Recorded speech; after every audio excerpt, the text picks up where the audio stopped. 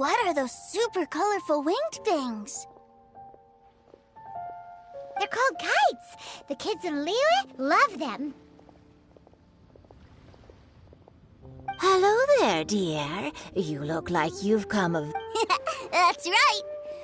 How do you play with these kite things? When the wind picks up, you let out the string and whoosh, the kite will fly. Wow, that's amazing. Do you have any Mr. Cyclops ones? Mr. Cyclops? I want to fly Mr. Cyclops high into the sky. Well, I can do custom build. Will this picture do? I drew it myself. I'll manage. We should be fine. Child was, but then again, throwing money around willy-nilly is, you know... Well, so, yes, technically speaking, either way, it's time to talk price.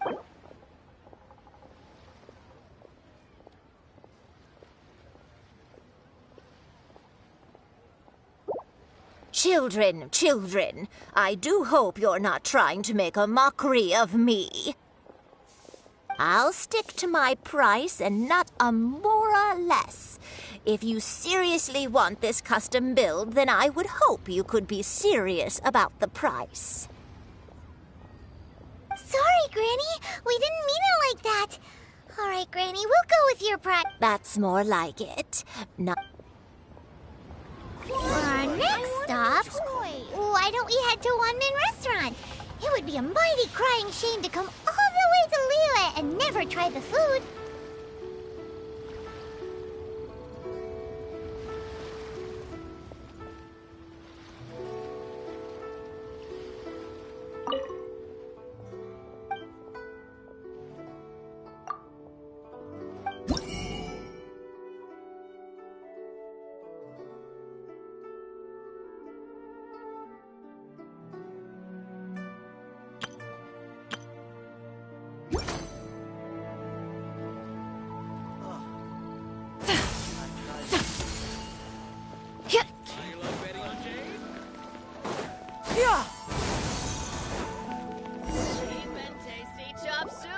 Hello, welcome.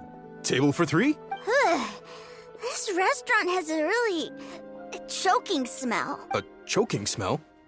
Oh, you must be referring to our signature spicy chili sen. Spicy chili? But I can't eat spicy food. Oh, what a pity.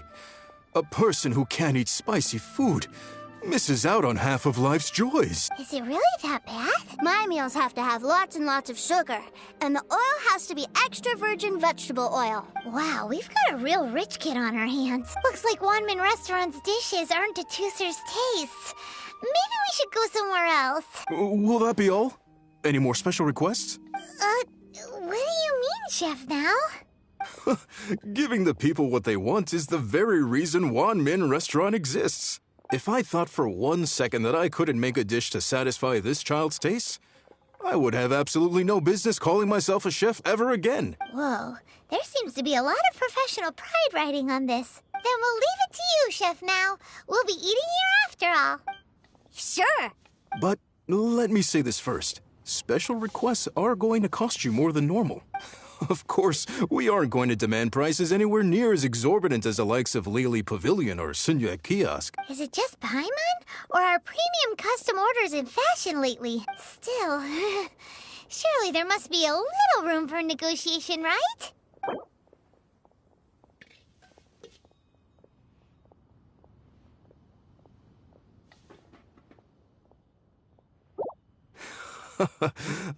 You folks. Let's go with this then.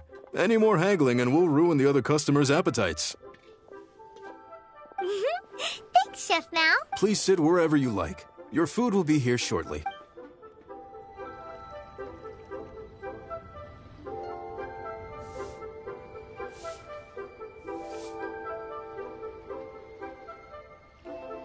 Ugh. It was a little too sweet. Paimon feels a little sick.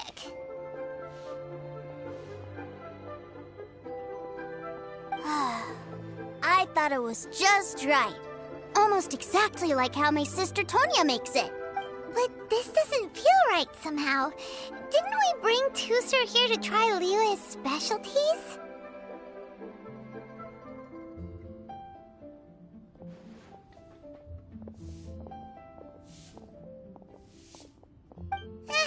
Whatever. So where do you want to go next, Tooser? I was so caught up looking for my brother when I first got here that I didn't get a good look around. Good idea! The hustle and bustle at the wharf is a specialty of Liyue Harbor, too.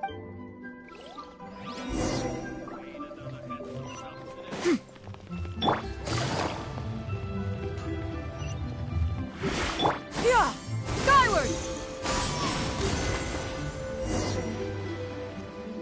Wow, this place is huge! And there's so many people! Are the waves here always like this? Don't they ever freeze? Given Liyue's climate, the area around the harbor's mouth probably never gets cold enough to freeze. Paimon is kind of the traveler's exclusive personal tour guide. But since this is a special occasion, Paimon can make an exception to help Tooser get to know the place. This place is Liyue's commercial hub, and it's been the biggest port in the Seven Nations ever since it was decided that Liyue would take on the world through trade. Other than merchant vessels, many fishing boats and industrial transports dock here to replenish their fishery supplies and daily necessities, which, thanks to the immense throughput capacity of the wharf, yeah, Paimon can't remember how the rest goes anyway.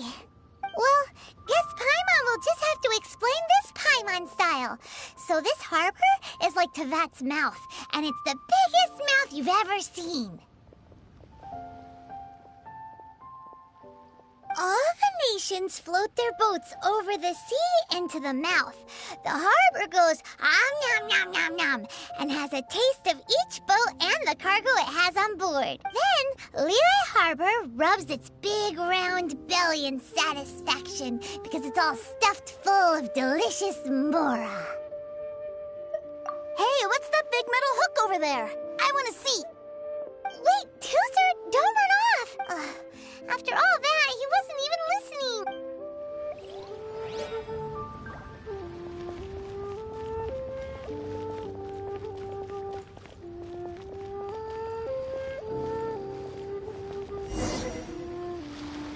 That metal hook is huge, and it gets bigger the closer we get. This is an anchor. Docked ships use it to hold themselves in position to stop the wind and waves from blowing them away. An anchor. Got it. But I think I might get it mixed up with Commodore Hook. Commodore Hook? Is this another one of your weird toy names?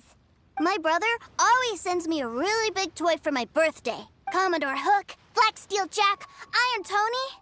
We keep them all in our backyard. Yeah, and that's why I can't bring them with me all the time. It's a shame. Wow! Using Fatui funds for personal gain? To think Snezhnaya would let their harbingers do that. All for some giant toys.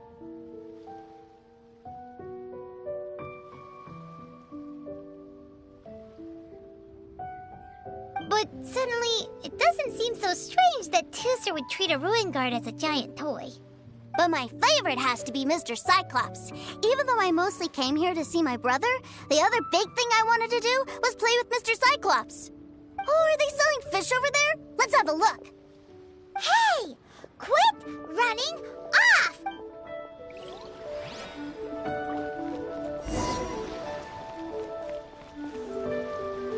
Is this where they sell fish?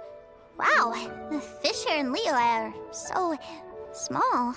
Hey, whose fish are you calling small? Little kids shouldn't go around ruining others' business. He's just a curious kid. No need to get worked up. That said, these fish are actually pretty big by Paimon standards. Just how big are the ones you're used to, Tooser? Maybe 200 times your size? There are legends in my hometown about it. It's supposed to be a super delicious fish. I told my brother about it, and he went out to sea to catch one for me. A few days later, he returned with the humongous fish slung over his shoulder. Anthon and I were so happy. sure that was a fish? Paimon thinks it sounds more like some sort of leviathan. Hey, Mr. Nice Guy! Let's go over there to see the boats!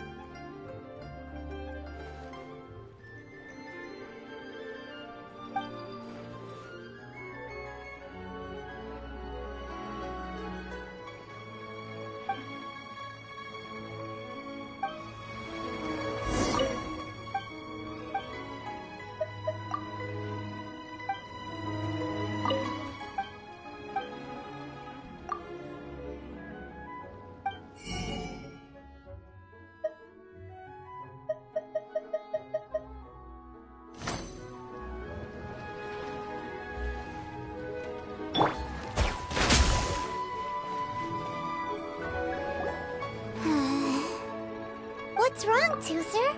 Are you tired? You don't seem so happy. I miss my brother. What? But we were just with him. Yeah, but for such a short time that it doesn't count. Take me to see my brother. I don't want to play anymore. Well, we've played with Tooser long enough, haven't we? Paimon thinks we've tried our best here. Child said that he'd be by the river near Chinshu Pool. Why don't we look for him there? Yay! Let's go! Let's go!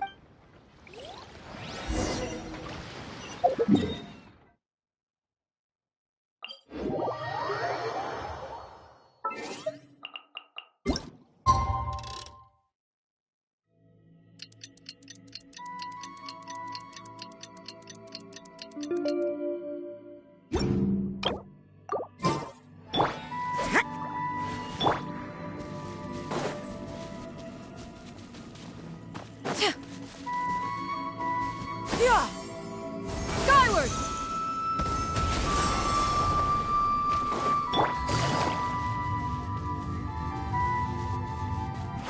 Take it easy.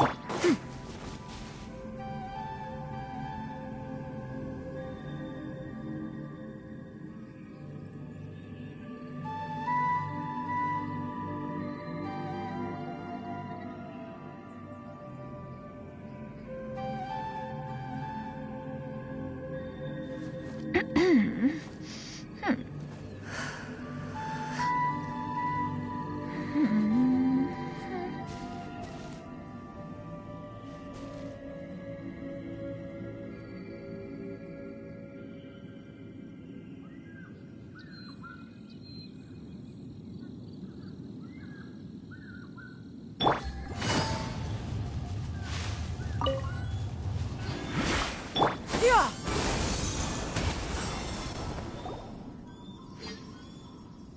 Found him! There's Child! Wait, he's talking to the treasure hoarders? You know what I'm here for, I trust.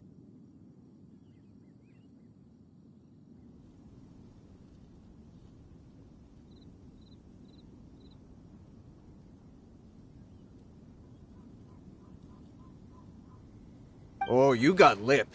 Making us guess, are you? If you want to join up, let me just say this first. Dandy kid like you ain't welcome. Oh, what a commendable imagination. Well, in the Tsaritsa's name, I suppose I should forgive you country bumpkins for your ignorance. For I am... Brother! You're selling them toys, aren't you, brother? That's so cool. I've always wanted to watch you work. well, why, yes, of course. For I am, the greatest toy salesman in Snezhnaya.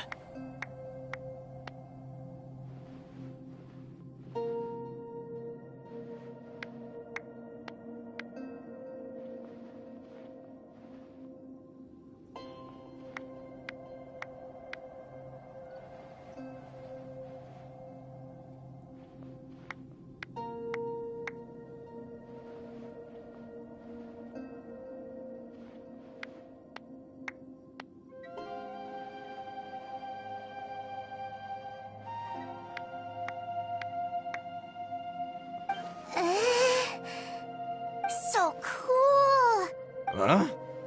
You playing games, pretty boy? So, will you buy or not? The toys that Snezhnaya produced 3 months ago will run you, yes, 600,000 mora, to be paid in full. Toys? And how much money? Wow. Is that what it's gonna cost to fix that head of yours? Look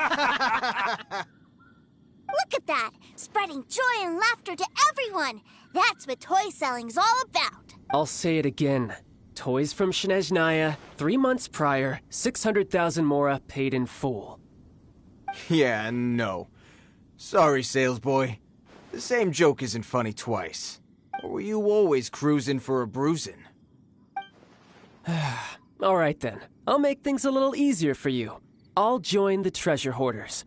Perhaps you'll be more willing to pay when we're brothers in arms? Would you listen to yourself?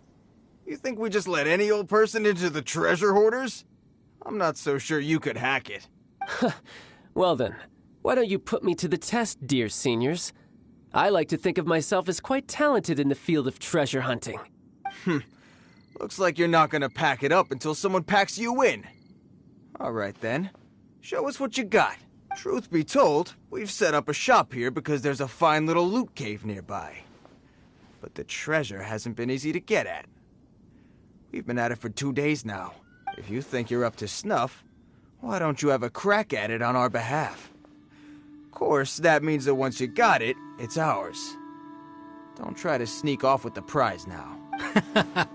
Come on. If we can't do it, do you really think this guy stands a chance? An initiation test, eh? Interesting. It's been a while since I've been assessed by someone else.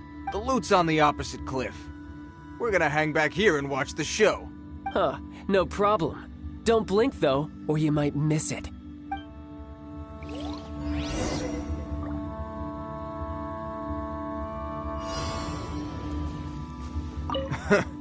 I, for one, would like to see what this dandy boy's made of. As long as I'm watching, he's not getting away with the treasure. As long as I'm watching? Seems mighty confident. Maybe he really does know a thing or two.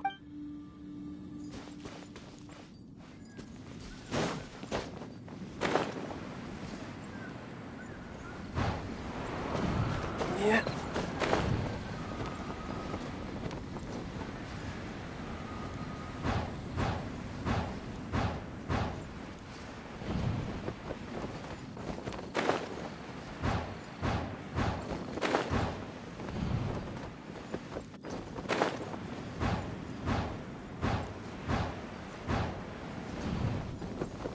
I could get used to this.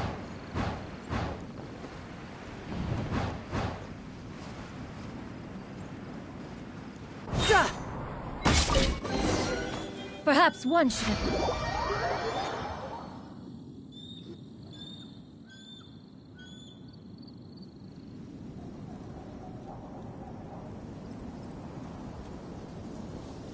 Well, I have the goods. Here you go. So how'd I do? Pretty well, I'd say. Brother, what do we do? This fellow isn't normal. Please, hold on a moment, sir. We need to discuss something amongst ourselves. He ain't here for an initiation. He just wanted to show off. Honestly, we'd be no match for him if he wanted a fight. Guys, do you think that maybe we're being robbed? I don't know. Surely he wouldn't have come here all dressed up like that if he was only after us. Unless maybe his words have hidden meaning. Snezhnaya, 3 months, 600,000. Oh, I get it. It was insider talk. I remember that the boss took out a 600,000 more loan from that Snezhnayan bank about 3 months ago, and still hasn't repaid it. So this guy must be the debt collector. But why didn't he just say so? What's with all the toy talk? And that's where you're still green. See, in a lot of professions like this, people speak in code to protect the privacy of their business partners and clients. Makes sense. Owing money is pretty embarrassing. This guy isn't one to mess with, I tell you. He's a professional. Way too professional. So, Mr. Salesman, My apologies, but we can't have you joining us. Oh? I didn't pass? I must say, I never imagined that the treasure hoarders would have such strict entry requirements. No, it's not that. What we mean is that you're too big a fish for our little pond. But we fully understand the situation with the, toys, sir. We'll fetch that 600,000 for you right away. I see. Well then, it's been a pleasure doing business with you. We get paid, and everyone stays happy. A wonderful outcome, wouldn't you say? Yes. Couldn't agree more, sir. That's my brother for you. Toy sellers are so cool. Ah, Master Child, you're here. A new batch of fresh recruits have just... Hey now, keep your voice down. Can't you see I'm entertaining some clients over here? Clients? Well, anyway, the Motherland has dispatched a new batch of recruits to Liyue. They've just arrived, and I'm afraid we must trouble you to speak to them. Do I have to? Now is hardly the best time. I must apologize for troubling you, Master Child, but they are already waiting for you south of Lingju Pass. Every new batch of recruits must be baptized by the Tsaritsa's will, through the words of her harbingers. This has always been our rule. At present, Master Child, you are the only harbinger in Liyue. Please, everyone is standing in formation and waiting for you to bestow this honor upon them. Well, all right then, I'll go. Just give me a moment to catch up with my brother, and I'll be right with you. Do you have to keep working? Yes, Tusser. We have a group of new toy sellers fresh in from the Motherland, and I need to go teach them the ropes. Wow, that's great! When I grow up, I want to be a toy seller too. Can I go listen? I'm afraid you're still too young, Tusser. I'm not sure if you'd understand much of it, and most of it's rather boring anyhow. Why don't you go play with the Traveler instead? Sound good?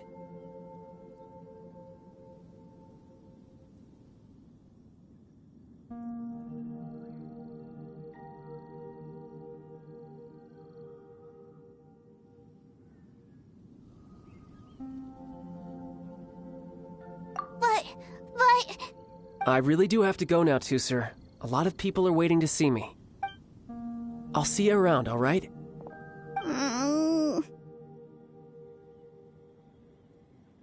Child really dotes on his brother, but now he's gotta ditch him again. Must be a really tough job. Yeah, you're right. He hasn't done himself any favors with the whole toy seller cover story. To think he'd go this far just to prevent his family from seeing his dark side. Maybe, but he has good intentions, doesn't he? Wait, where's Tusser? We were too busy chatting. Where'd he go? Seems likely. Tusser did seem really eager to hear his brother's speech. Either way, let's head over there first.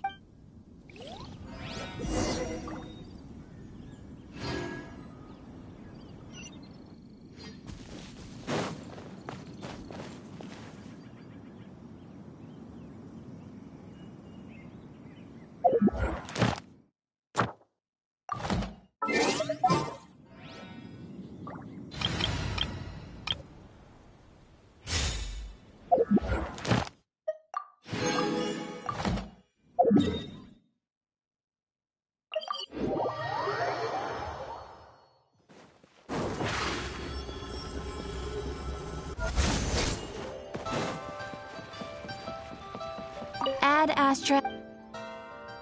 Thank you for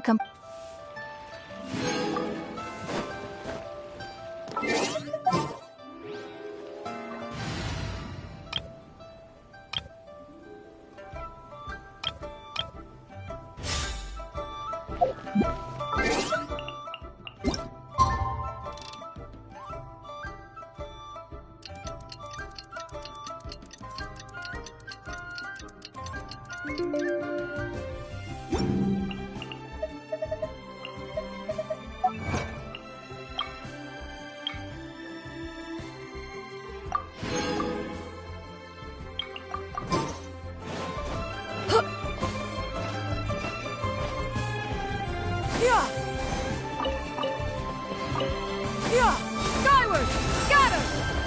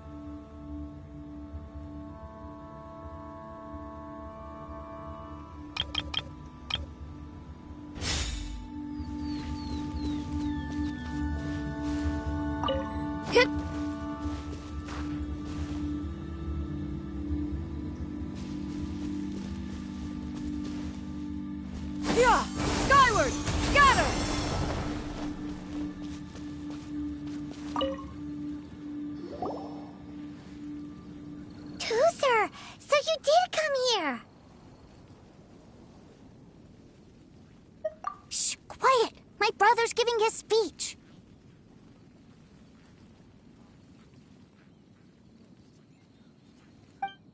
From this day forward, you will honor the oaths you have made to Her Majesty the Tsaritsa, and you will stop at nothing to bring Snezhnaya victory. You shall sweep through this land like the icy winds of the furthest north, as strong as the hoarfrost of Zepelyarny Palace. You will chill the very marrow in our enemies' bones. Her Majesty expects of you loyalty, ruthlessness, and meticulousness, for the trials that we face are harsh, and our enemies are like...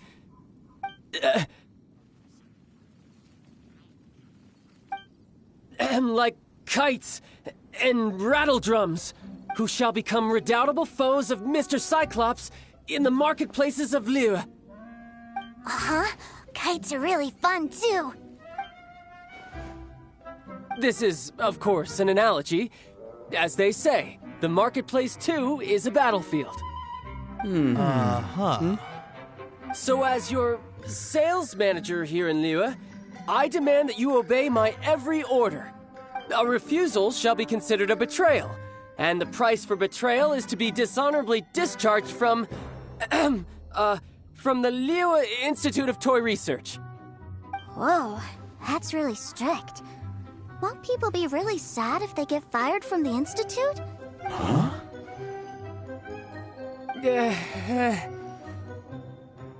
Seeking to please everyone pleases no one at all. Time to try something else. Forget it. Perhaps a round of hands-on training will suit us better. Hands-on training?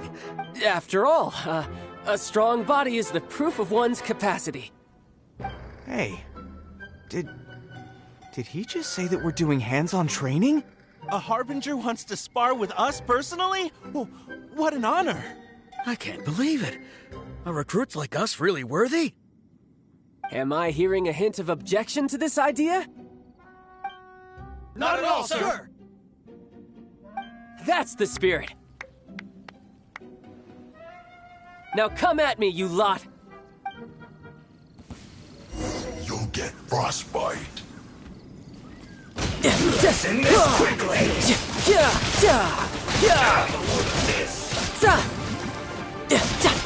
Stay right there! Showing you things! Let the world come! Scatter! Skyward! Seize the skies! Teamwork is dreamwork!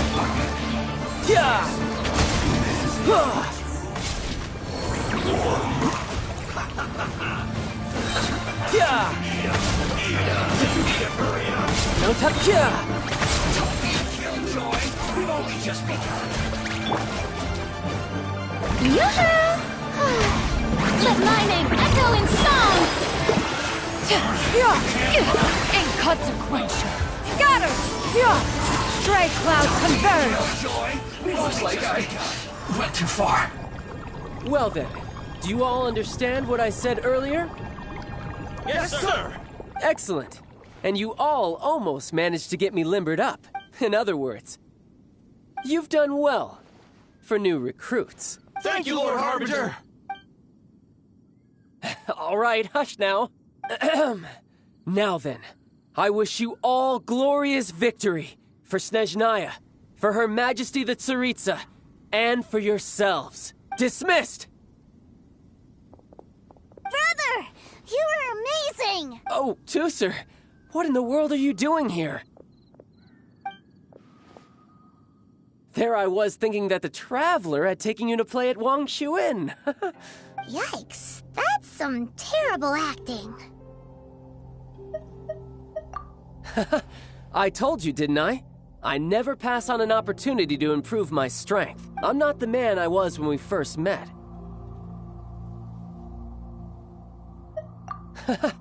You must mean my foul legacy transformation. It puts a great strain on my body, so it's best saved for crucial moments. I still haven't fully recovered from the injuries I suffered when I used it at the Golden House. Anyway, I'm no Senora. I don't use lethal force against recruits. Come on now. The foul legacy transformation? Does it make you stronger than Mr. Cyclops? You could say that. I want to learn to fight too. I want to be cool like you. Now, Tusser, fighting isn't about looking cool. You can only continue to get stronger if you know the reason why you're fighting. I can teach you, but think carefully first. Why do you want to fight?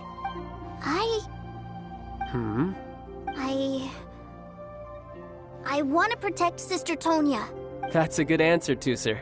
When I return to Snezhnaya, I will start teaching you fighting techniques. Then you'll have to protect Tonya for me. How does that sound? Leave it to me. You know, Tusser's a good kid when he's not being so stubborn. You've had a nice long time here in Liyue, haven't you, Tusser? Isn't it about time that you took the boat back home? But, you've been so busy, and we didn't get any time to play together yet. Tusser, you know I'm very busy at work. And hasn't it been fun traveling all over the place with a proper traveler? He's just worried he won't be able to keep up the toy seller act forever. Well, how about this? If you just do one little thing for me, I'll be a good boy and go back home. Oh dear, who taught this little devil to bargain? All right, what'll it be? Take me to visit the Institute of Toy Research. Do you think he means that ruin that the Millilith was talking about? The one where all the ruin guards were coming from? Done deal. After all, you've come all this way for me, Tusser. As your brother, it's only right for me to grant you one last wish before you leave. Exactly. Are you sure this is a good idea? It doesn't seem like the best place for kids. You should come along too, Traveler. This time, it's Tusser's turn to take you sightseeing. Let me think. Ah, yes, the Institute of Toy Research is not far at all from Lingju Pass. Now, Traveler, you're not the sort of person who would disappoint a kid now, are you? The brothers are ganging up on us again. Oh, fine. We'll go.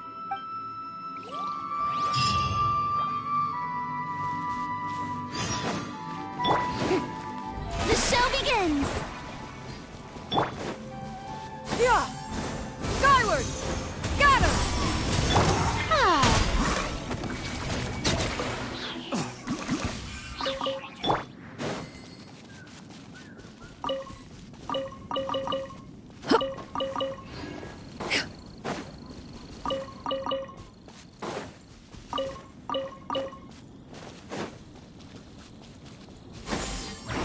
Skyward! Skyward!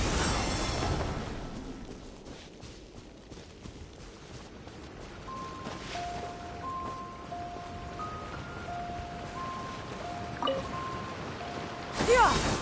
Scatter! Scatter!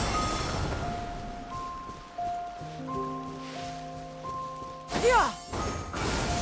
Scatter!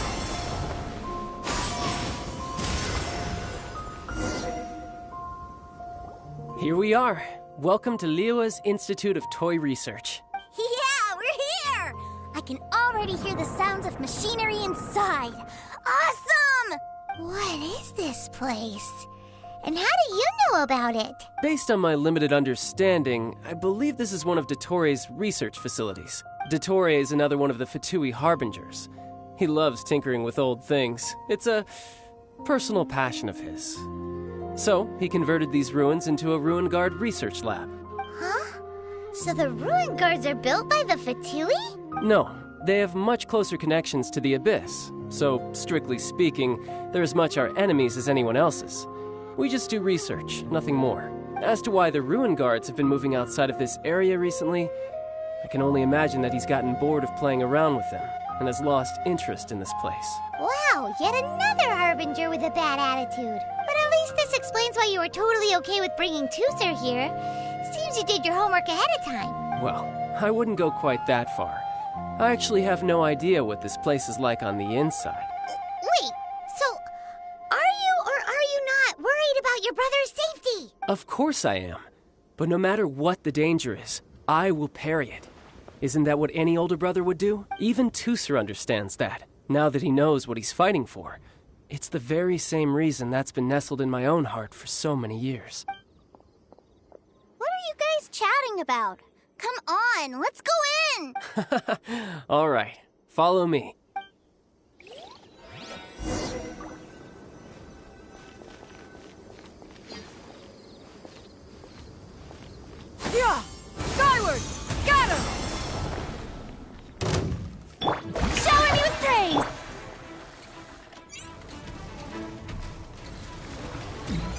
Yeah! Got her!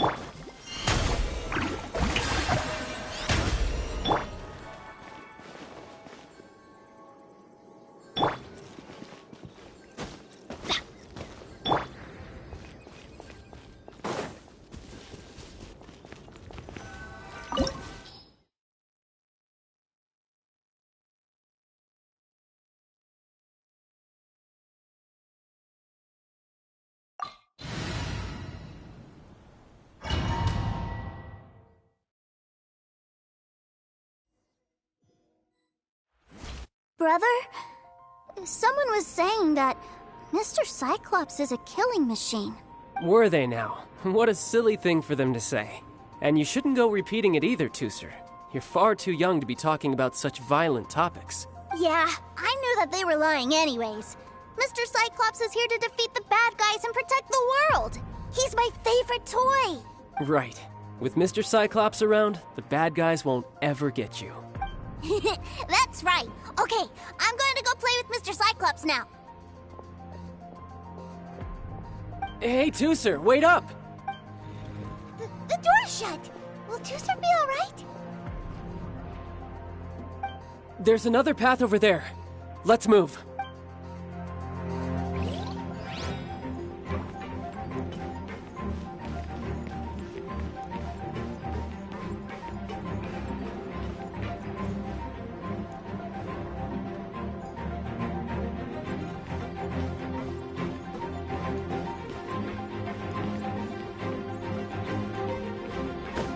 Yep.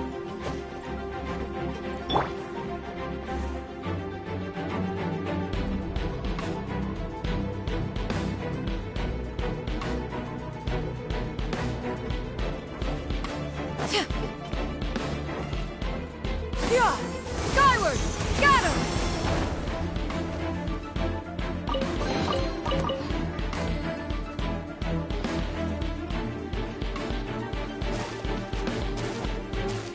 Skyward! Got him! Yeah! Skyward!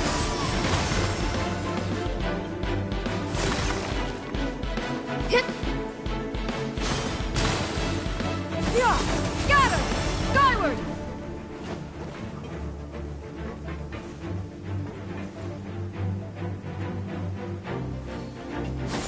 Skyward! Got him! Yoo-hoo! Yeah! Got her! Skyward! Yeah!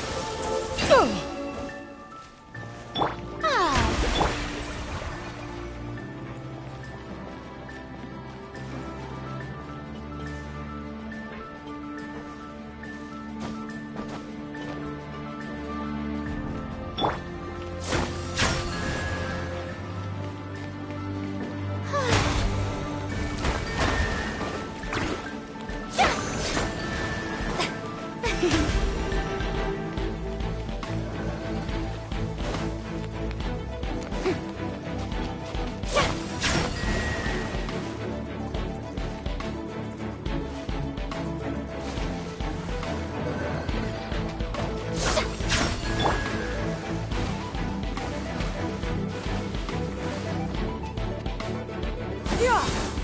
Got him! Yeah! Skyward!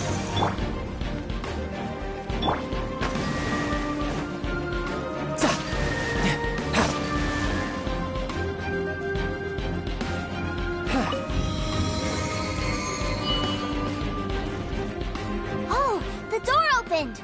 Was that you? That's right. But give me a moment over here, Tooser. I need to make sure that everything's safe. Maybe I shouldn't have spoiled him quite so much.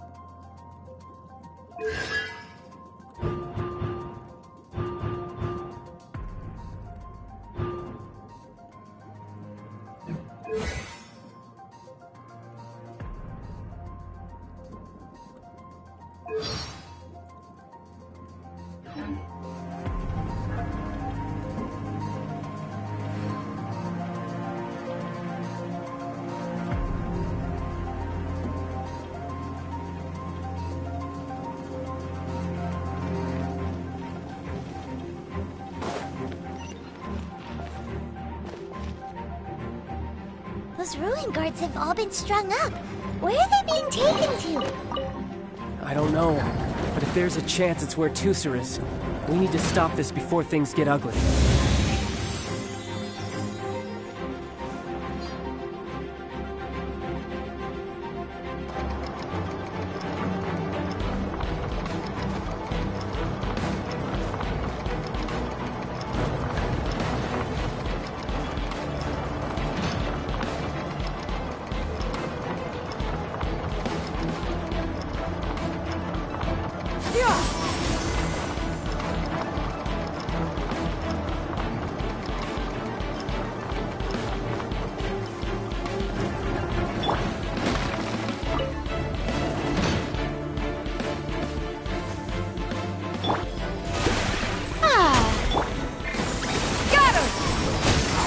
Seize the skies!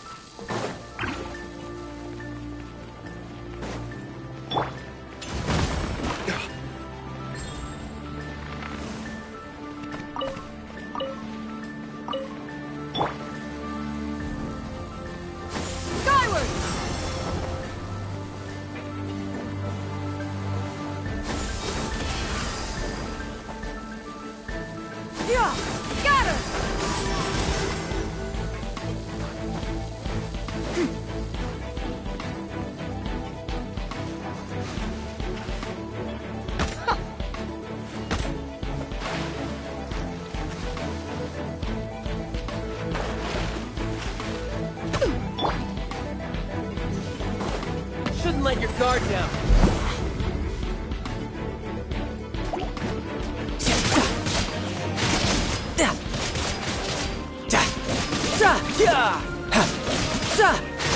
Who's next?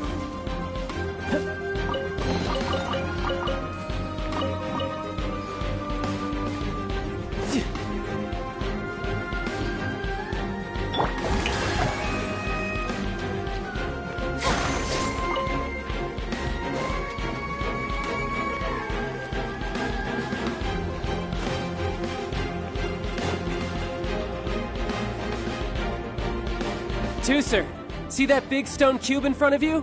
I need your help. Yay! Do I really get to help my big brother out? You bet. Now I'll count down from 3, and then we touch it together. Ready? 3, 2, 1.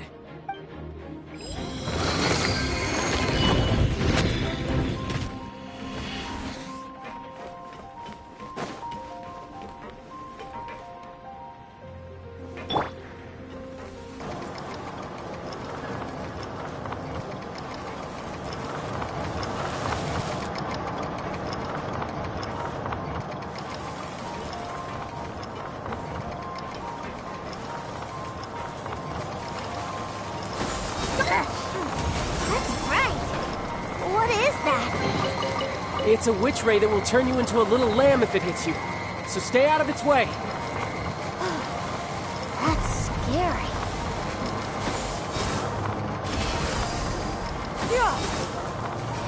Got him!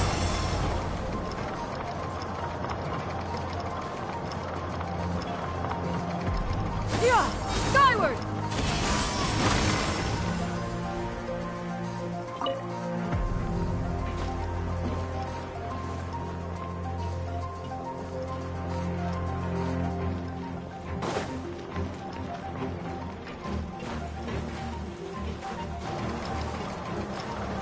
Yeah!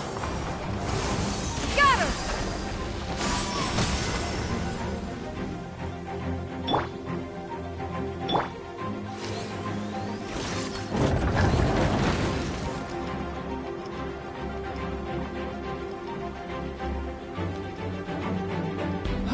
Back together at last.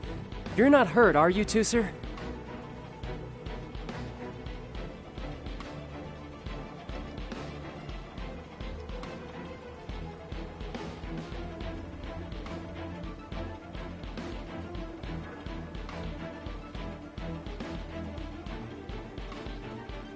Hurt?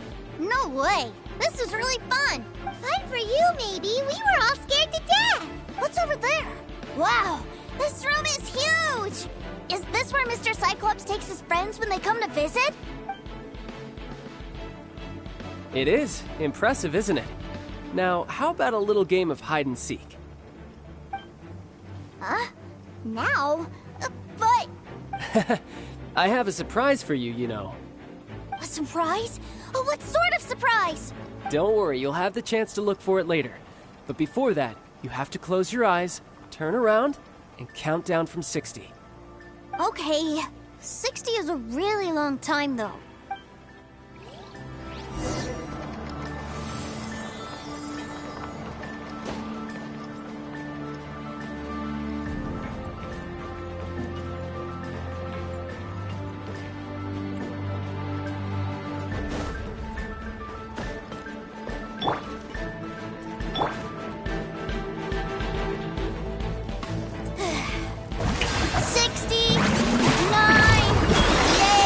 There's not much time. Let's clear all these hazards out. 48, 47, 46, 45. Are you guys okay? What's all that crashing and banging? Don't worry, it's all part of the surprise.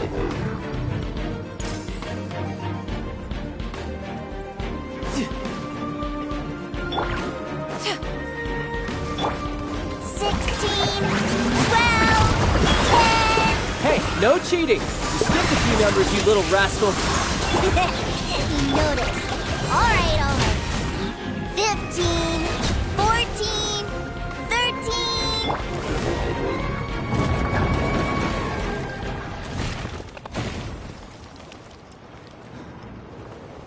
Huh?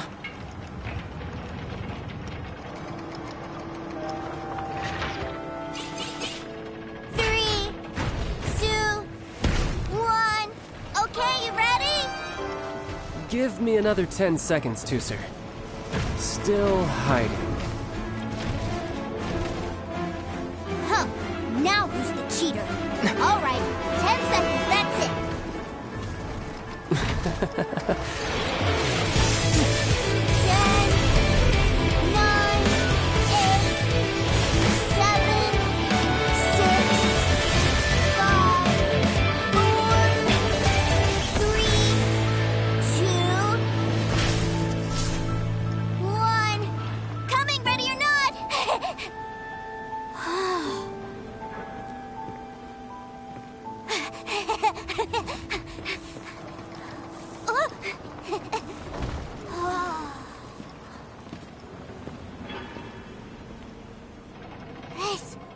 This is everything I've ever dreamed of! It's Mr. Cyclops' world! Wow, he actually pulled it off. And the way he knocked those ruin guards around was like they really were kids' toys. But Paimon wonders if he'll be alright after using the Valve Legacy transformation again. Awesome! Boy, if these Mr. Cyclopses weren't so big, I'd sure love to take one home. Wait, where'd he go? Where'd my brother go? Aren't you guys supposed to be playing hide and seek? Oh, that's right. I was so excited that I forgot all about our game. Well, let's go look for him together, okay?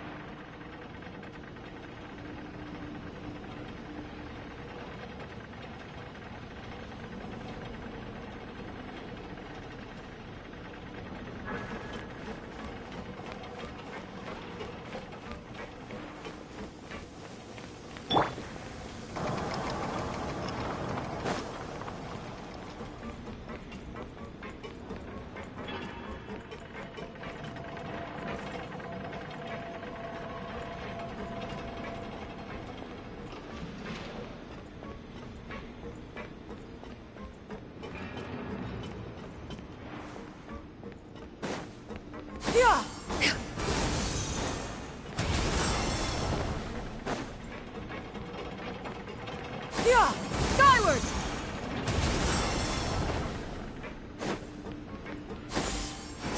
Skyward! Got him!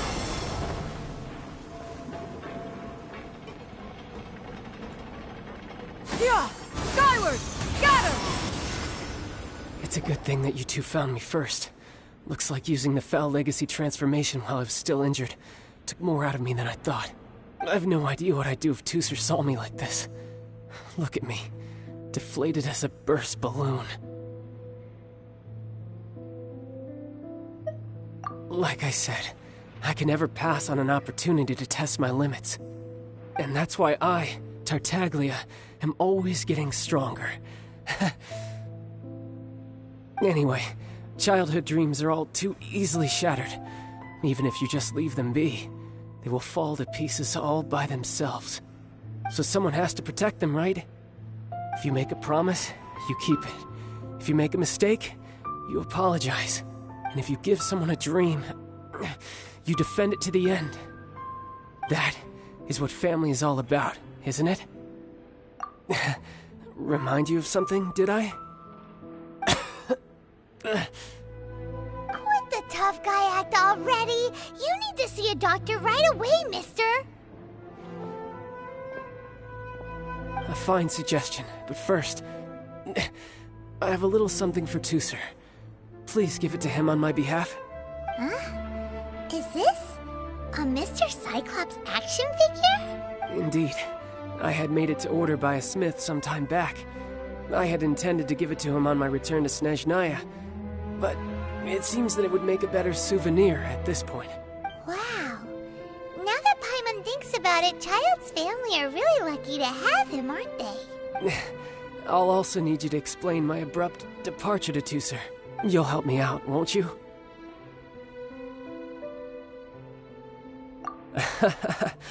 The cold will kill the pinky that once betrayed your friend. The frost will freeze your tongue off so you never lie again. Ah, that nursery rhyme brings back so many delightful memories. Tooser taught you that one, did he? All right. Thank you.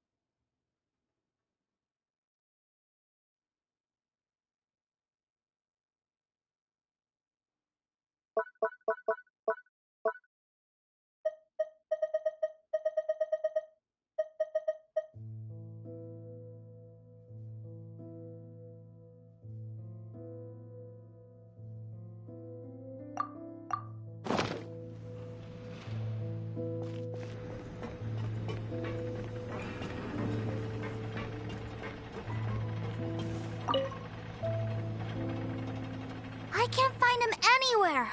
Where did he go? Really? Where is he?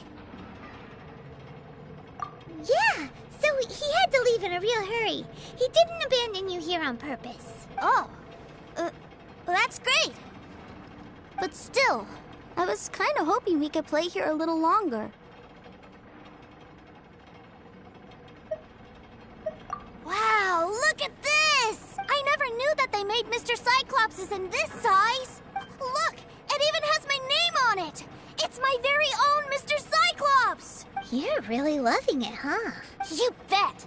My brother is the best big brother ever! You had a tour of Liyue, you met your brother, visited the Institute of Toy Research, and got yourself a souvenir. Now that's what we tour guides call the perfect trip.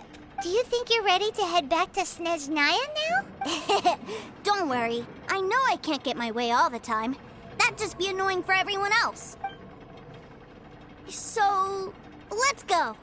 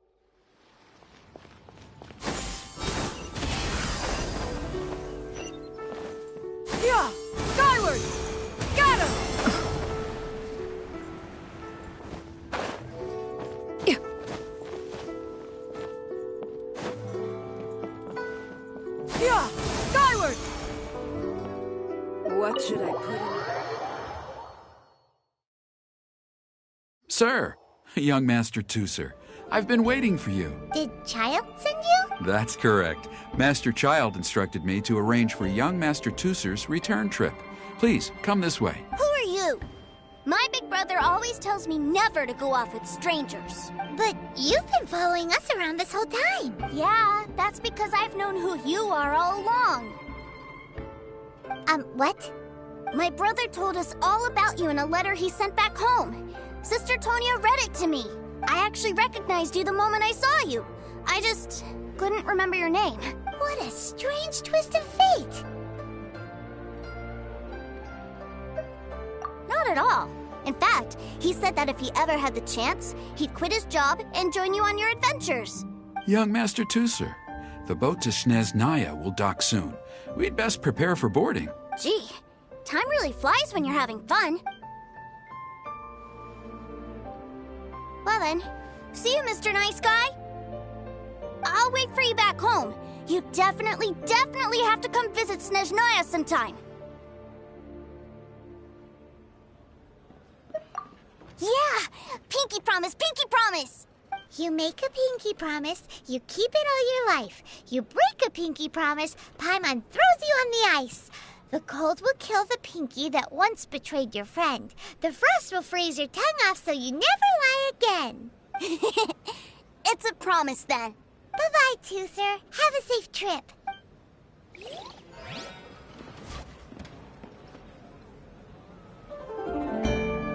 Hey. Child? So you were here this whole time? What are you hiding for? Why didn't you come and say goodbye? Partings are special moments. If he spent his final moments in Liyue seeing me all haggard and weak like this, that's not a memory I want him to leave with. Still, it is a shame that I couldn't see him off by myself. I should have been the one taking him back. I do have subordinates to escort him, but I still feel a little uneasy. Jeez, don't you think you've spoiled him enough already? I can't quite explain it, but somehow I felt much more at ease leaving him in your care. And to think that not long ago we... yes, I almost forgot. Remuneration for your services, which I really couldn't have done without this time.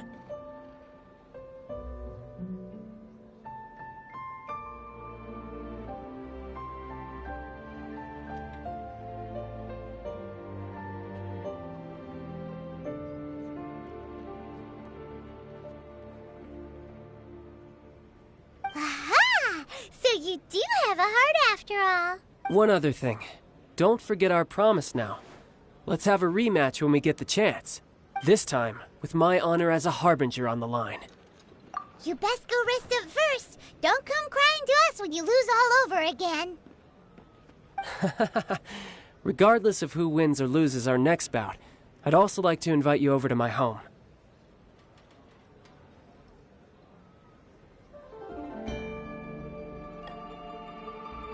I'll introduce you to my other siblings, Tonya and Anthon. They're great kids, and I'm very proud of them both. We'll take you up on that offer. Mostly because we already made a pinky promise to Tooser.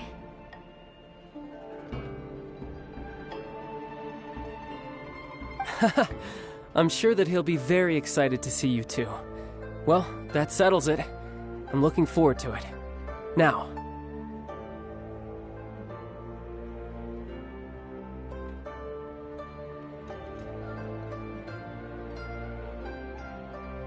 farewell, my friends, till we meet again, in Sneznaya.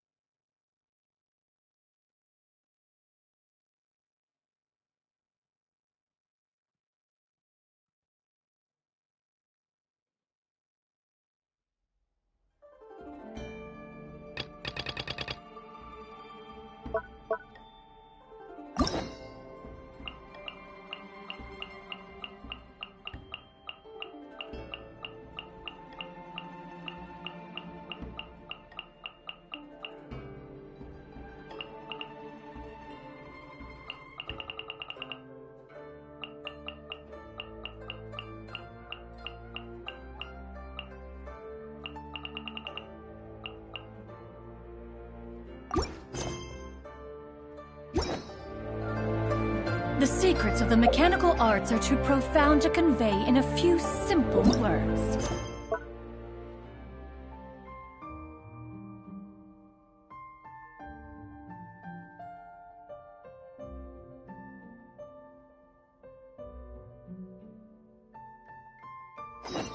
Oh, but why must the listener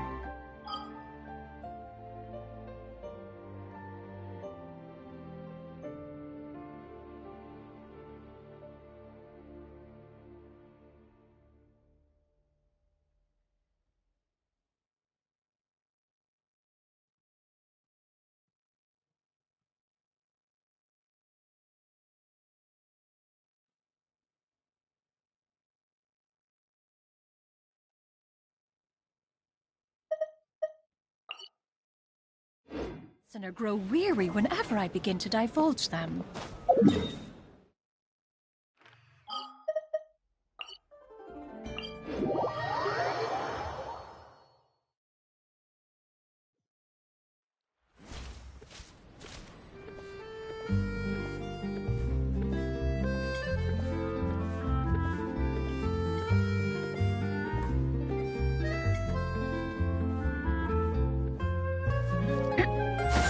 Skyward! Scatter!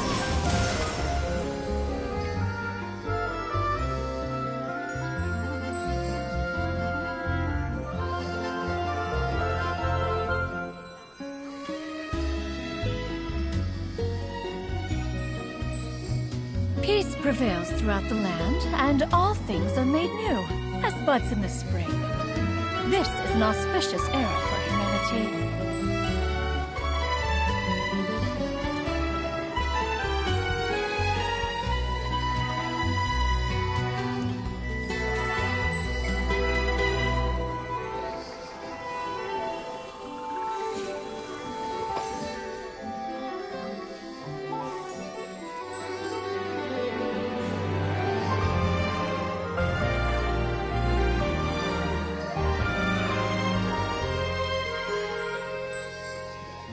The weather's nice like this tomorrow as well.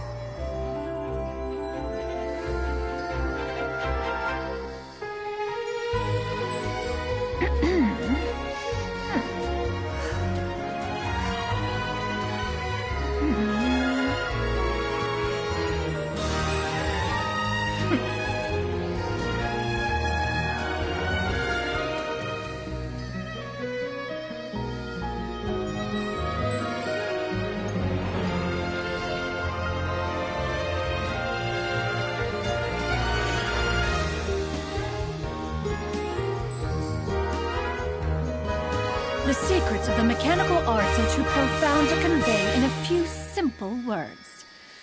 Oh, but why must the listener grow weary whenever I begin to divulge them?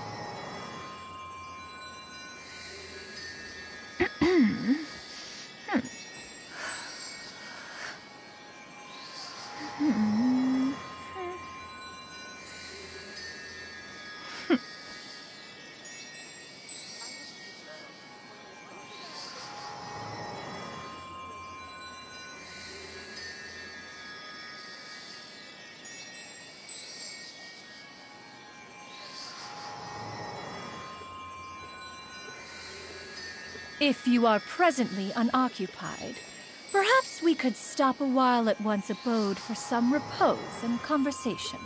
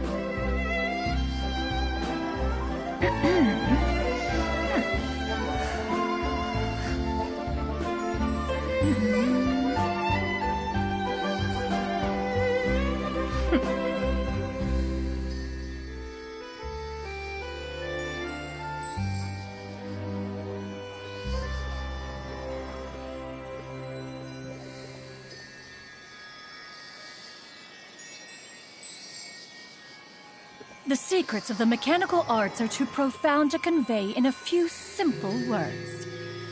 Oh, but why must the listener grow weary whenever I begin to divulge them?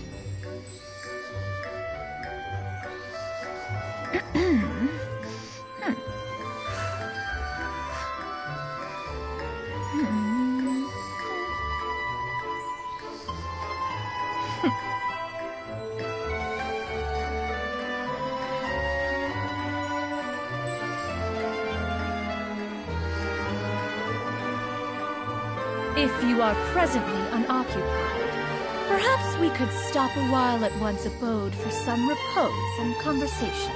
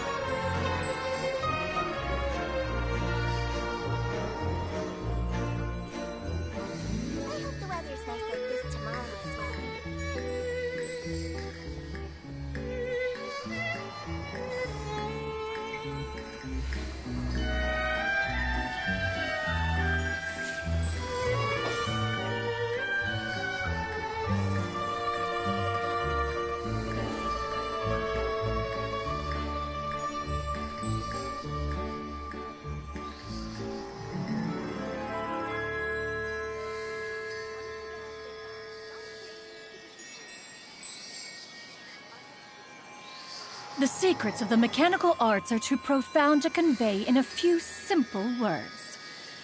Oh, but why must the listener grow weary whenever I begin to divulge them?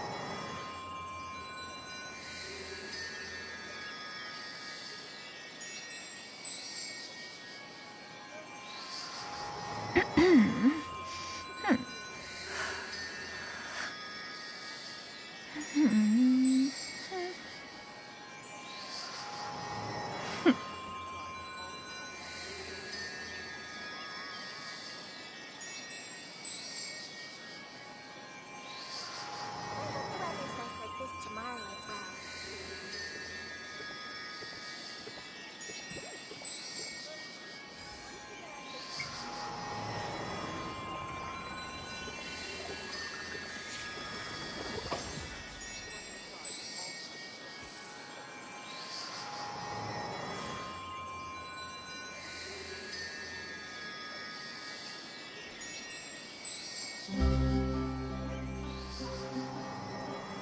If you are presently unoccupied, perhaps we could stop a while at one's abode for some repose and conversation.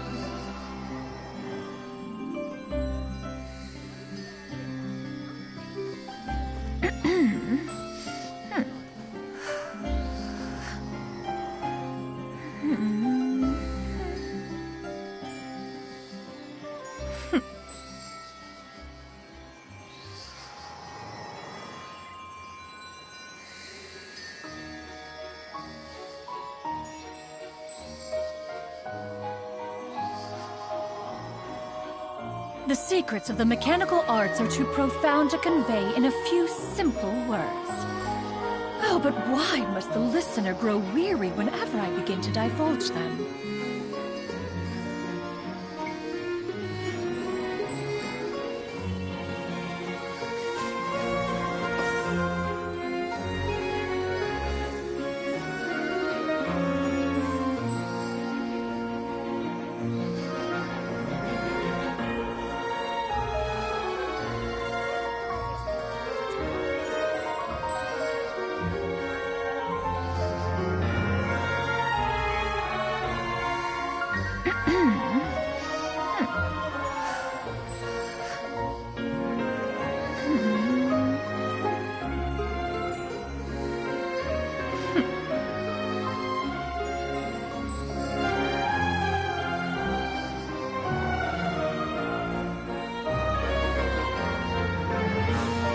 Peace prevails throughout the land, and all things are made new, as buds in the spring.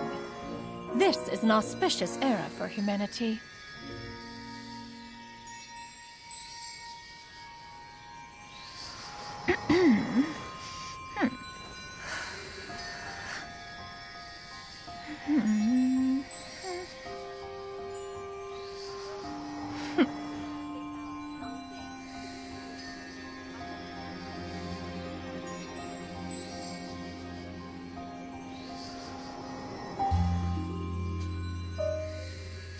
The secrets of the mechanical arts are too profound to convey in a few simple words. Oh, but why must the listener grow weary whenever I begin to divulge them?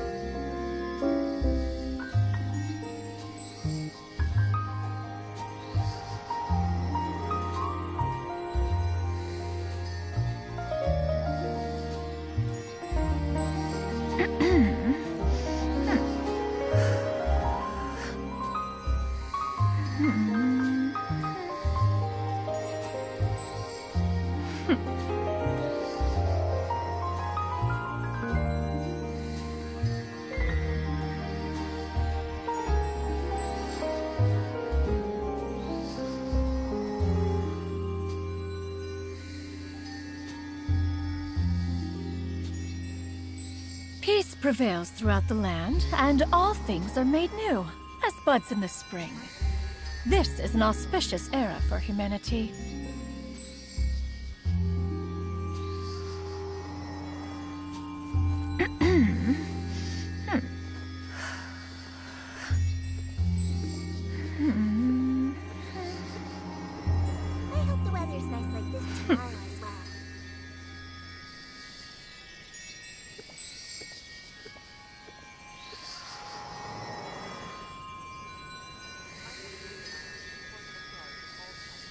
The secrets of the mechanical arts are too profound to convey in a few simple words. Oh, but why must the listener grow weary whenever I begin to divulge them?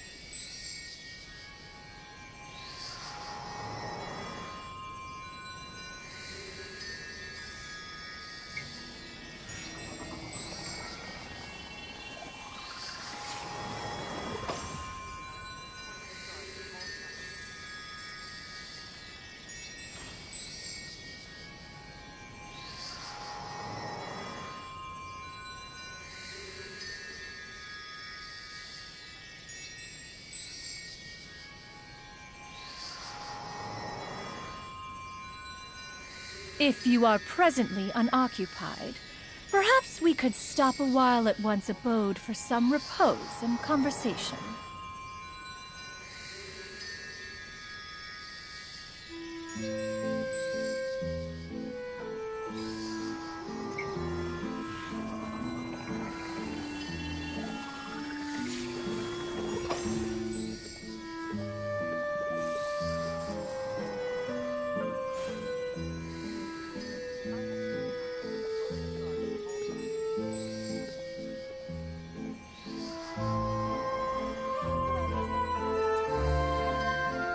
The secrets of the mechanical arts are too profound to convey in a few simple words. Oh, but why must the listener grow weary whenever I begin to divulge them?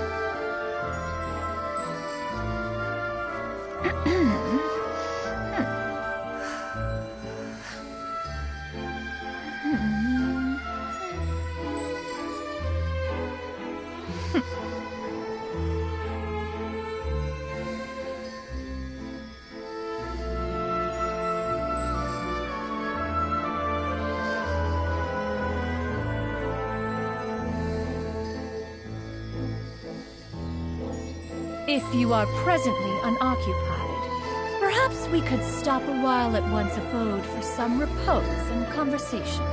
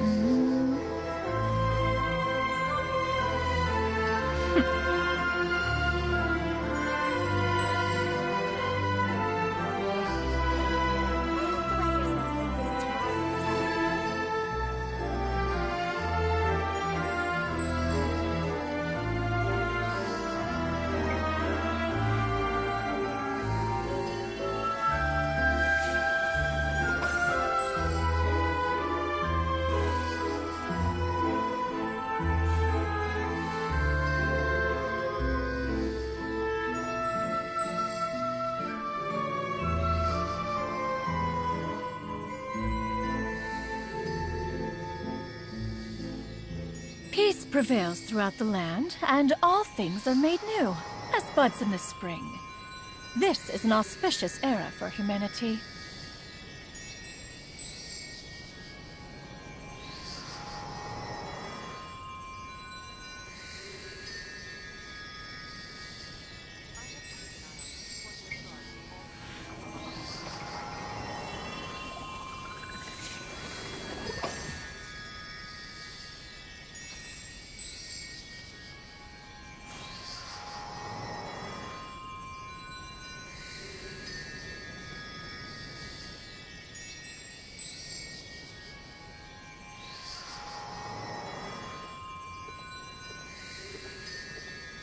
Weather's nice like this tomorrow as well.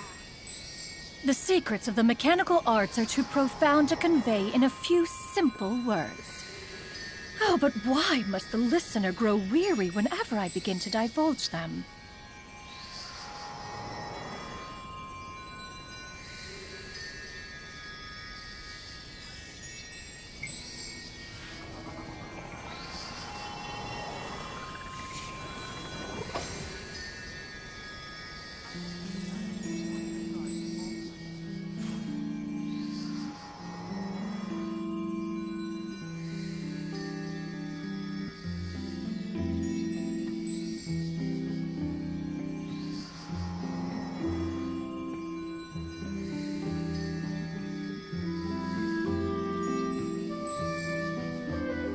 If you are presently unoccupied, perhaps we could stop a while at one's abode for some repose and conversation.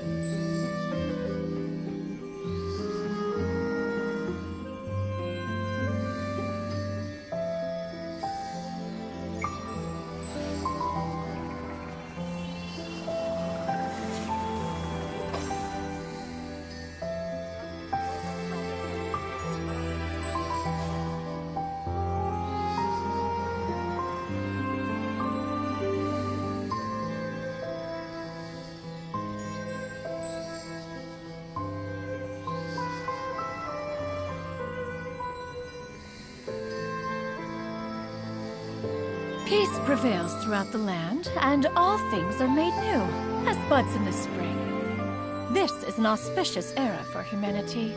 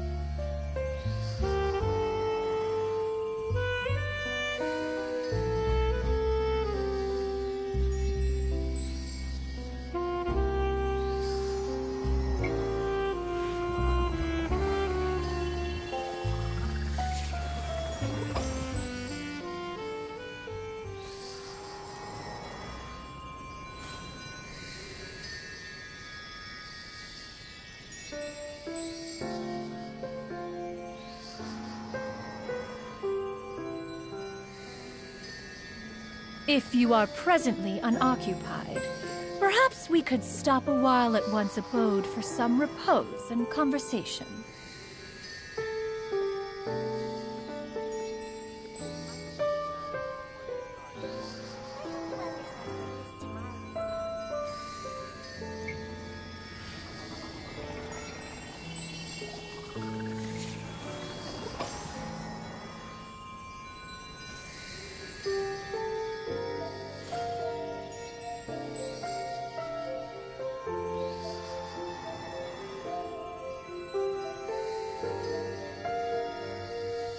Peace prevails throughout the land, and all things are made new, as buds in the spring.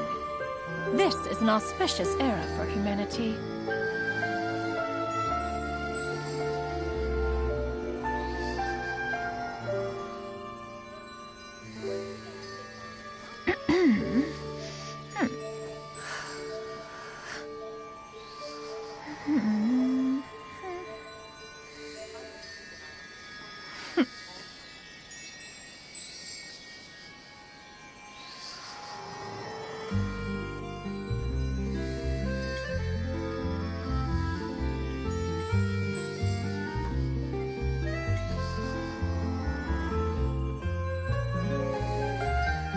The secrets of the mechanical arts are too profound to convey in a few simple words. Oh, but why must the listener grow weary whenever I begin to divulge them?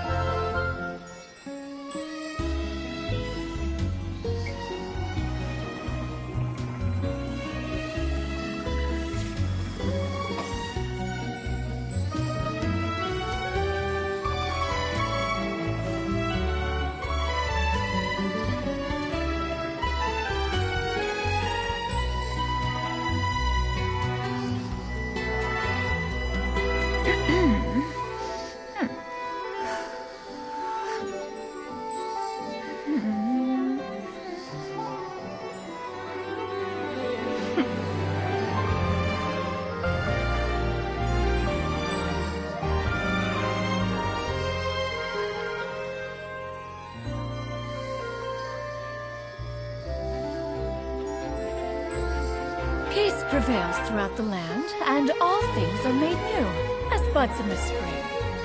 This is an auspicious era for humanity.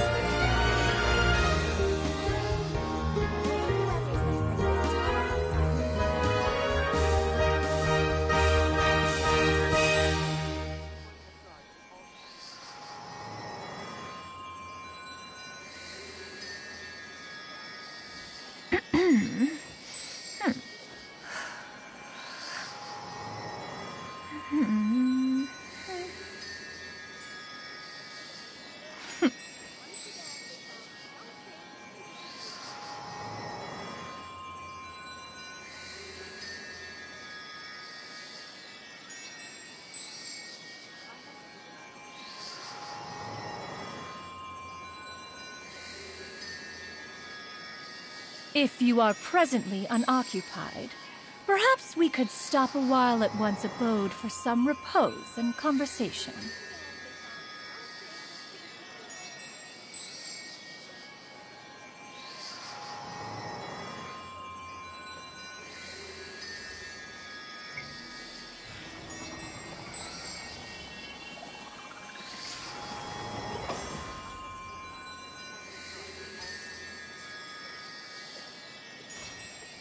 The weather's nice like this tomorrow as well.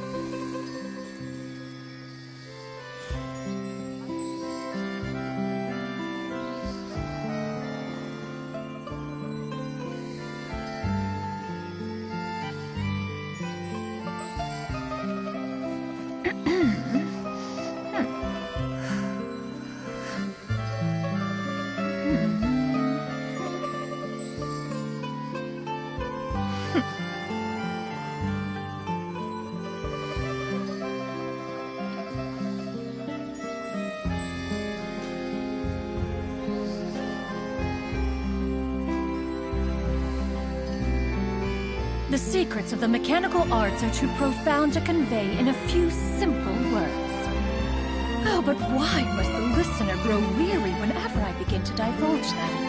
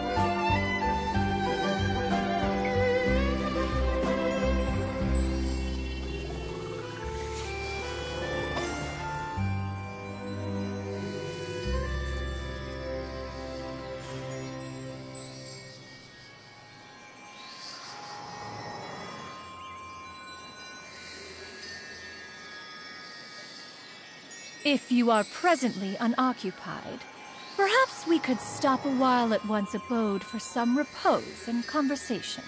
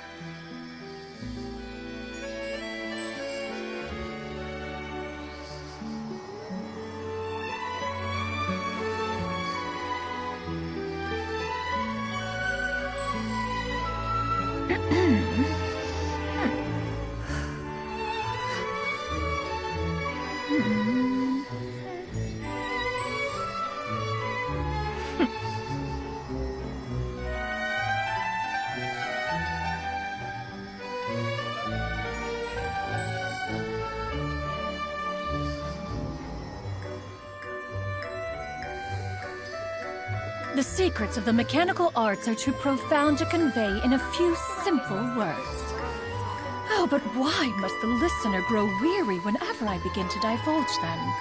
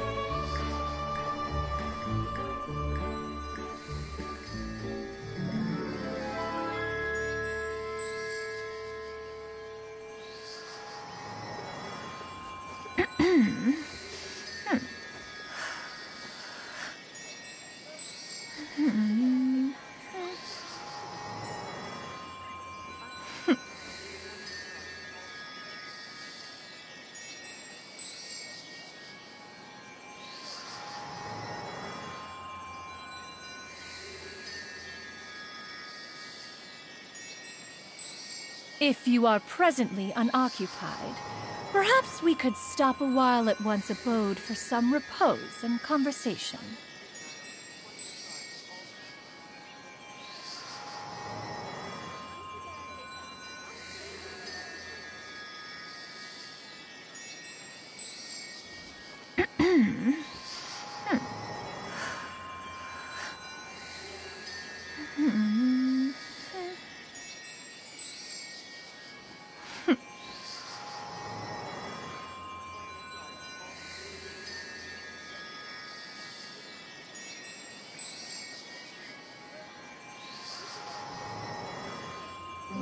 The secrets of the mechanical arts are too profound to convey in a few simple words. Oh, but why must the listener grow weary whenever I begin to divulge them?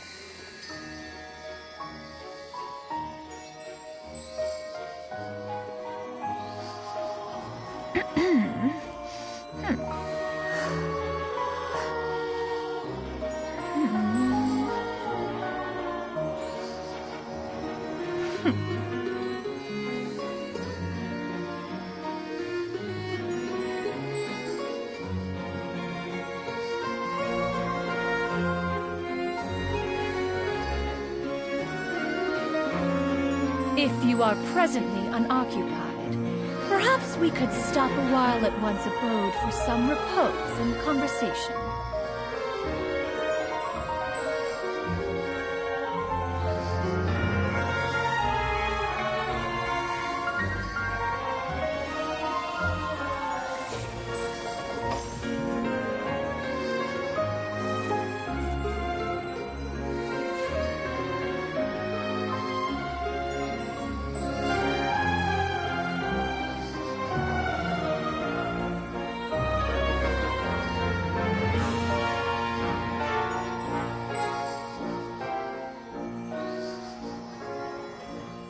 Peace prevails throughout the land, and all things are made new, as buds in the spring. This is an auspicious era for humanity.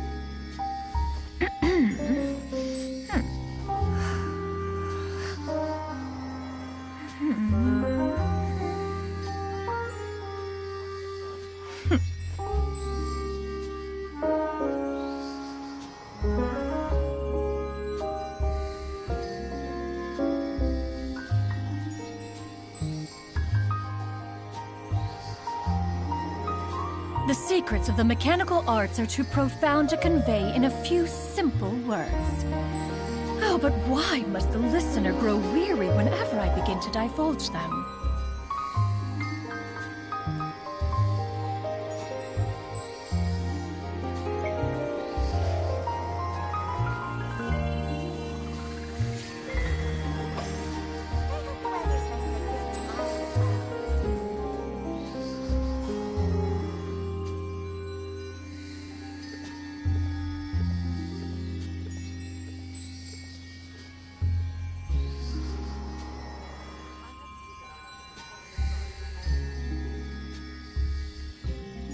Peace prevails throughout the land, and all things are made new, as buds in the spring. This is an auspicious era for humanity.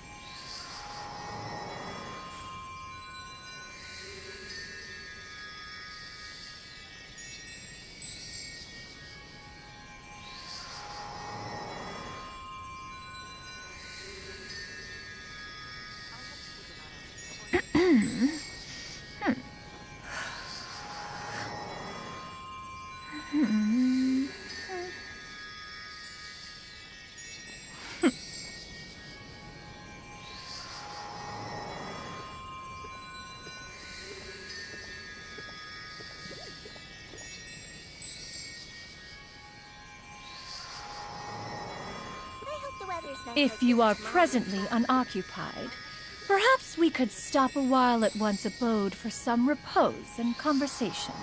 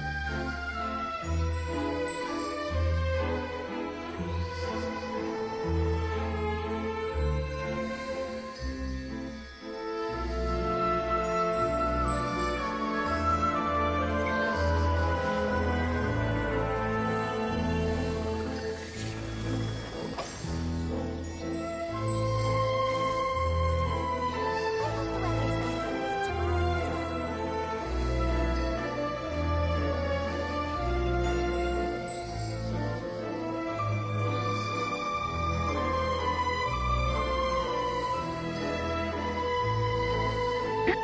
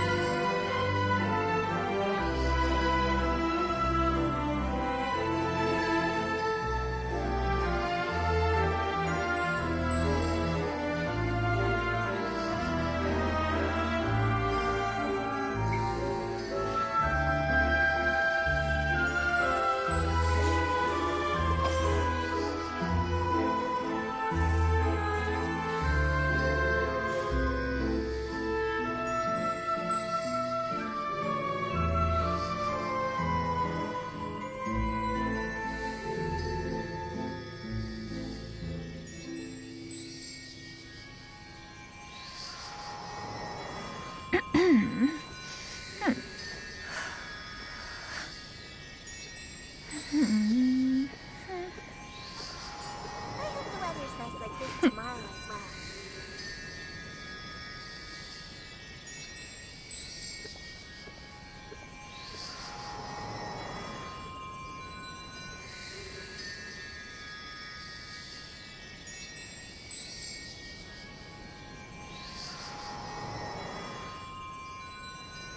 Peace prevails throughout the land, and all things are made new, as buds in the spring.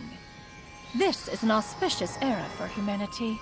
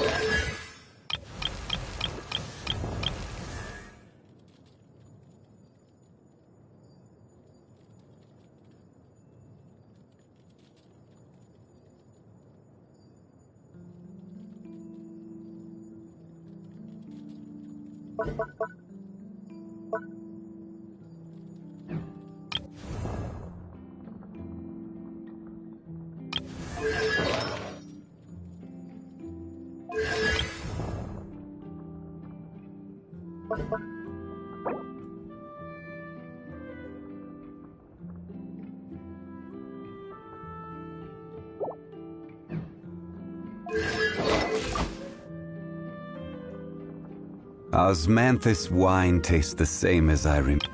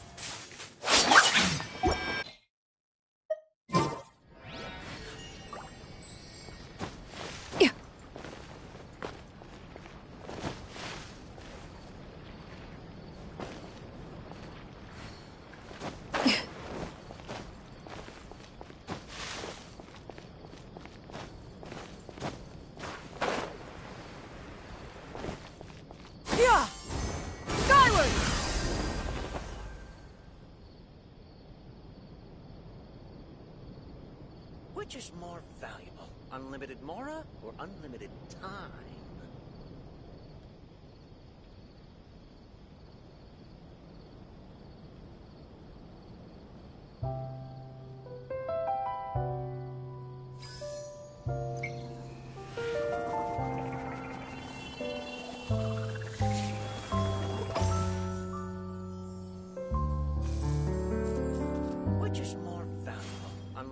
mora or unlimited time?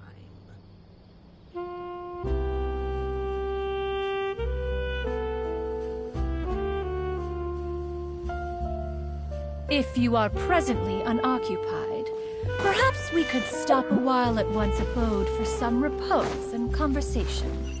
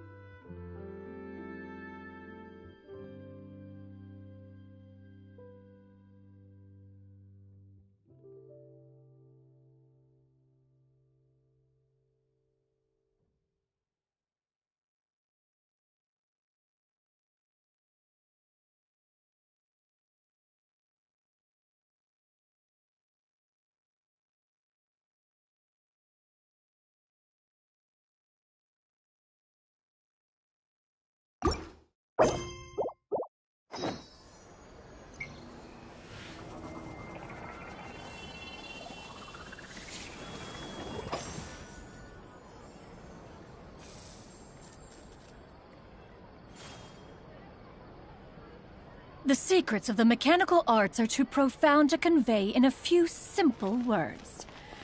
Oh, but skyward! Scatter!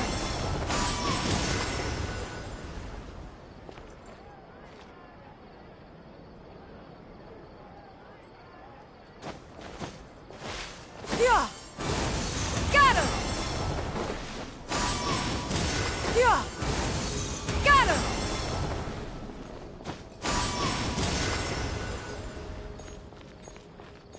Yeah! Skyward!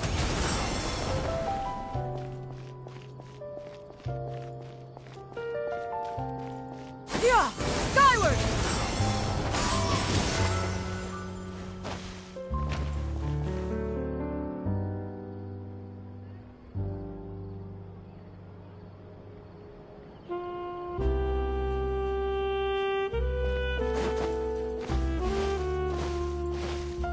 hit, hit.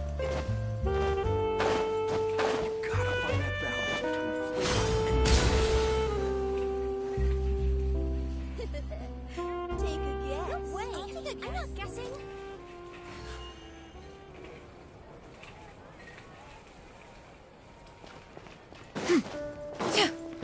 Yeah! Skyward! Scatter!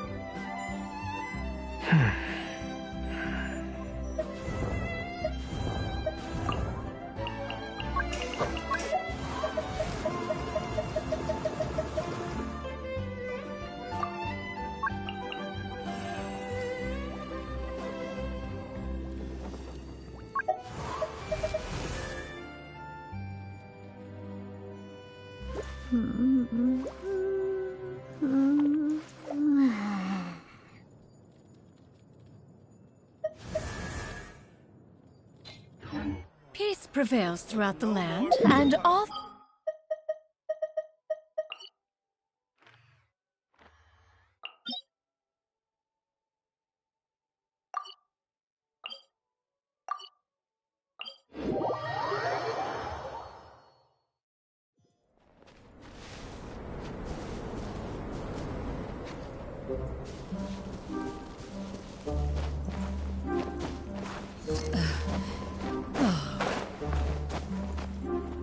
Yeah!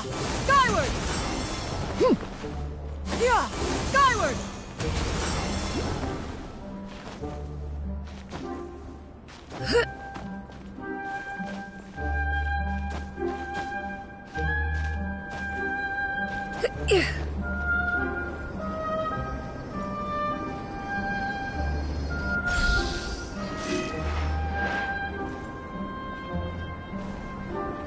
Yeah! Scatter! Yeah! Skyward! Scatter!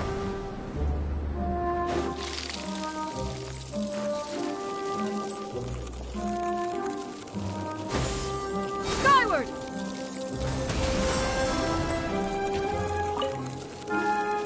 Let's light it up!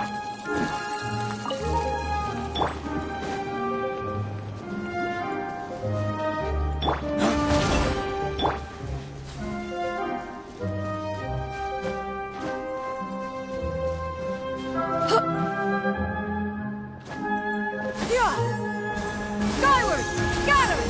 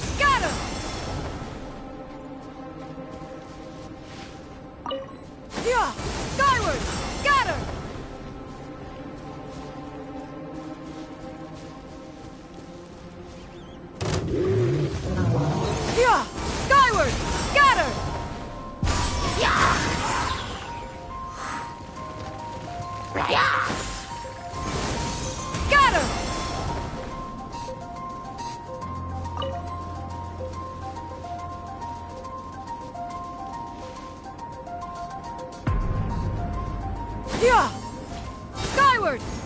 Got him!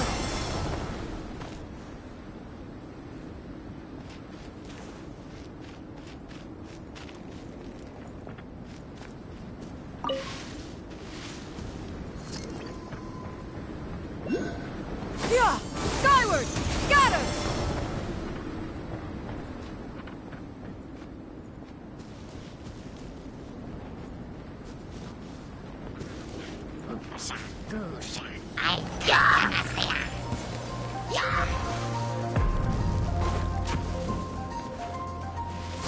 Skyward! Scatter!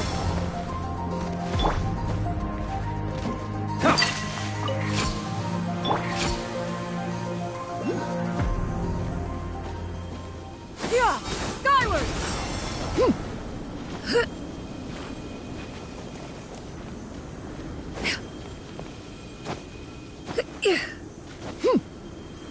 Yeah! Scatter! Yeah!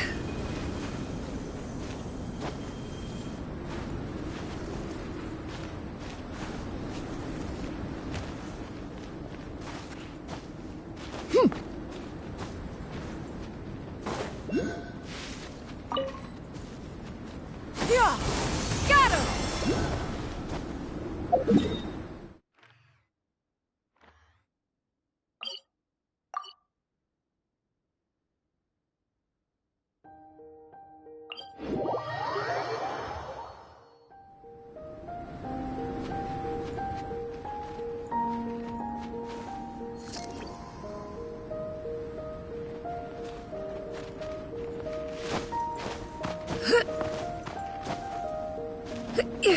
Yeah! Skyward!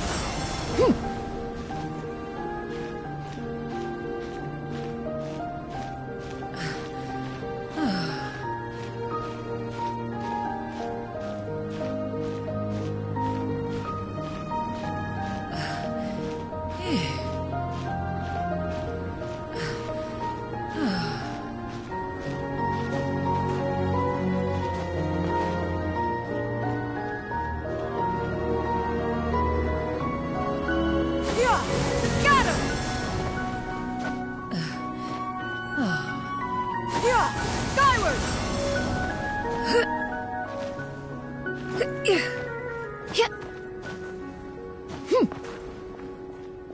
Yeah! Skyward!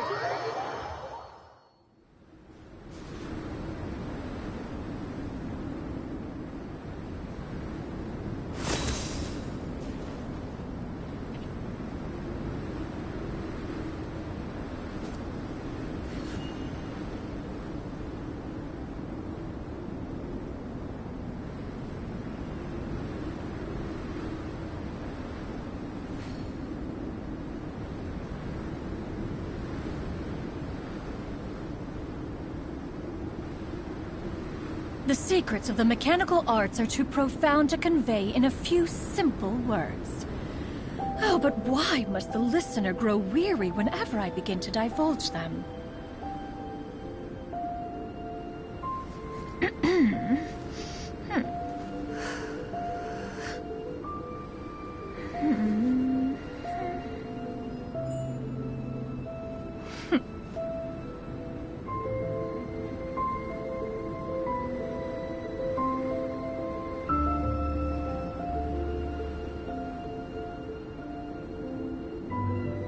If you are presently unoccupied, perhaps we could stop a while at one's abode for some repose and conversation.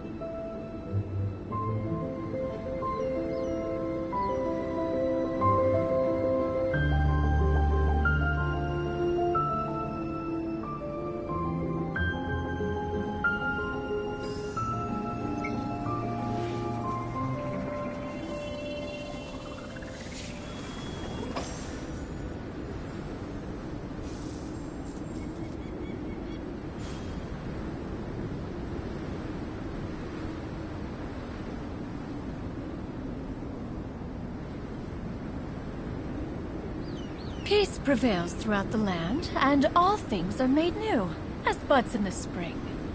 This is an auspicious era for humanity.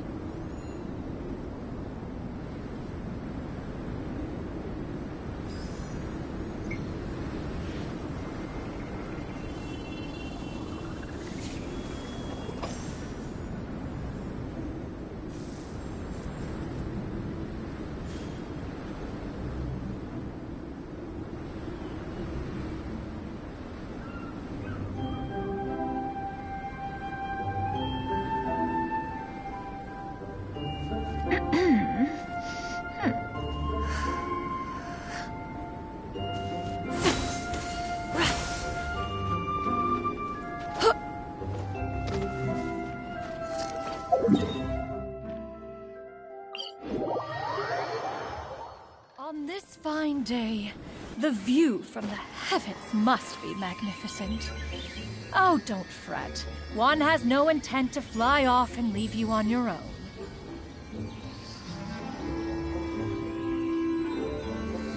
Yeah! Skyward! Scatter!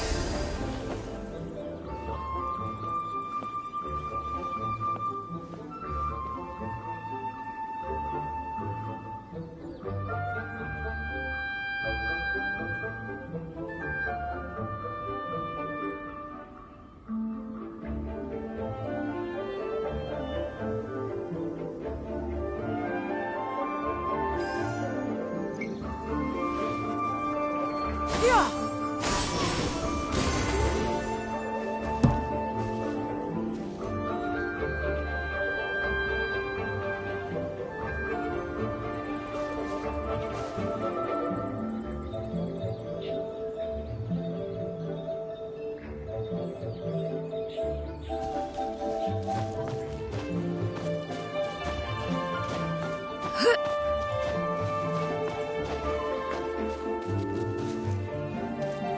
Yeah!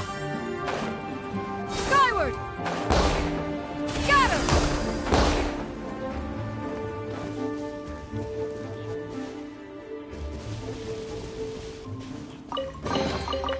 Ah, what trinkets have we here? Present them for one's perusal. Yeah! Skyward! Scatter!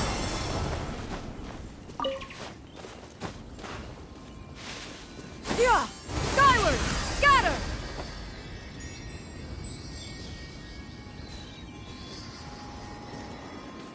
Yeah! Scatter! Yeah! Skyward! Scatter!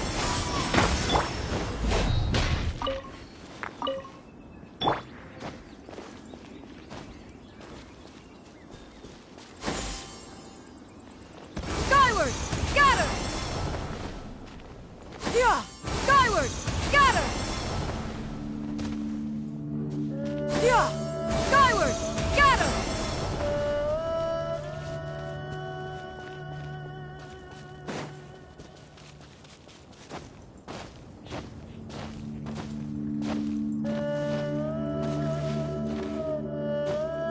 Yeah! Skyward! Scatter! Yeah! Skyward! Scatter! In this era of fair winds and gentle rain,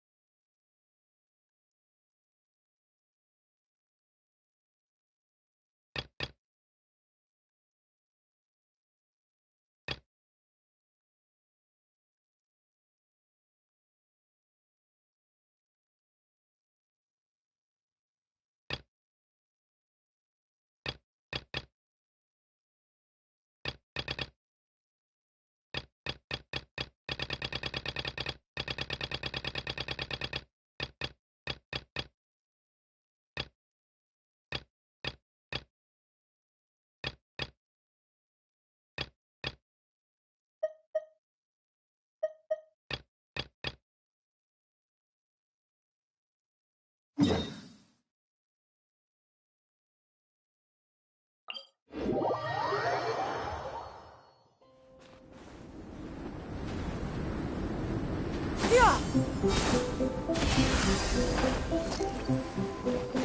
Yeah!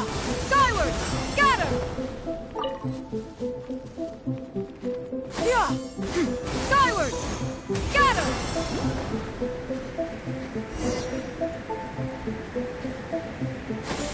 Skyward! Scatter!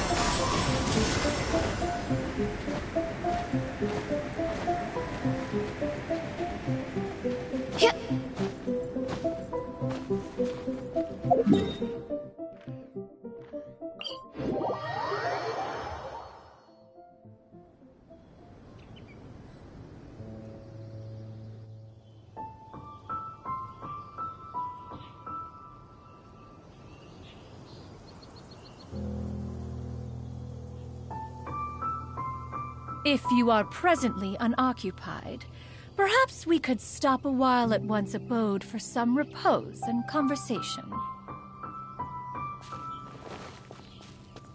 The situation here seems trickier than I thought.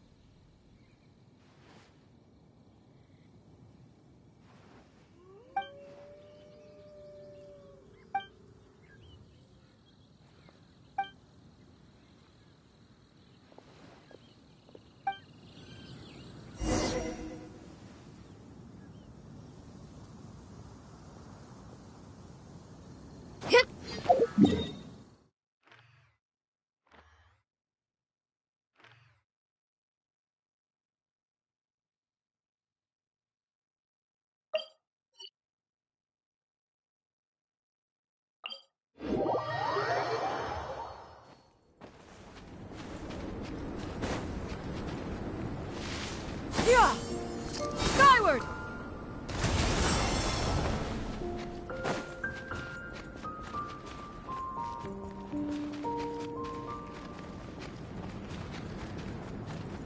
Yeah! Skyward!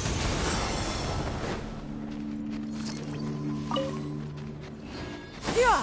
Skyward! Scatter! Yeah! Scatter!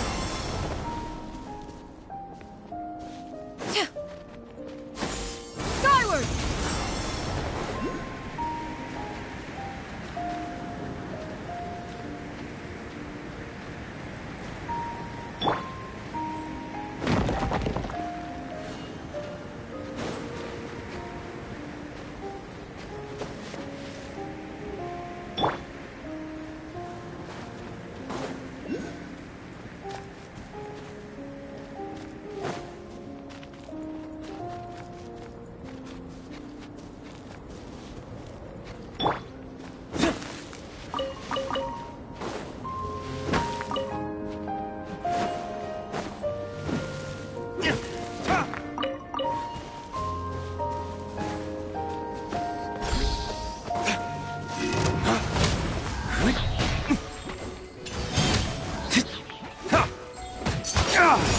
Dawn, break forth!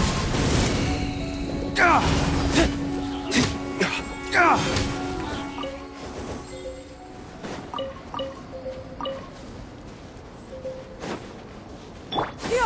Skyward!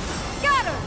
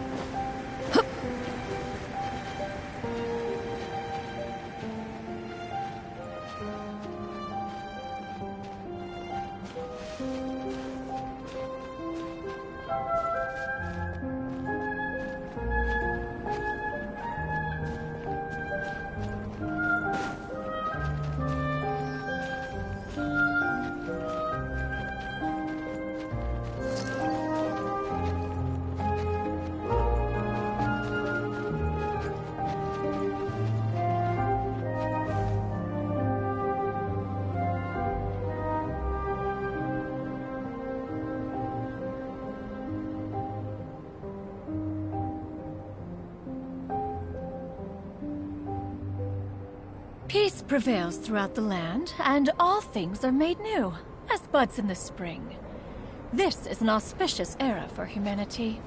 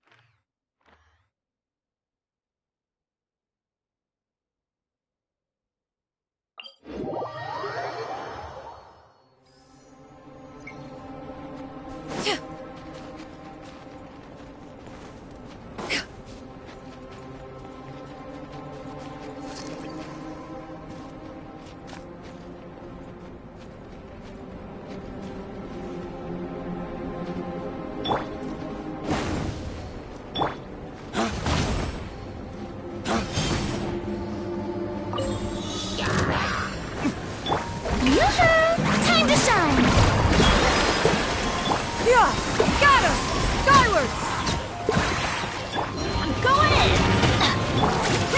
Make way for the Adeptus! Yeah!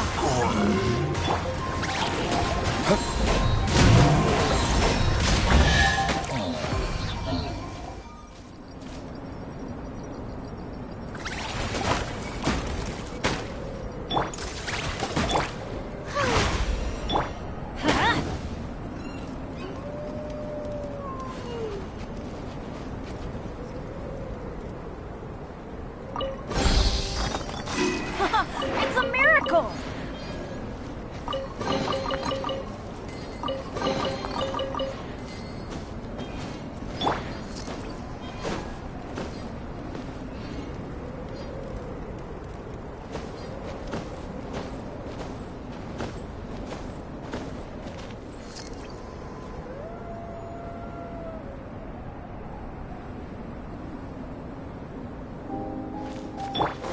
Yeah!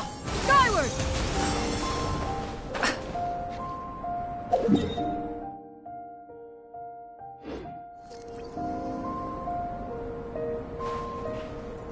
Yeah!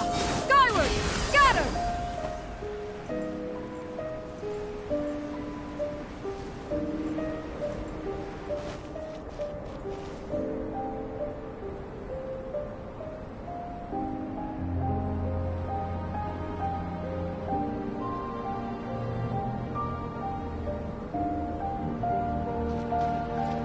Yeah! Skyward! Scatter!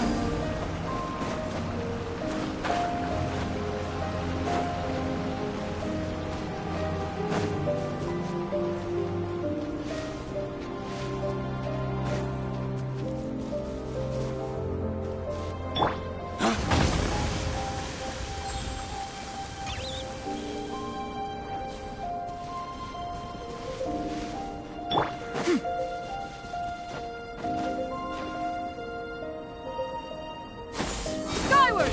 Scatter!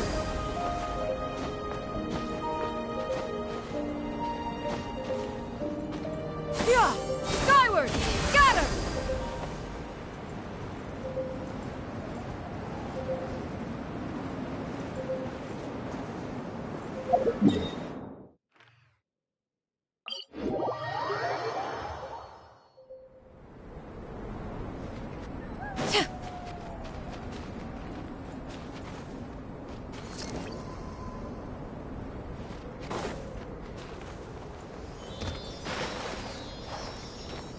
Yeah! Skyward!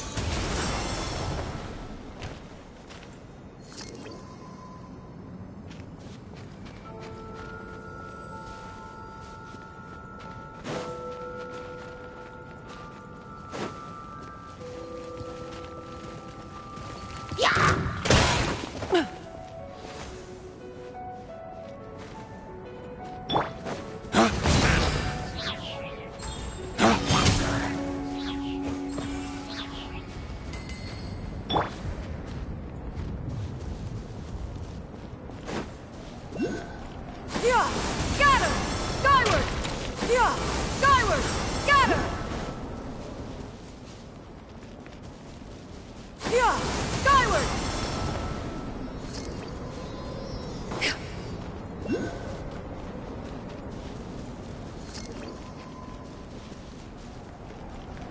Yeah! Skyward! Yeah! Skyward! Scatter!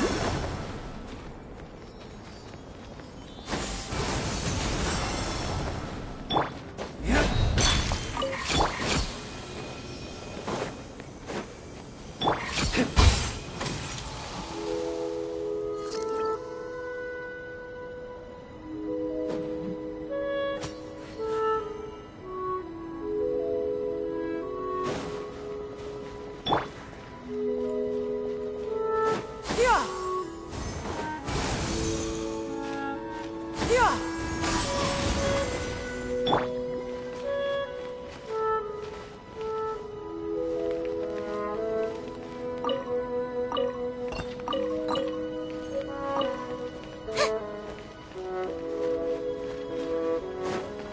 How dare you! Stop that! May I present?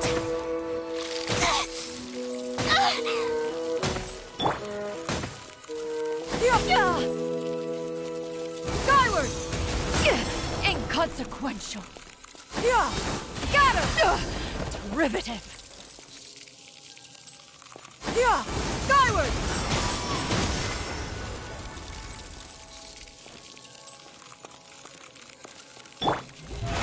How brilliant! Stop that!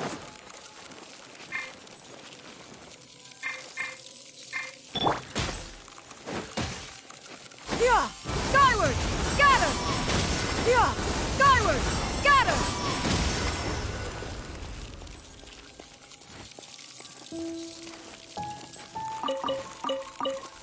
Let's light it up!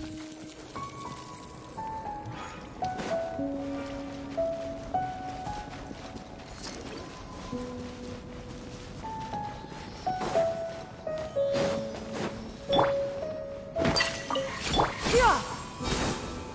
Scatter!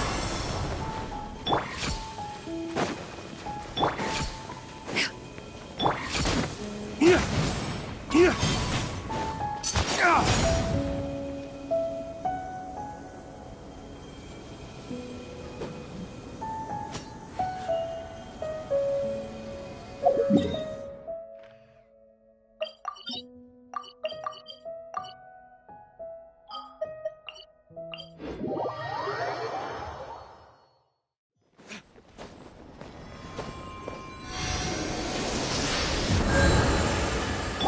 Yeah! Scatter! Skyward!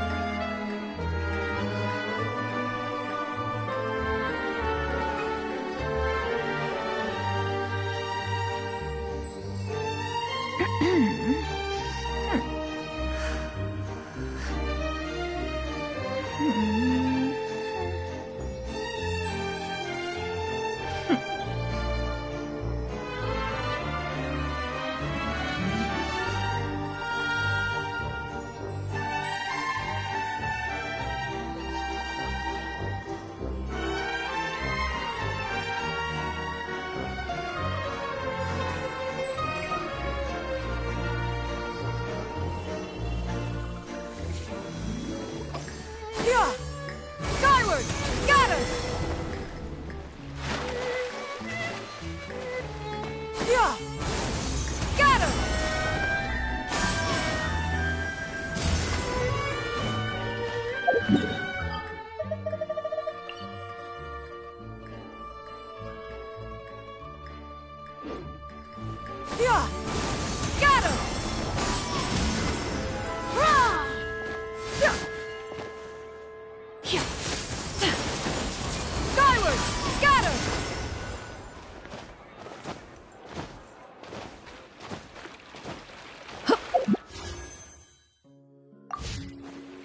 Yeah! Skyward! Scatter!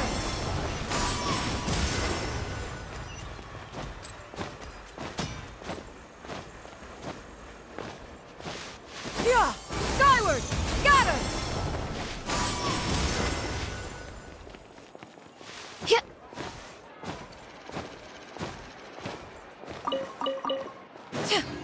Yeah! Skyward! Scatter!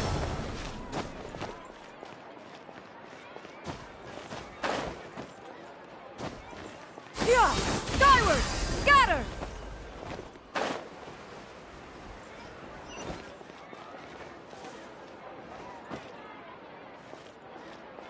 Yeah! Skyward! Scatter!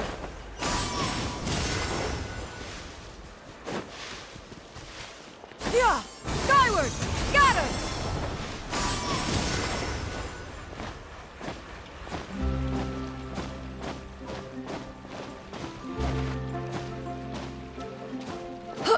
Hit. Yeah!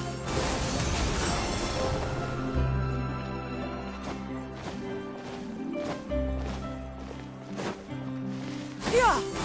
Scatter!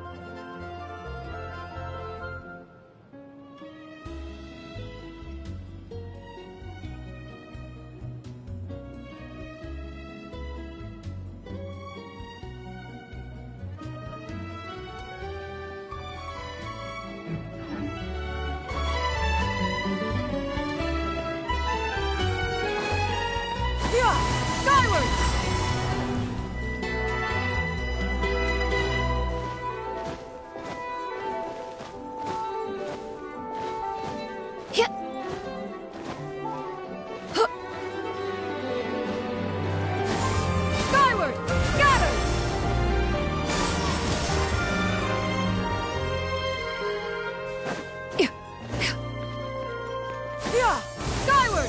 Scatter!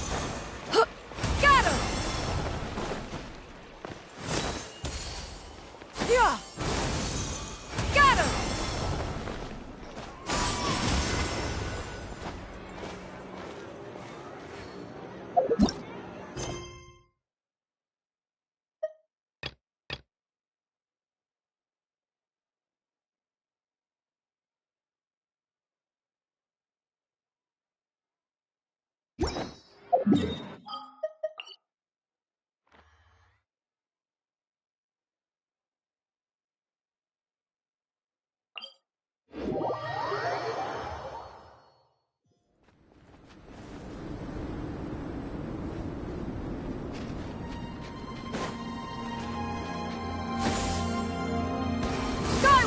Scatter!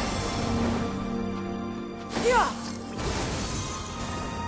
Scatter!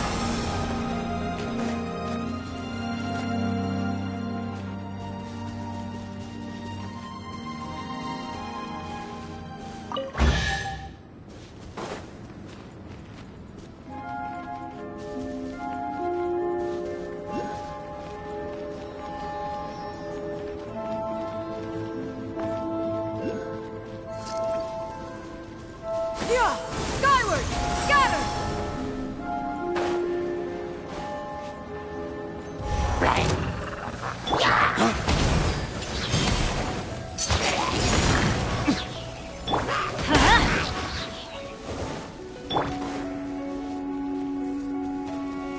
Yeah! Scatter!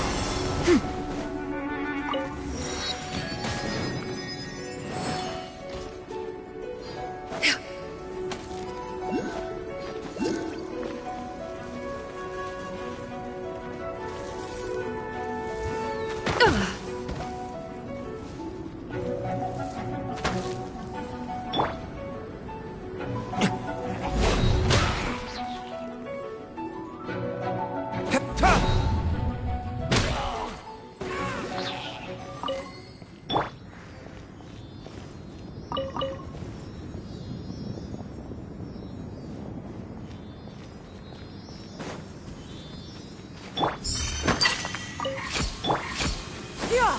Skyward! Scatter!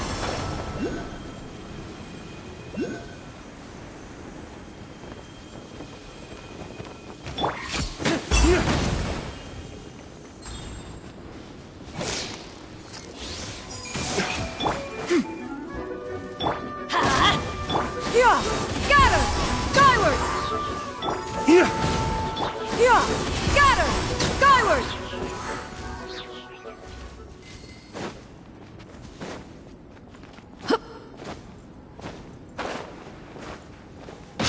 Inconsequential.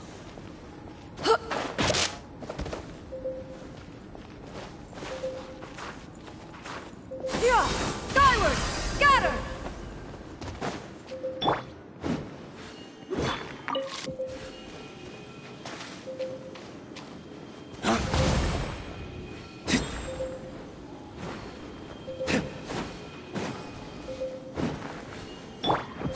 Skyward! Scatter! Skyward! Scatter!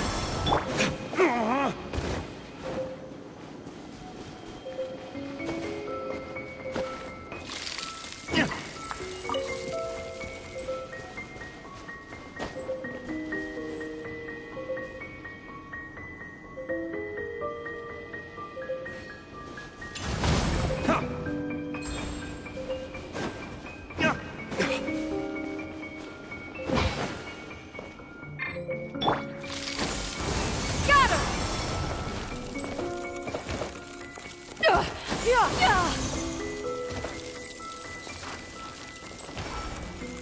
Yeah! Skyward! Scatter!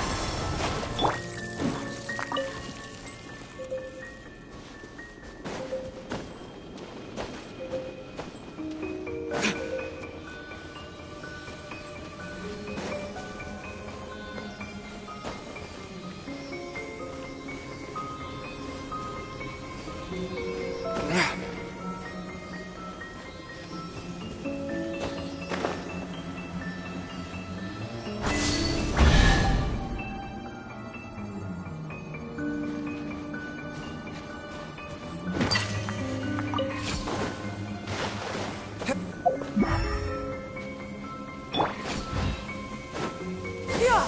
Skyward! Yeah! Skyward! Scatter!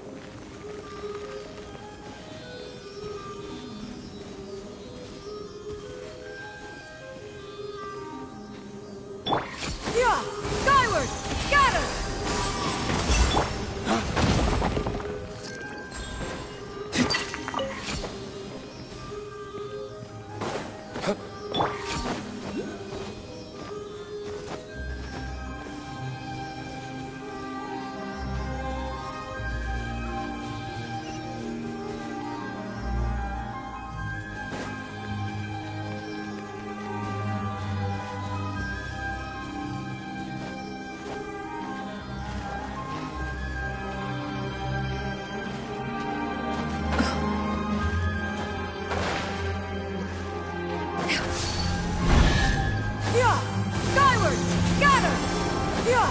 Skyward! Scatter!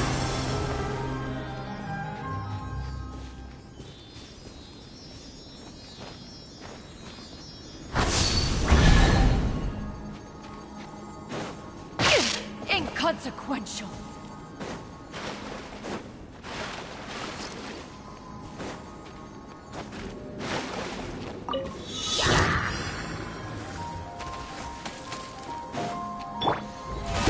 Let the world collide!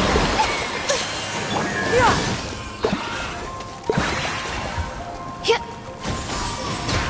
Seize the skies!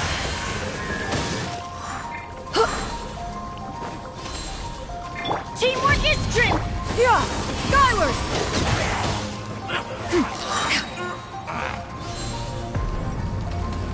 Yeah! Skyward! Scatter!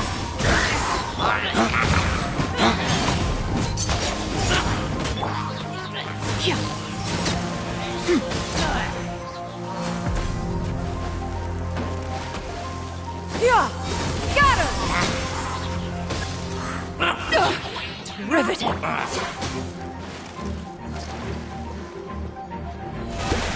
Time to shine! Everybody stand! Stray clouds converge!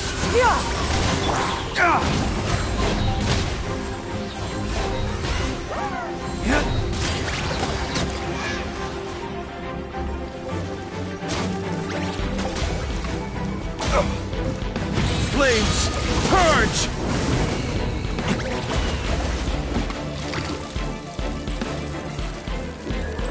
Huh!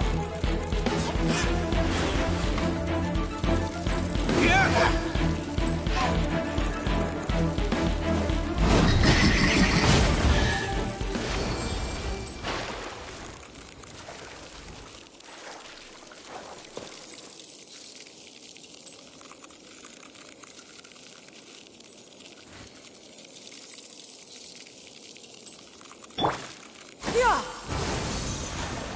Scatter!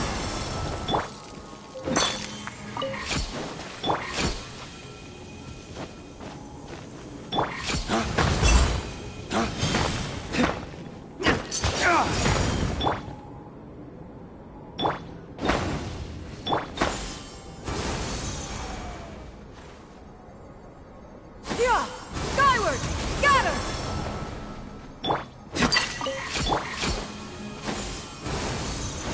Scatter!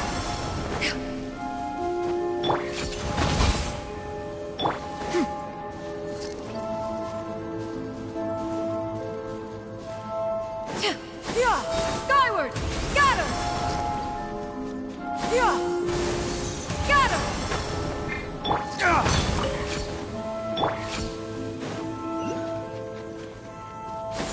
Skyward! Scatter!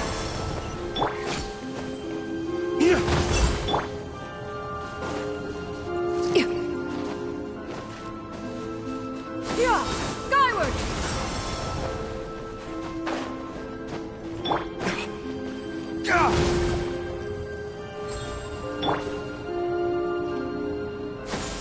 Skyward! Scatter!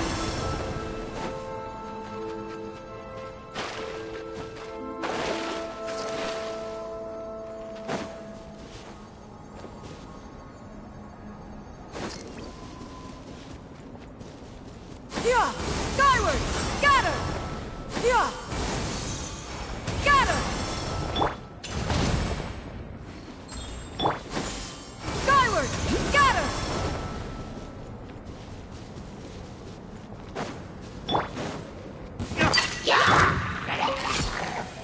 Teamwork is strength! Yeah! Scatter! Sky!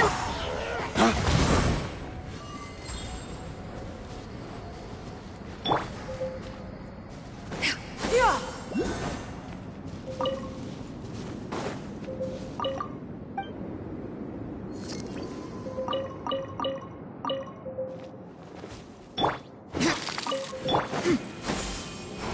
Skyward!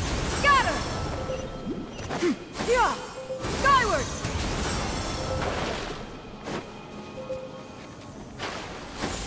Skyward!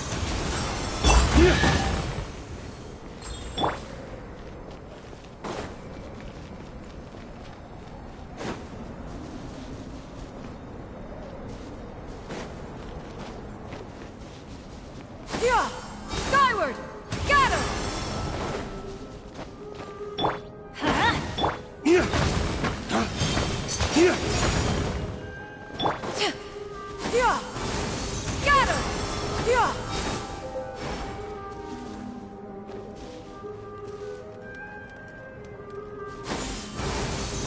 Scatter!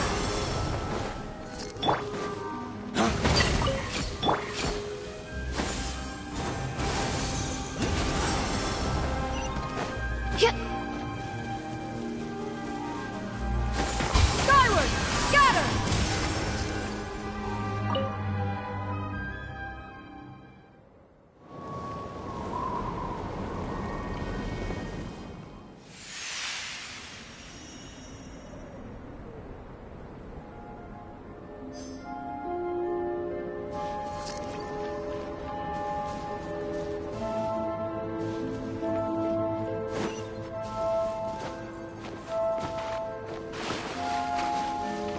Yeah!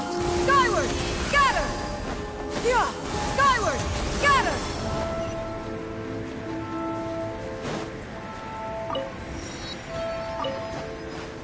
Yeah!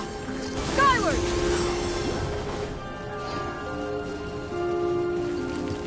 Right. Skyward! Scatter! Yeah! Skyward!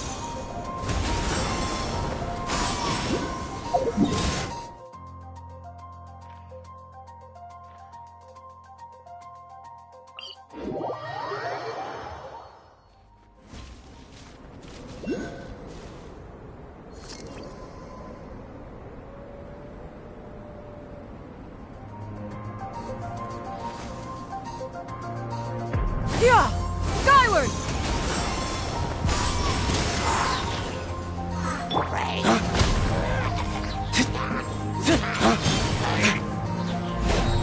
Yeah!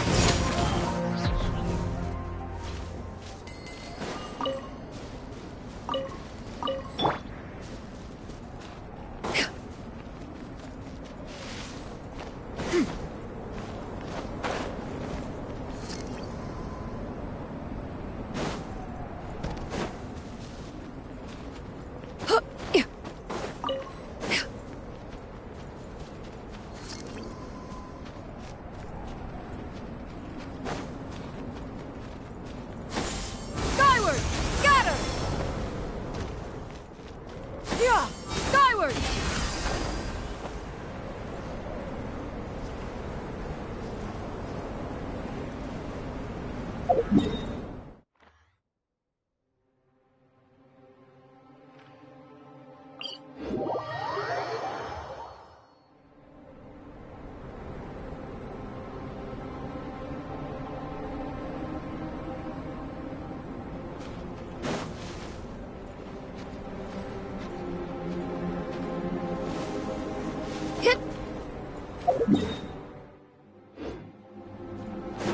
Yeah! Scatter! Yeah! Skyward! Scatter!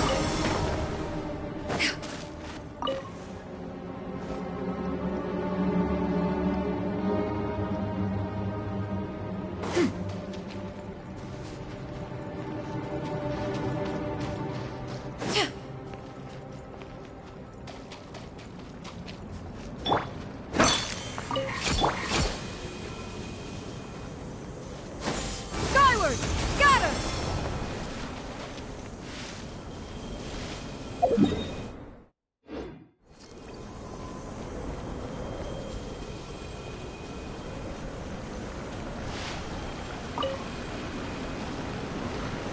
Yeah!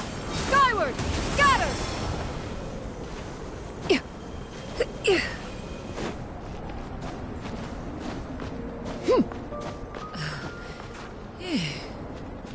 Yeah! Skyward! Scatter!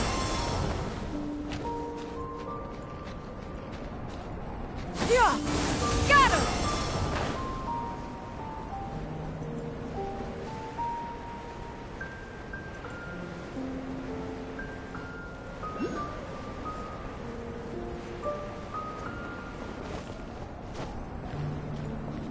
Skyward!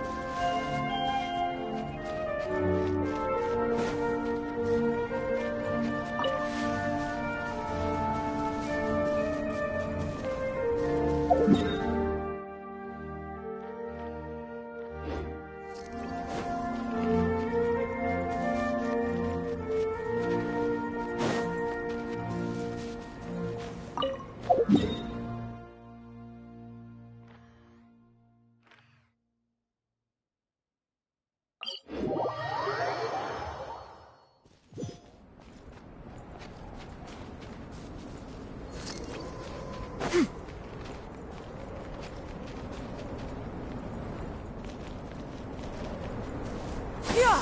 Skyward! Yeah! Got him!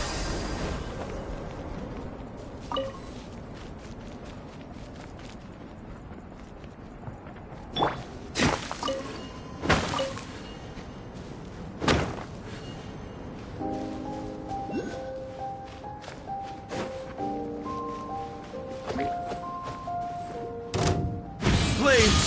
Purge!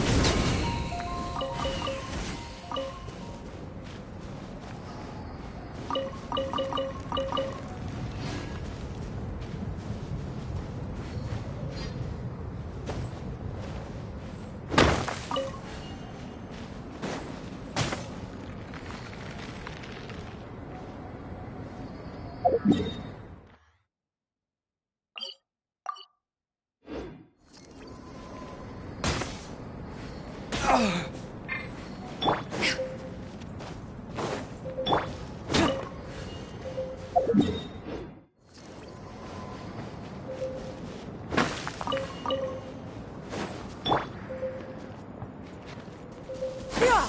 Skyward! Got her! Yeah! Skyward!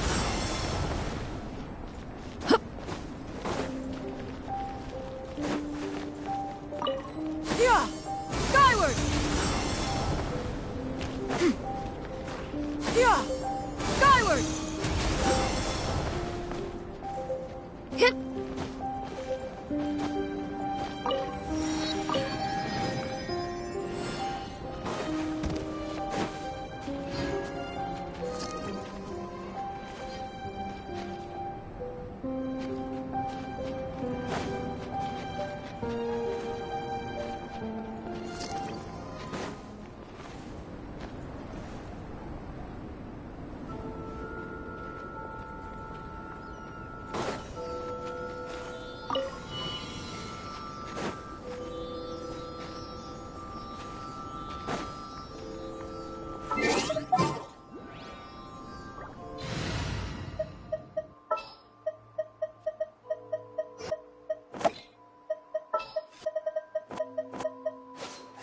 Make sure to keep up.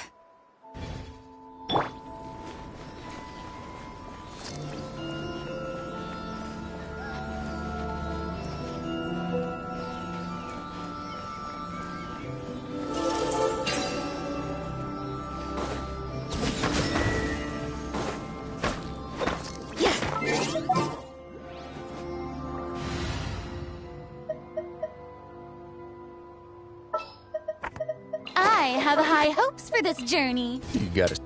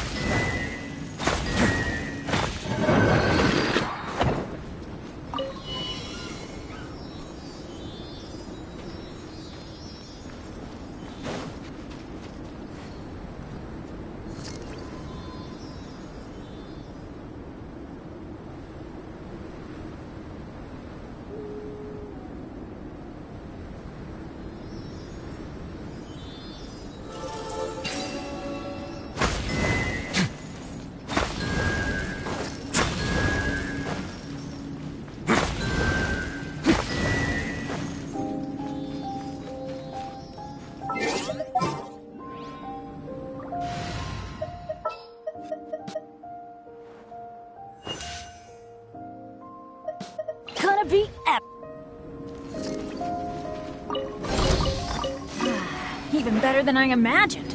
It's my lucky day.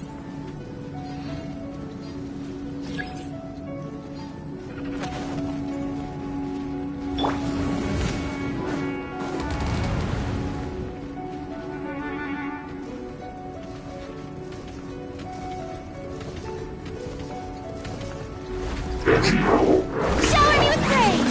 Let my name echo. Skyward! Scatter! Make way for the... I'm going in! Yeah!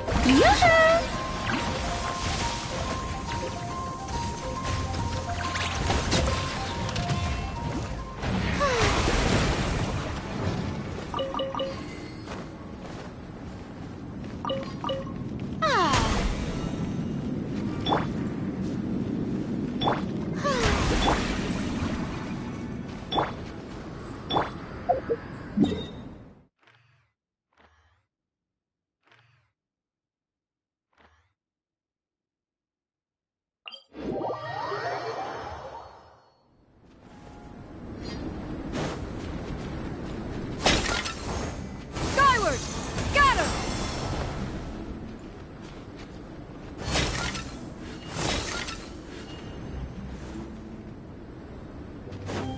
Yeah! Skyward! Scatter!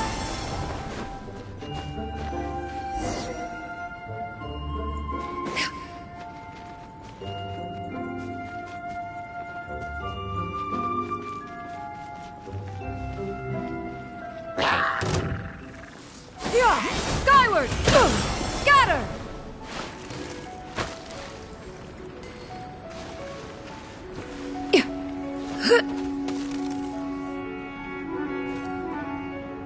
Yeah! Skyward!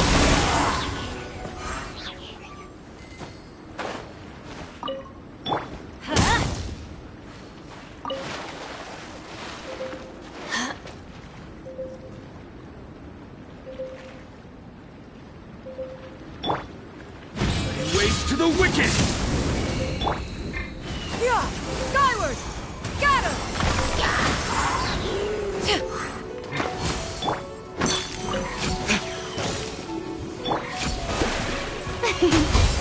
Yeah! Skyward! Yeah! Stray clouds converge! Teamwork is trip!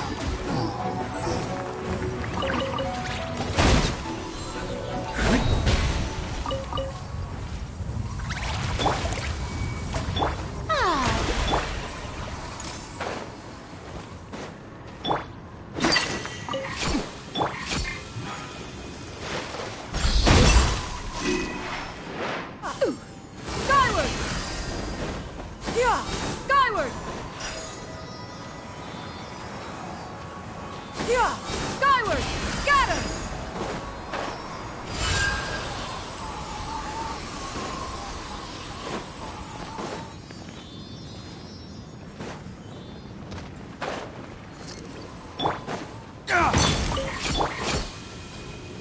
Yeah!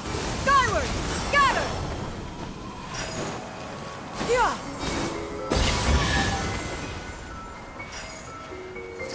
Yeah!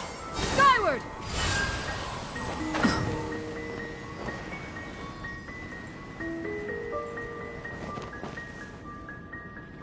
Yeah! Skyward! Scatter!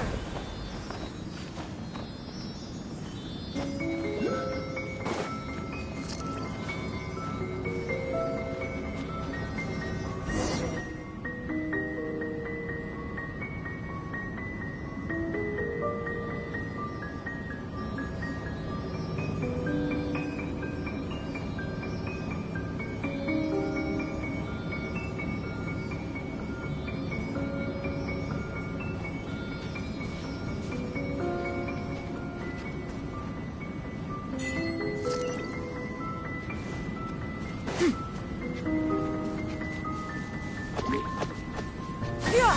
Scatter! Skyward! Yeah!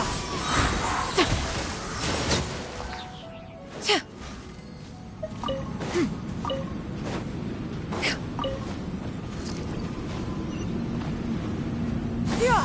Skyward! Scatter! Yeah! Skyward! Scatter!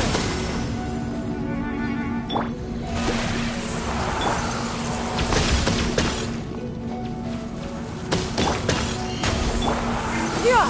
Skyward! Scatter!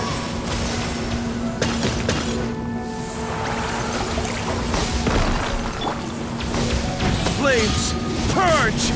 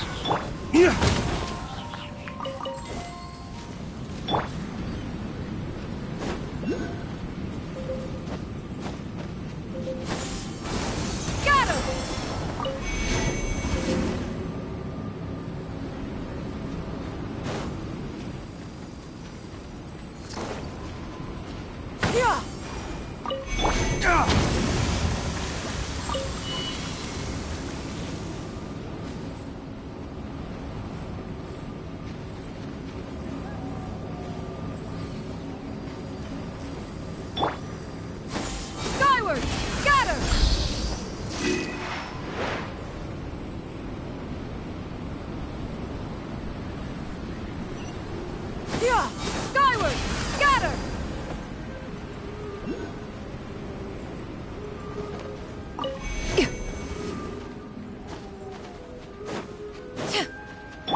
Shower me with praise! Let the world come! Yeah! Scatter! Skyward! Seize the sky! Everybody stand back!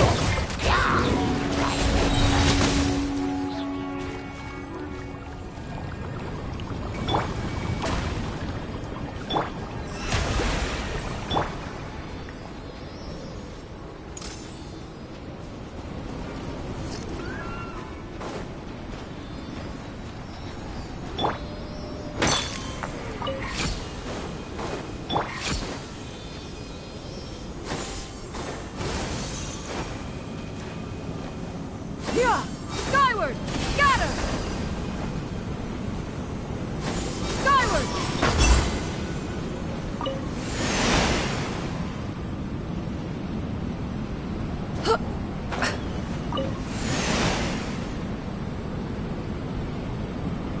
Yeah! Skyward! Scatter!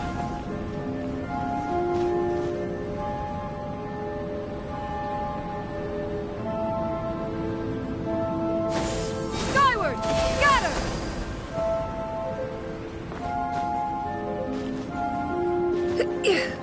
Skyward! Scatter!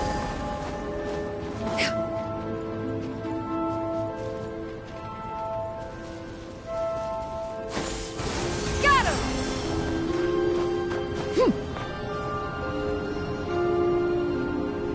Yeah! Skyward! Scatter!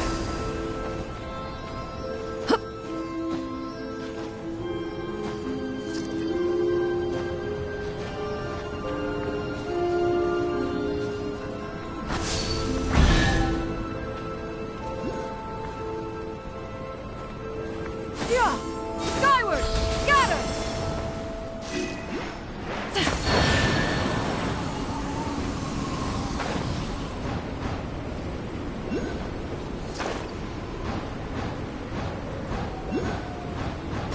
Skyward!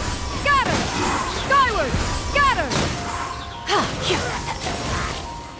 Yeah!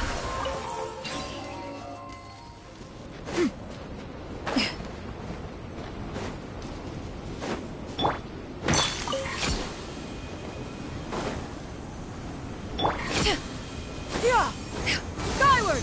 Scatter!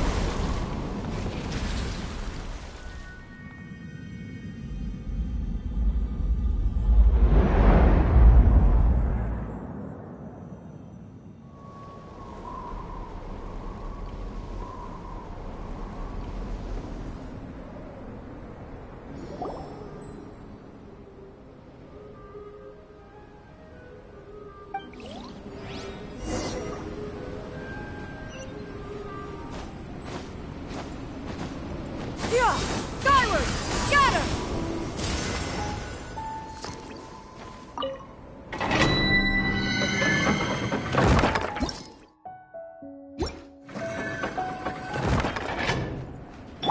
Let's light it up!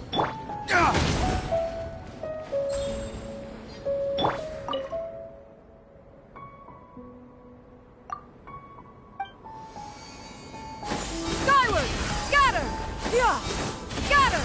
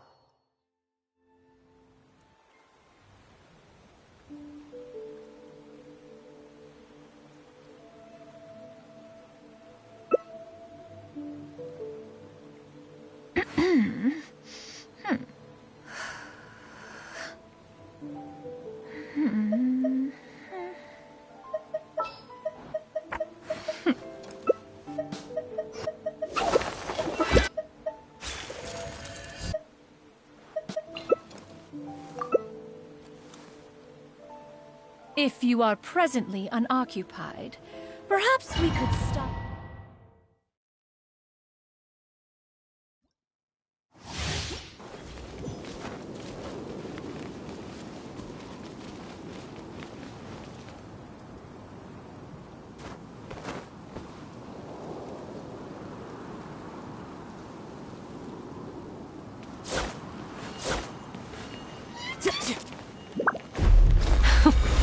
Afraid? Or do you not even have the courage to be afraid? Is it my turn now? Teamwork is dreamwork! With these rising flames! Someone needs assistance. Now that's more like it.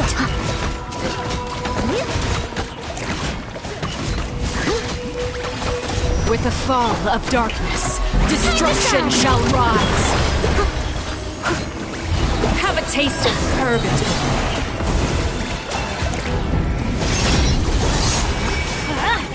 As a good night should. I'm going in!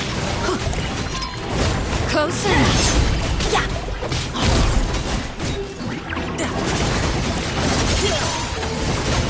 Someone needs assistance. Is it my turn now? Strike a pose! Let the world collide! Someone needs assistance. Not bad. Let's light it You've up! proven to be a worthy companion.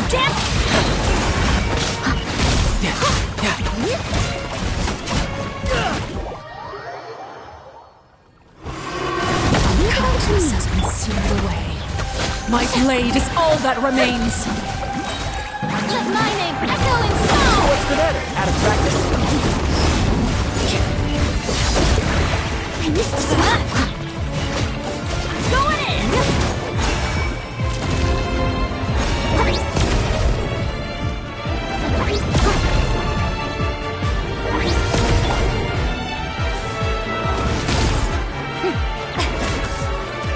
Showing you the praise! Time to show! Your punishment made manifest.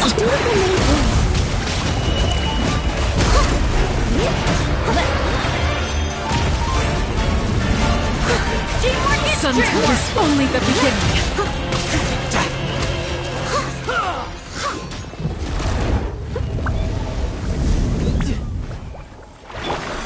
Strike a pose!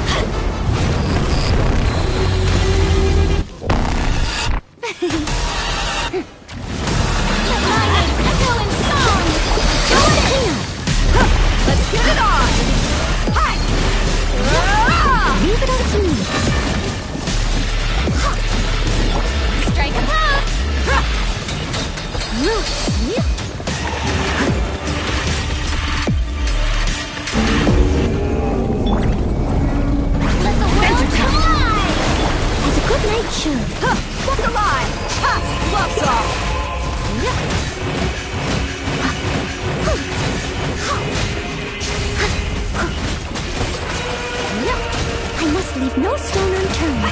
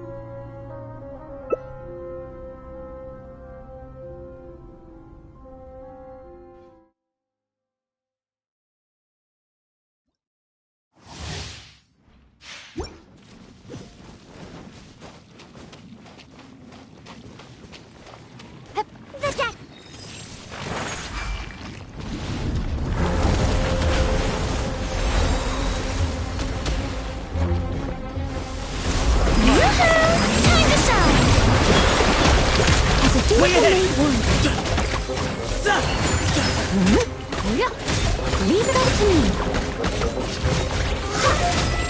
Into space.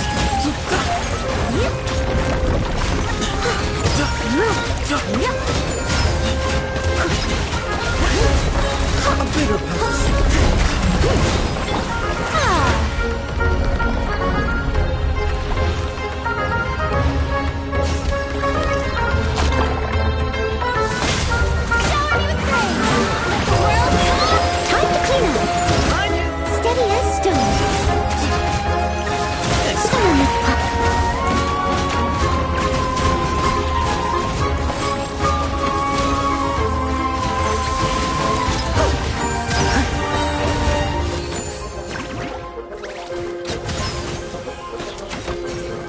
Bigger pill to swallow. Strike a pose. Making it hurt. Time to shine.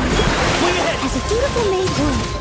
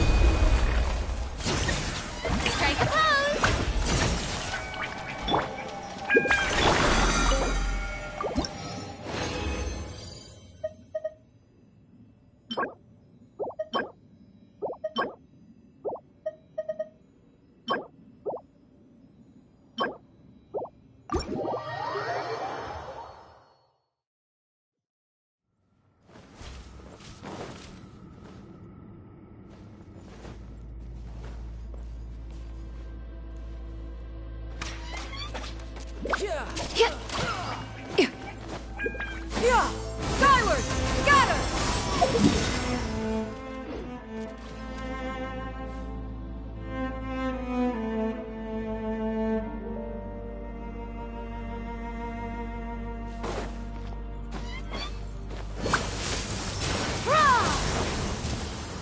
Skyward! Skyward! Scatter!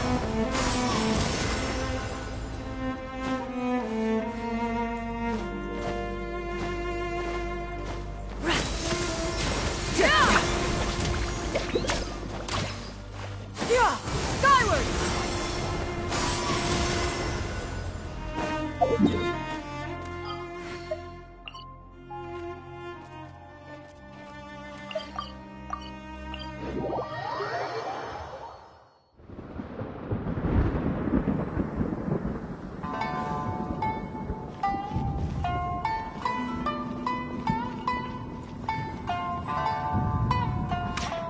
Riptide!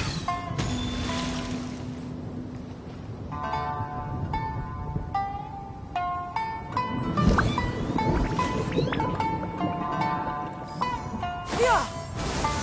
Scatter!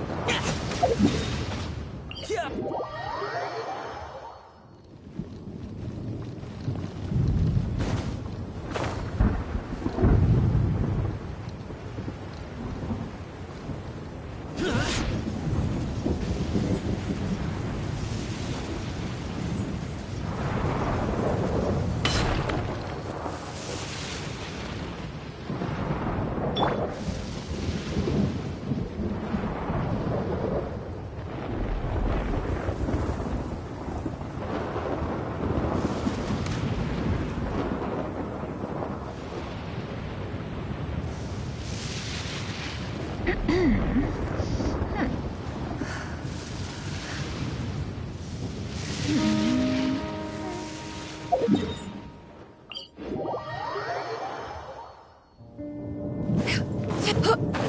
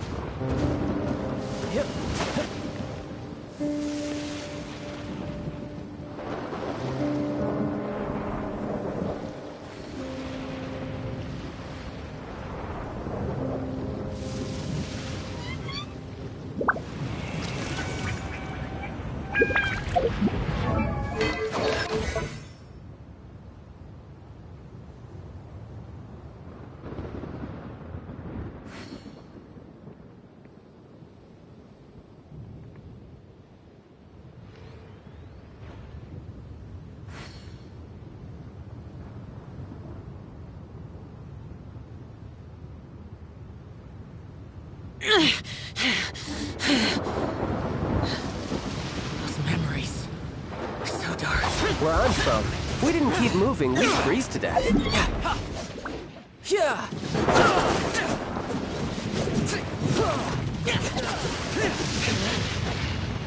Worthless.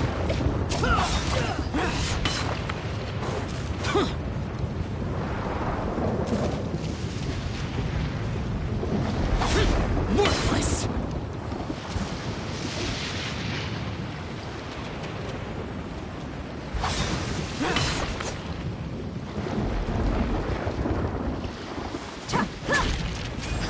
Yeah, let's get it on!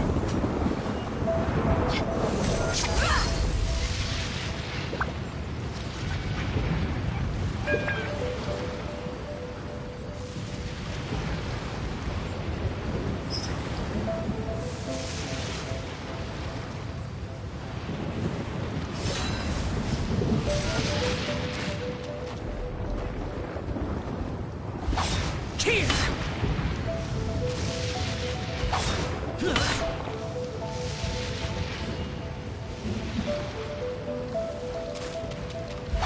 Here.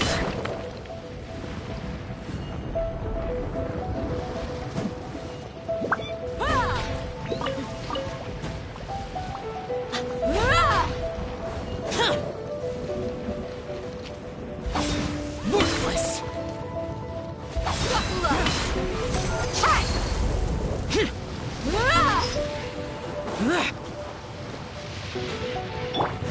Yeah! Skyward! Scatter!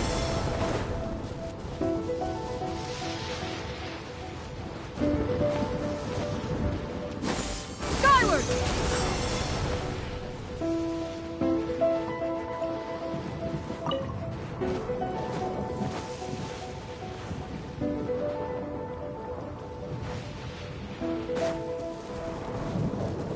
Yeah!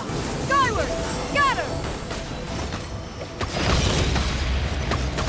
Yeah! Purging transgressions! Yeah! Power flows through me! Disappear. This body belongs Worthless. to ice.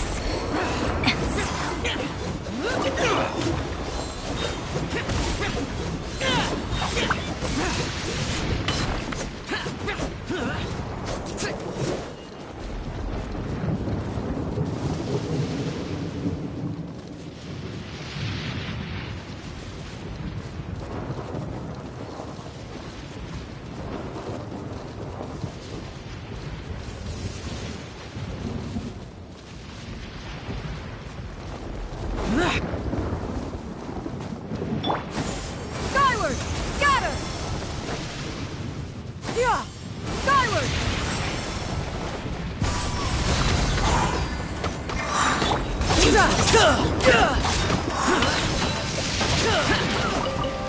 Yeah!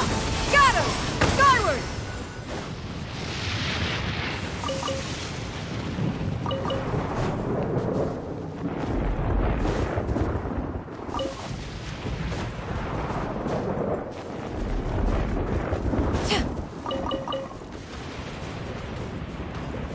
Yeah!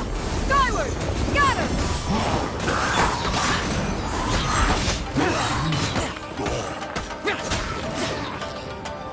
Yeah! Rah!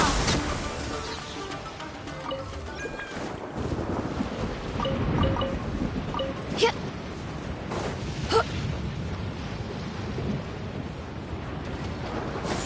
Skyward! Scatter!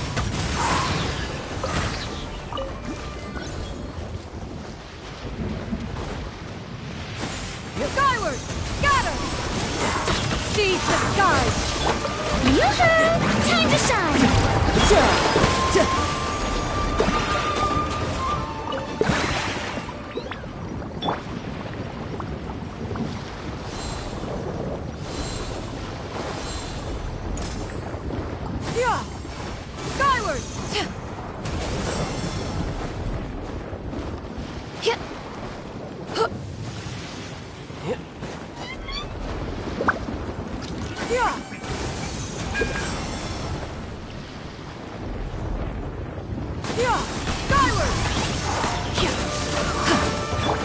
Strike a pop! Make way for the Adeptus!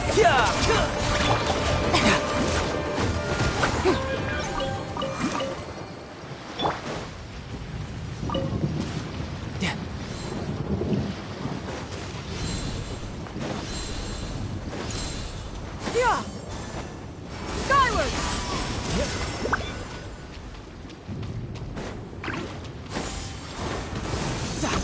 Got him! Perfect distance! Seize the skies! Yoo-hoo! Let the world collide! Skyward!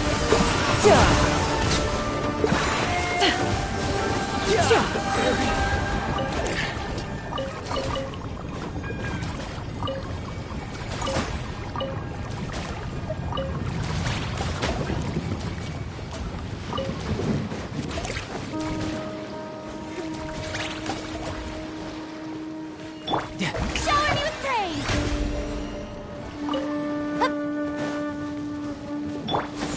Skyward! Scatter!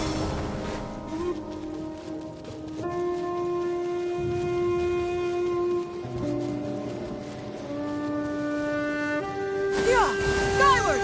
Scatter! Great cloud converge! May I present! Let my name echo in song!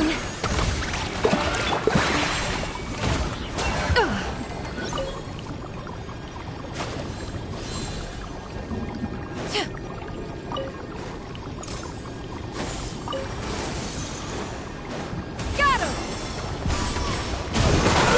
Skyward! Scatter!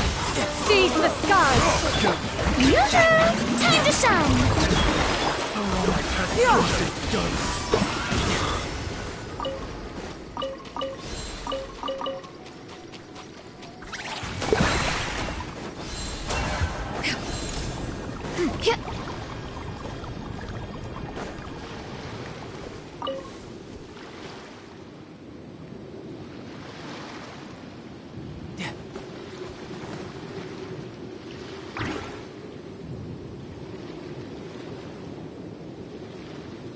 The secrets of the mechanical arts are too profound to convey in a few simple words. Oh, but why must the listener grow weary whenever I begin to divulge them?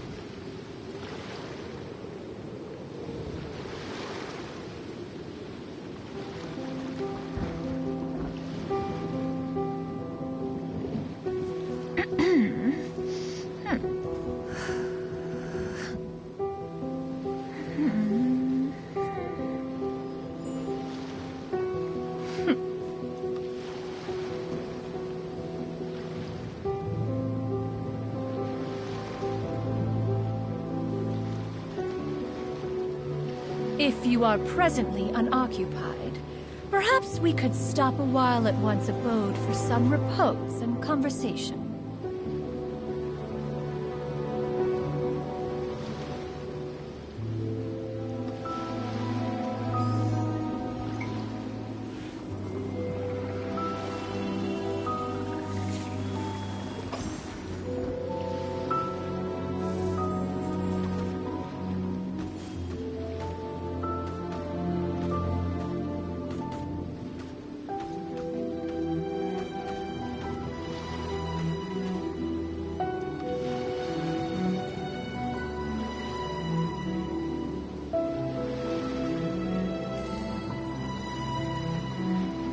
The secrets of the mechanical arts are too profound to convey in a few simple words. Oh, but why must the listener grow weary whenever I begin to divulge them?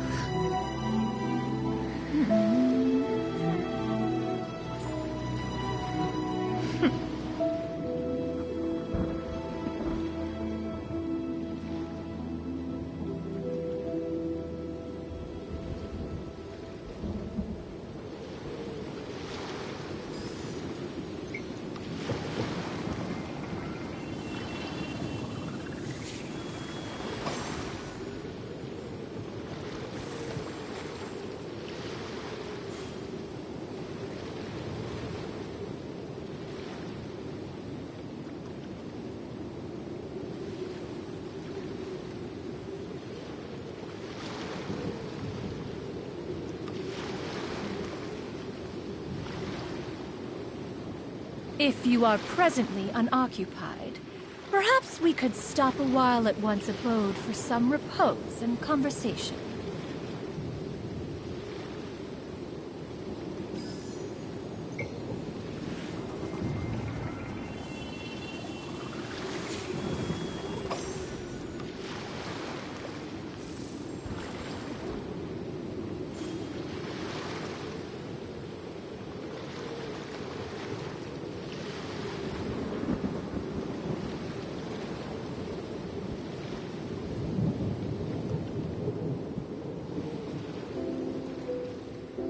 Peace prevails throughout the land, and all things are made new, as buds in the spring. This is an auspicious era for humanity.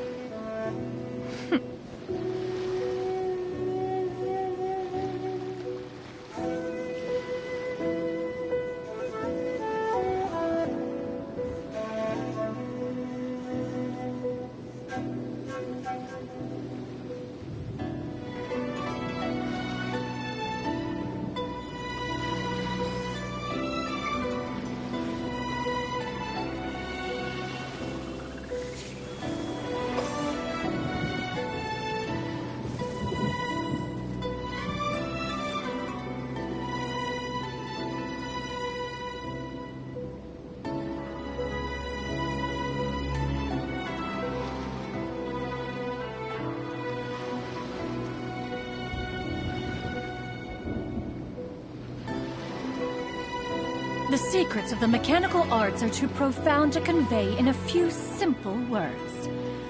Oh, but why must the listener grow weary whenever I begin to divulge them?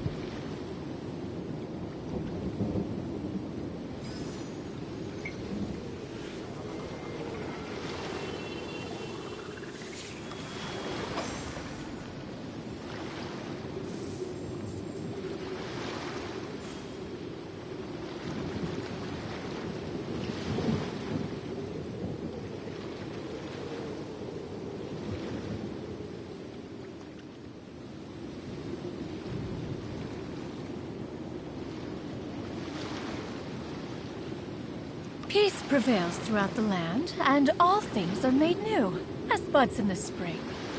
This is an auspicious era for humanity.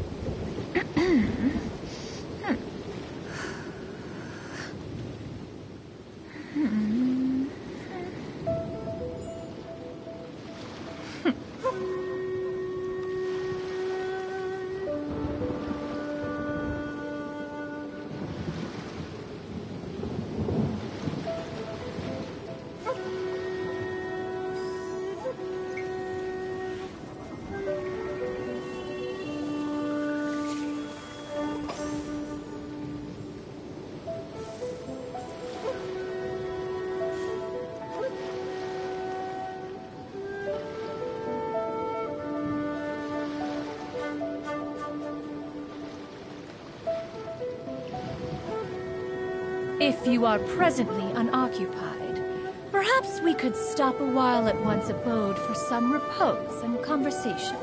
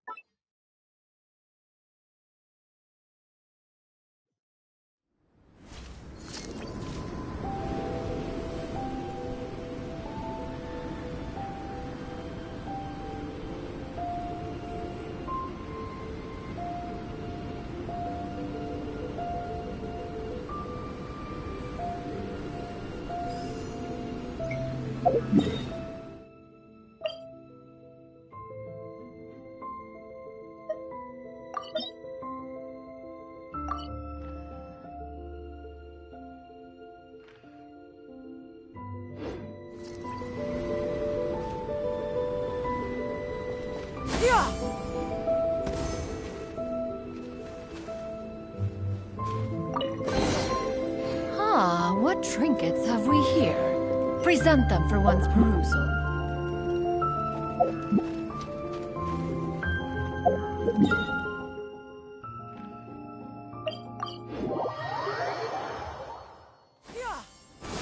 Got him!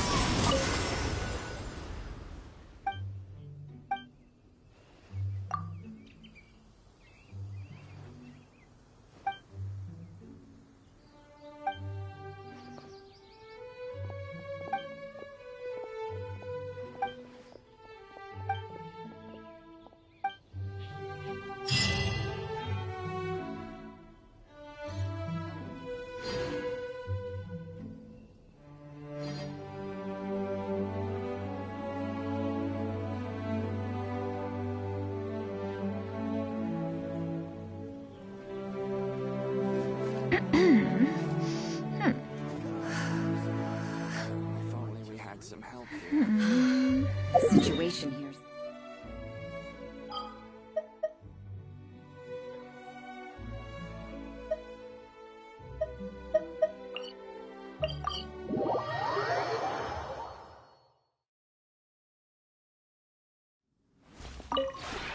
This realm...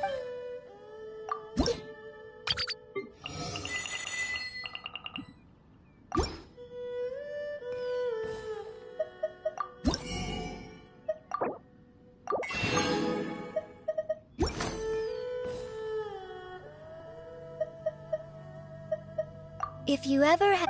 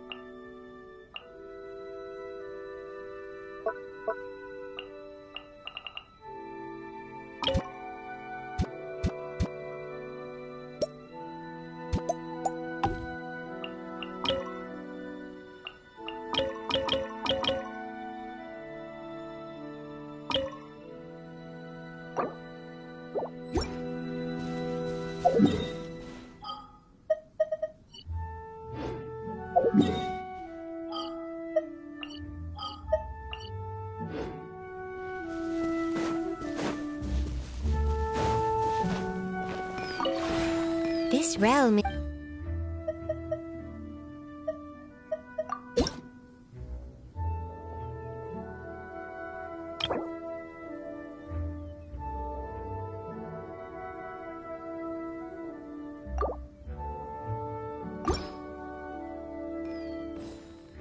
If you ever...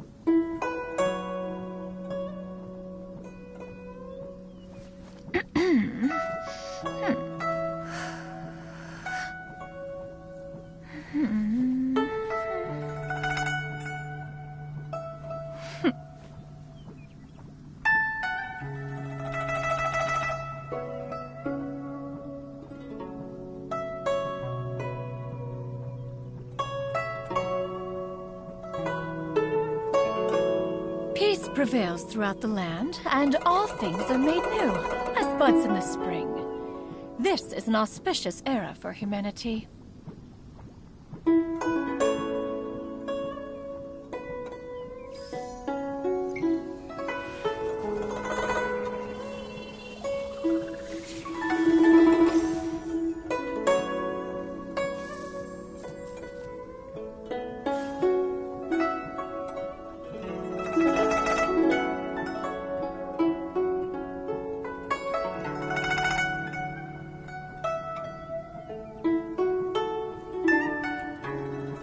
If you are presently unoccupied, perhaps we could stop a while at one's abode for some repose and conversation.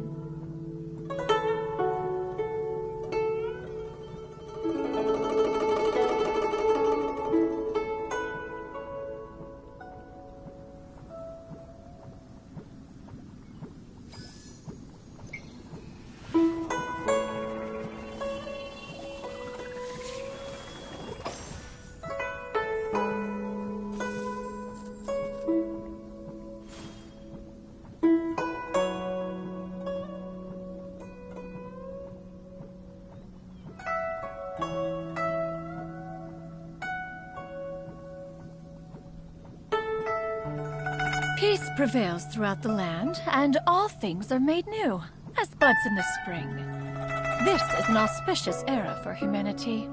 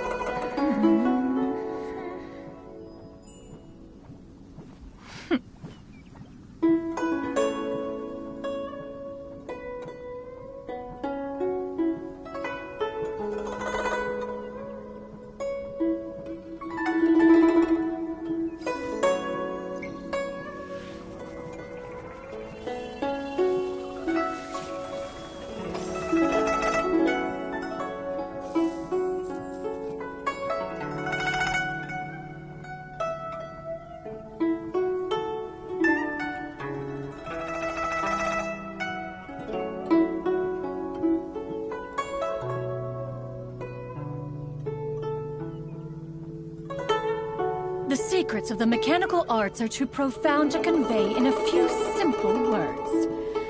Oh, but why must the listener grow weary whenever I begin to divulge them?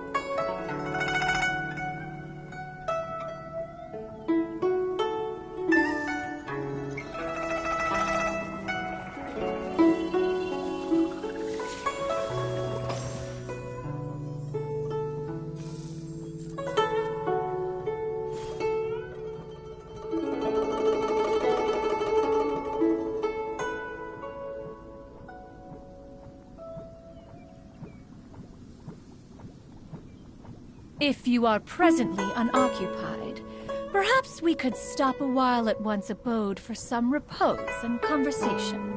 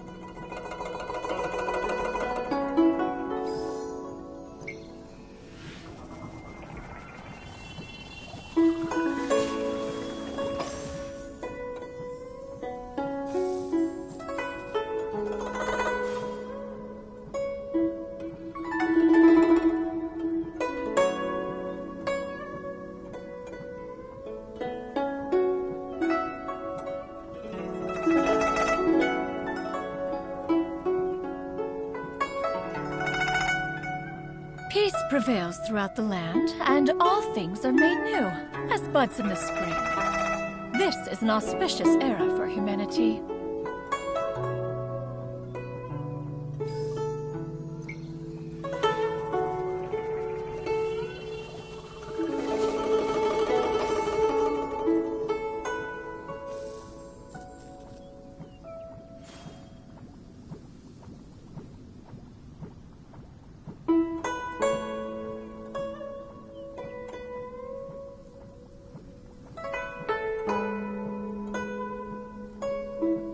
If you are presently unoccupied, perhaps we could stop a while at one's abode for some repose and conversation.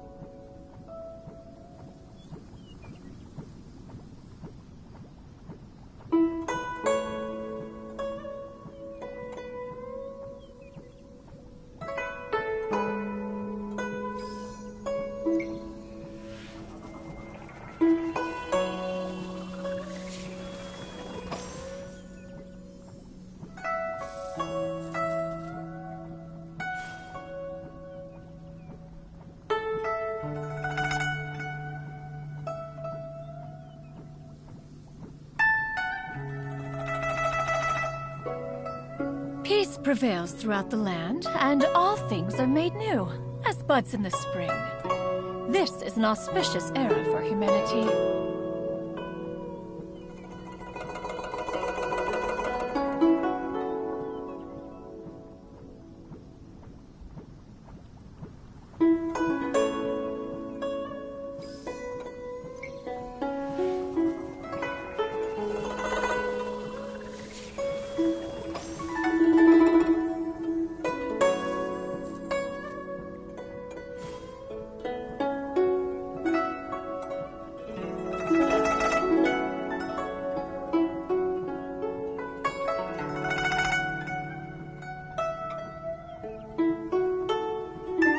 The secrets of the mechanical arts are too profound to convey in a few simple words.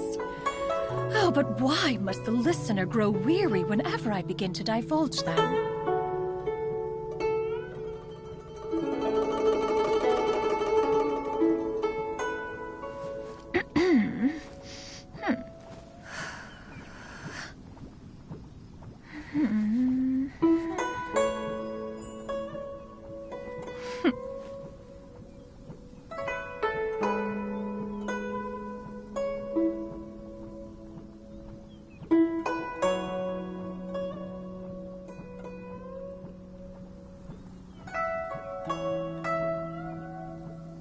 Peace prevails throughout the land, and all things are made new, as buds in the spring. This is an auspicious era for humanity.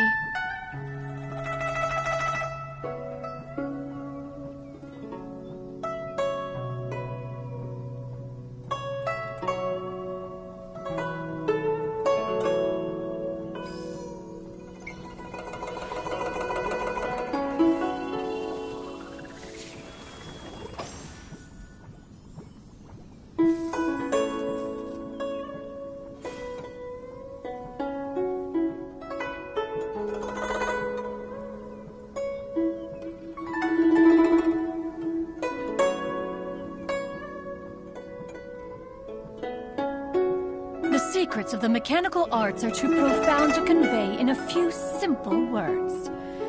Oh, but why must the listener grow weary whenever I begin to divulge them?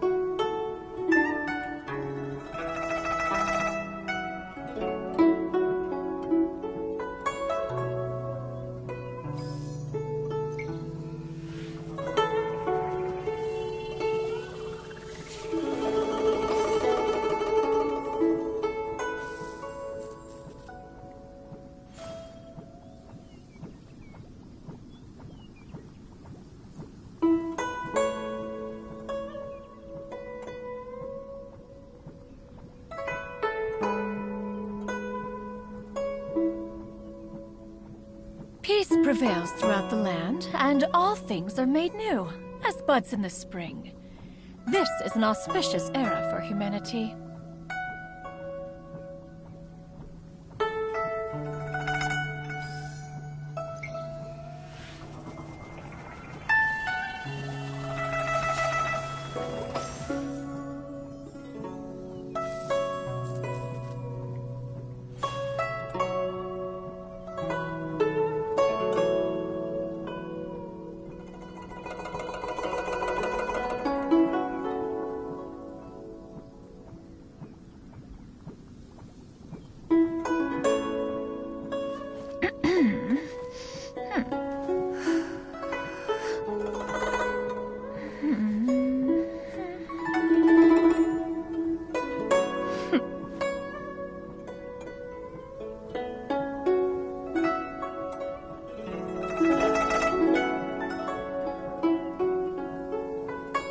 If you are presently unoccupied, perhaps we could stop a while at one's abode for some repose and conversation.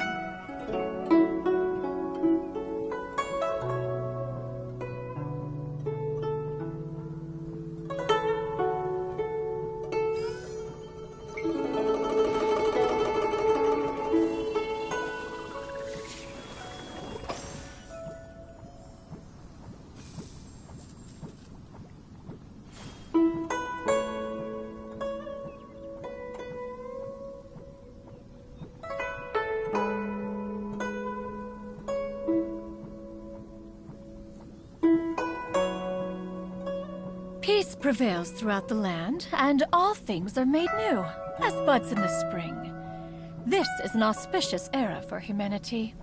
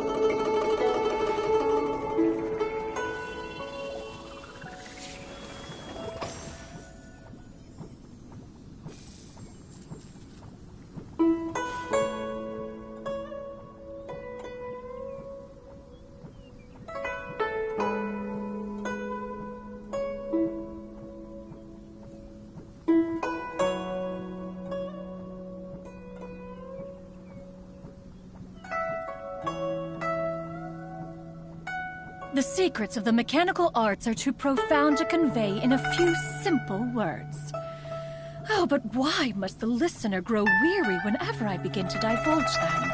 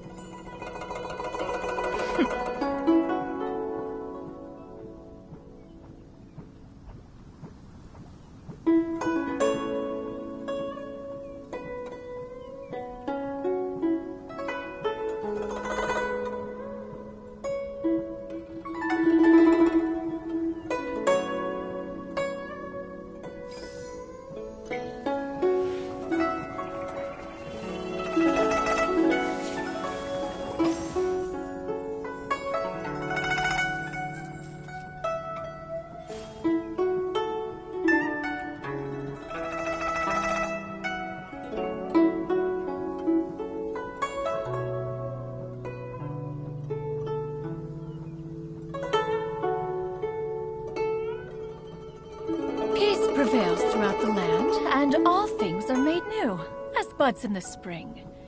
This is an auspicious era for humanity.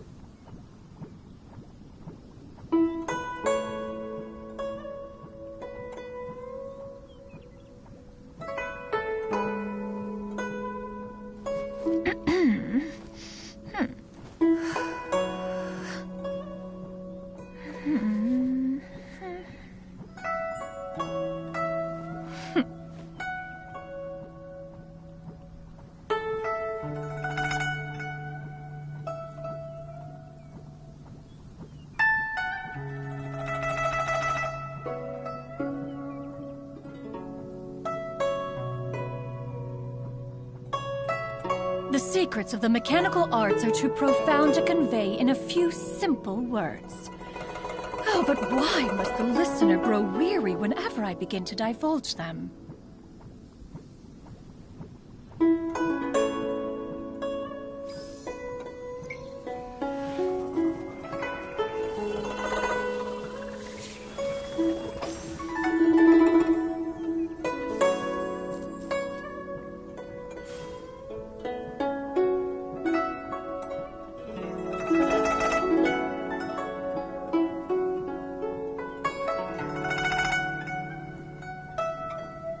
Peace prevails throughout the land, and all things are made new, as buds in the spring.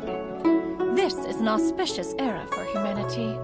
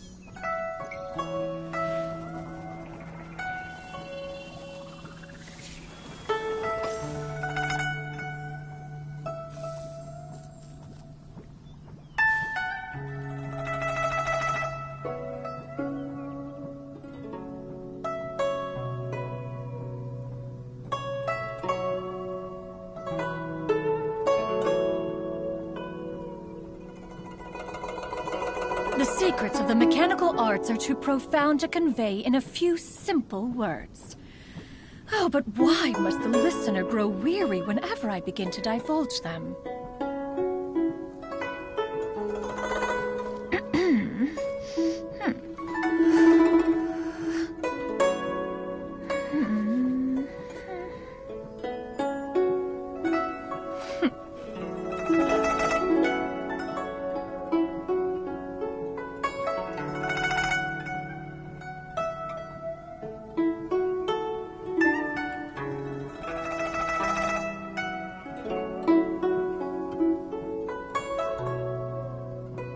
If you are presently unoccupied, perhaps we could stop a while at one's abode for some repose and conversation.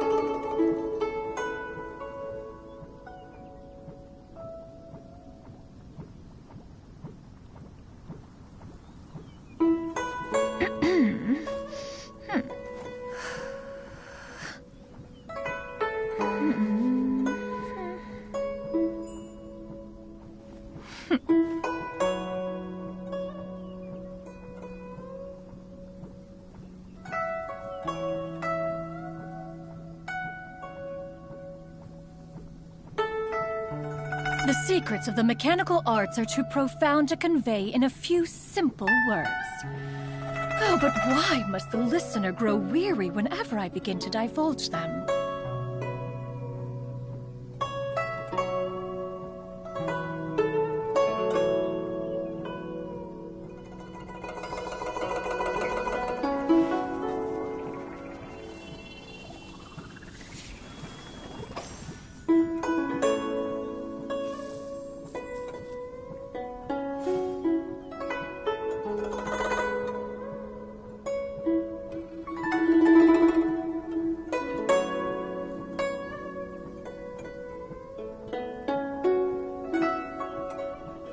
Peace prevails throughout the land, and all things are made new, as buds in the spring.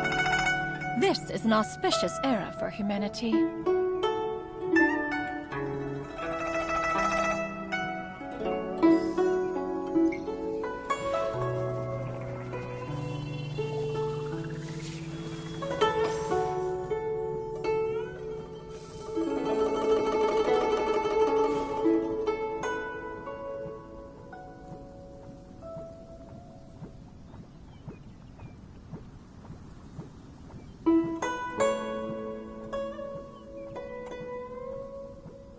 If you are presently unoccupied, perhaps we could stop a while at one's abode for some repose and conversation.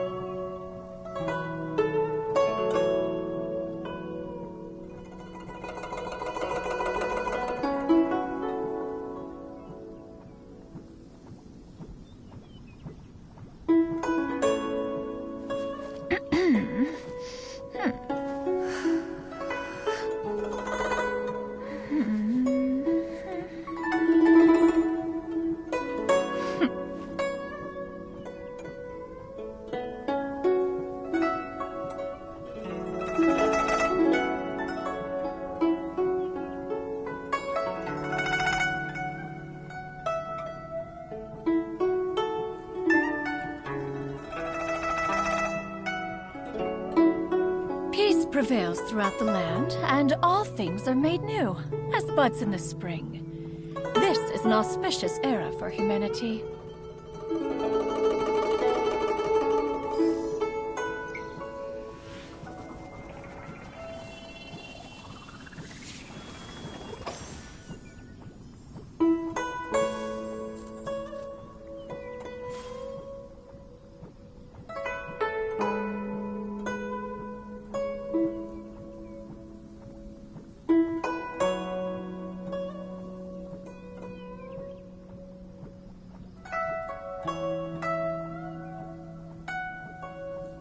The secrets of the mechanical arts are too profound to convey in a few simple words.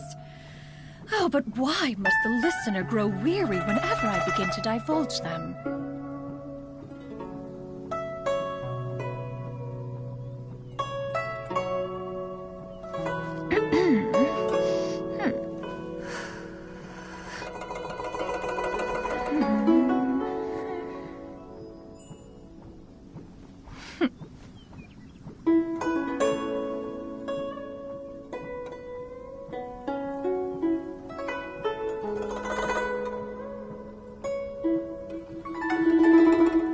If you are presently unoccupied, perhaps we could stop a while at one's abode for some repose and conversation.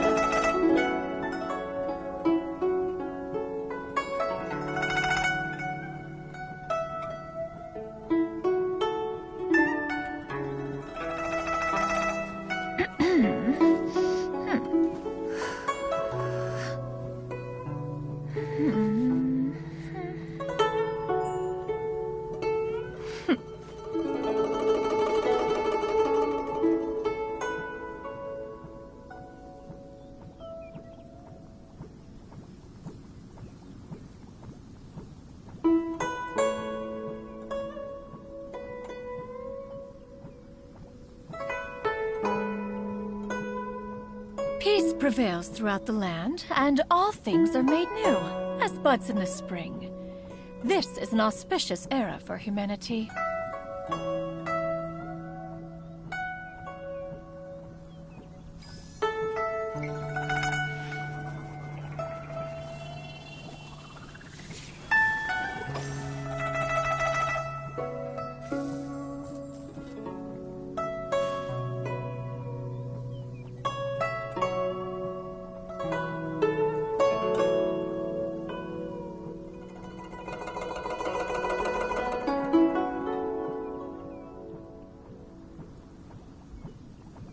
If you are presently unoccupied, perhaps we could stop a while at one's abode for some repose and conversation.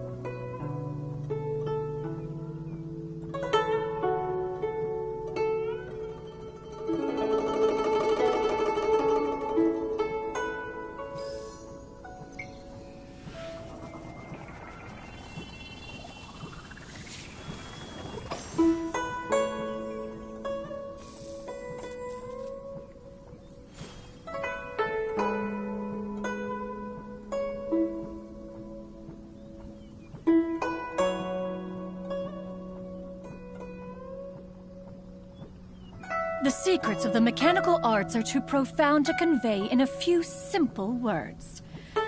Oh, but why must the listener grow weary whenever I begin to divulge them?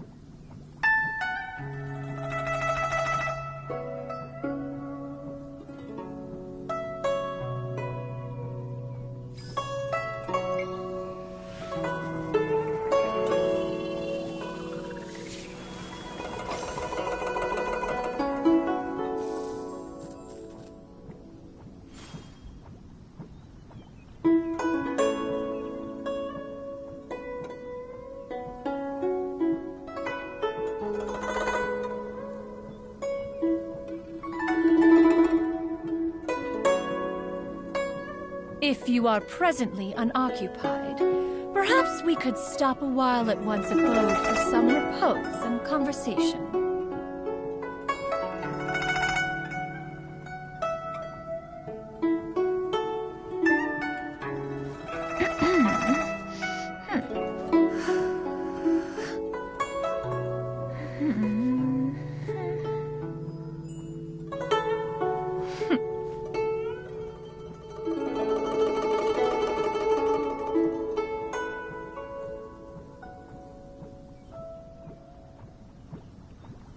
secrets of the mechanical arts are too profound to convey in a few simple words. Oh, but why must the listener grow weary whenever I begin to divulge them?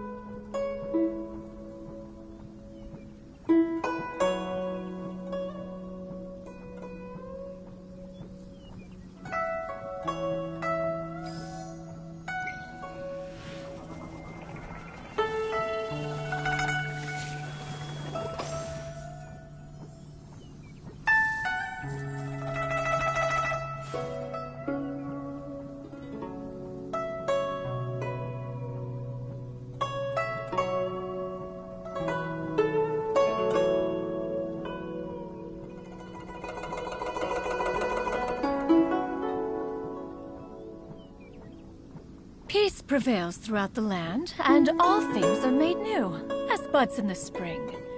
This is an auspicious era for humanity.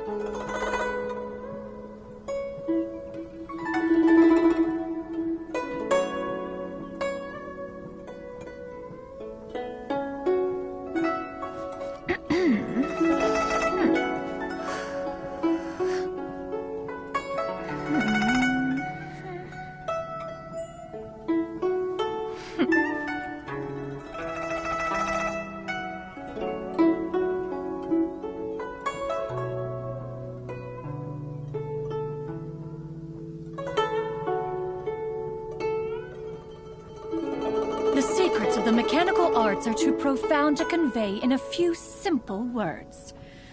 Oh, but why must the listener grow weary whenever I begin to divulge them?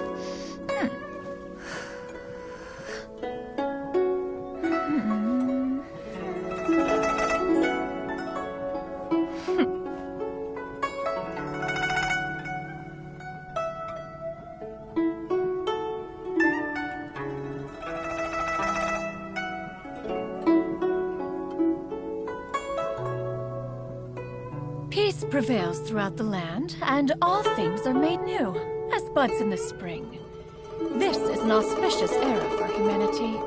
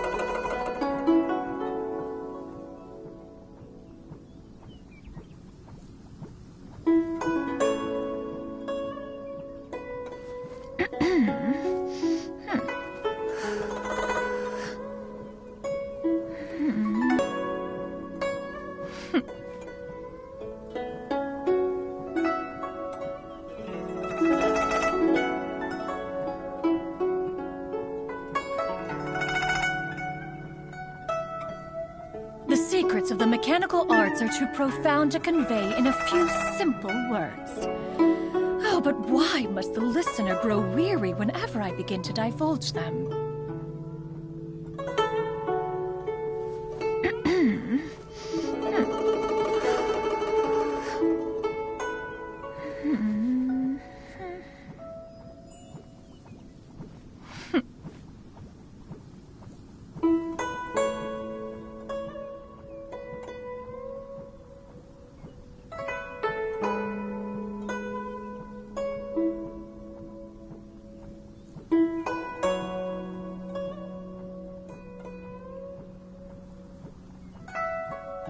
Peace prevails throughout the land, and all things are made new, as buds in the spring.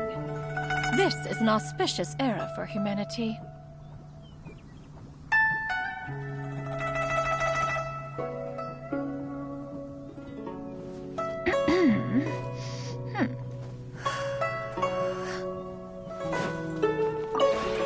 This realm is...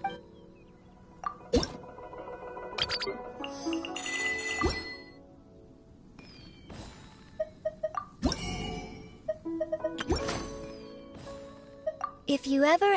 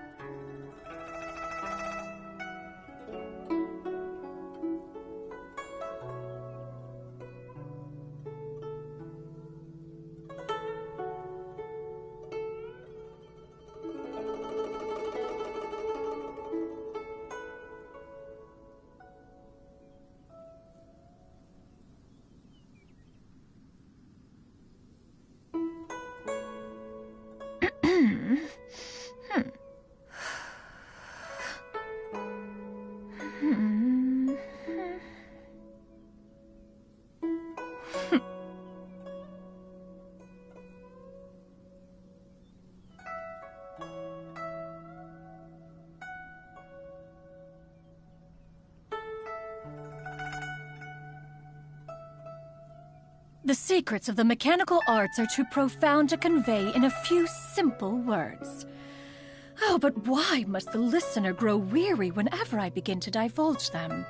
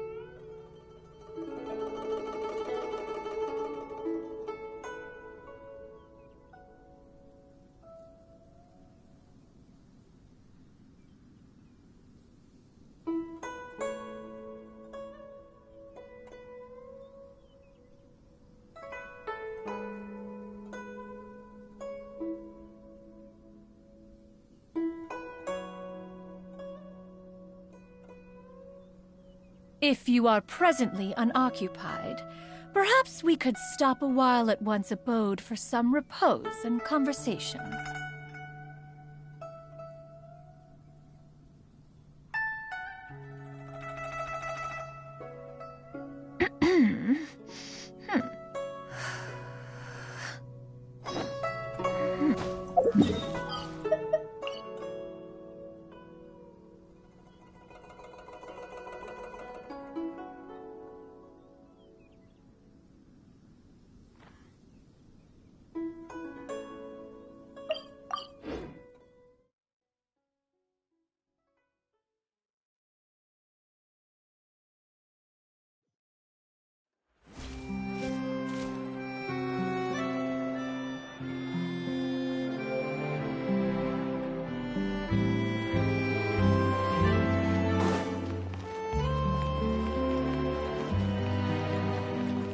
Yeah! Skyward!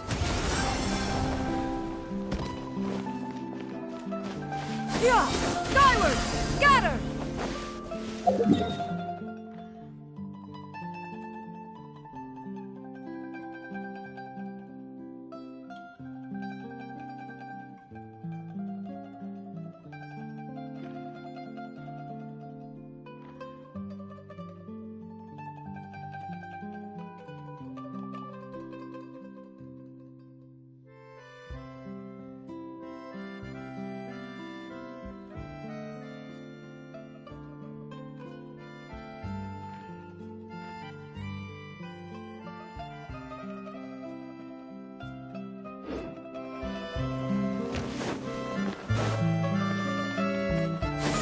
Skyward!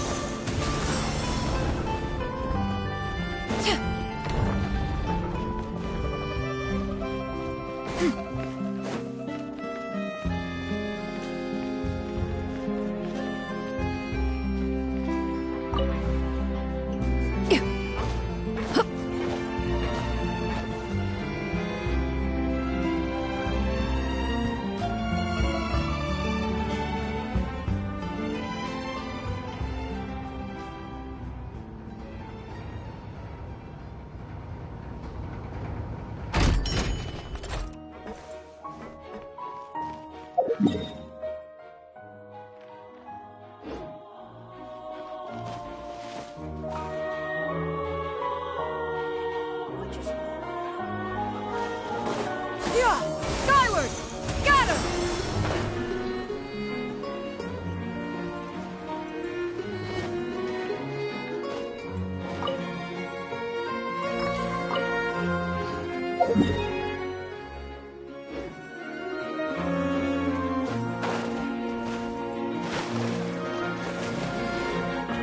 Yeah!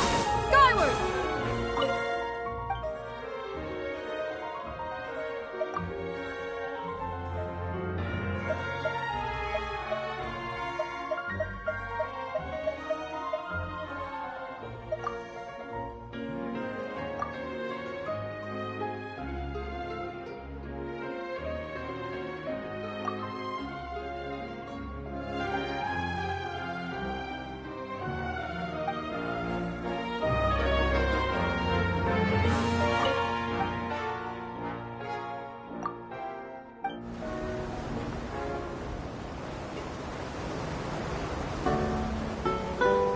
Welcome to the Navia line.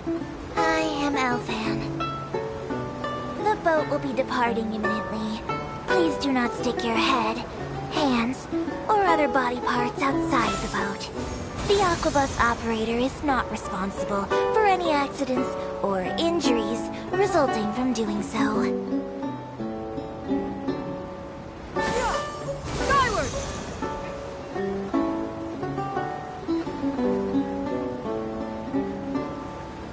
The destination of the current tour is Arenias.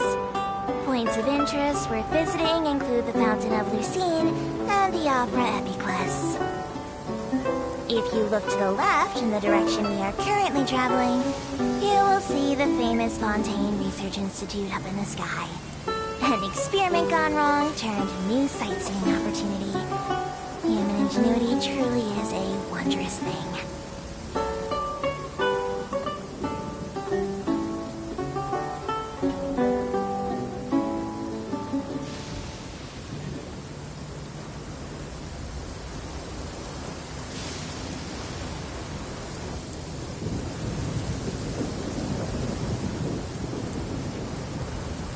now approaching our final destination. Please be sure to bring all your personal belongings with you as you disembark. Even though I will take any forgotten items to the lost and found, the paperwork is rather annoying, as Melusine hands are not suitable for grasping pens. Please be careful when disembarking. It has been my honor to be your tour guide this trip. Thank you.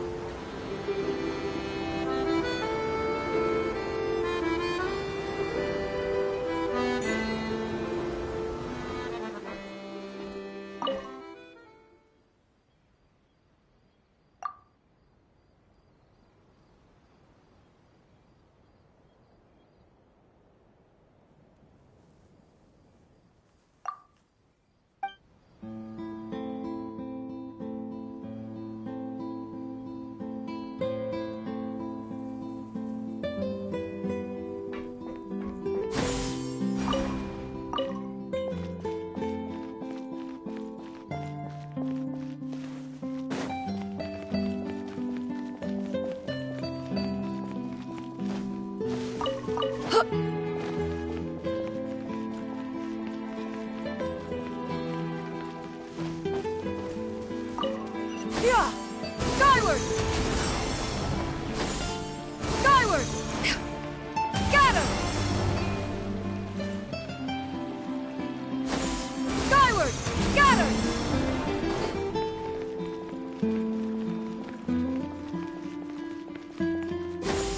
Skyward!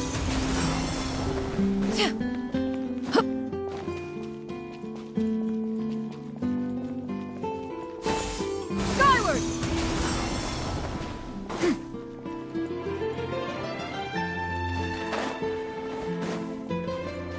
Yeah! Skyward! Scatter!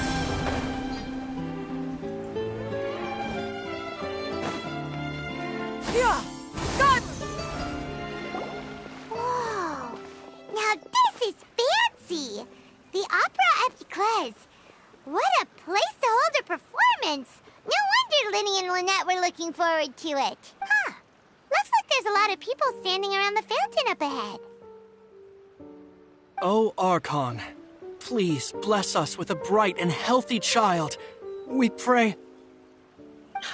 I don't know why you always feel the need to ask so much.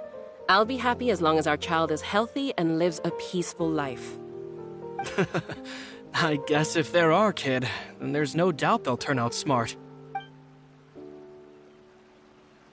Maybe this is one of the customs in Fontaine. There sure are a lot of couples here. Vache. What's wrong? Vache.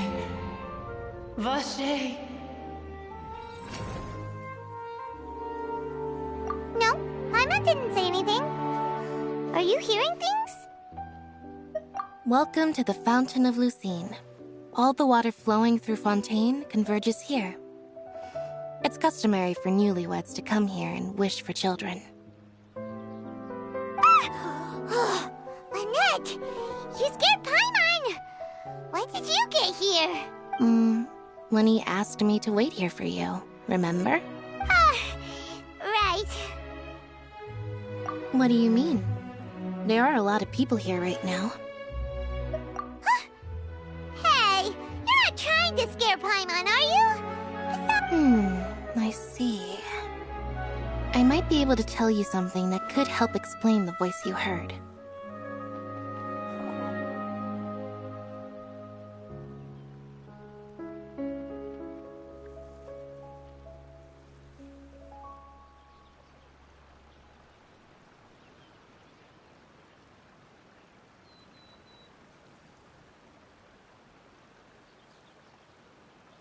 In fact, you might not be imagining things at all. I suspect that what you heard is a result of your hypersensitivity to the hydro element.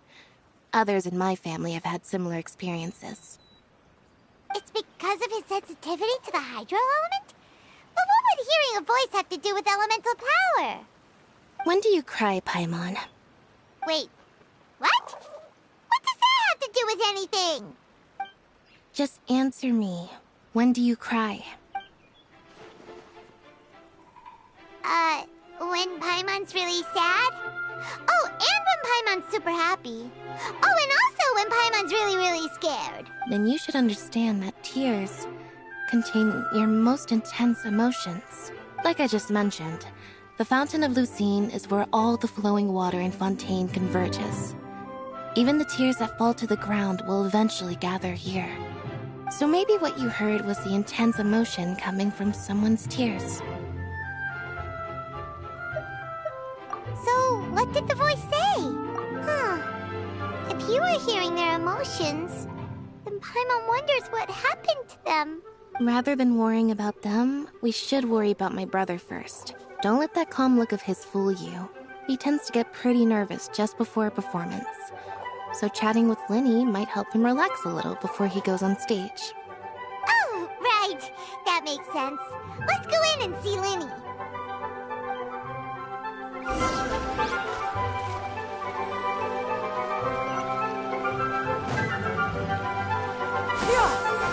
Skyward! Scatter!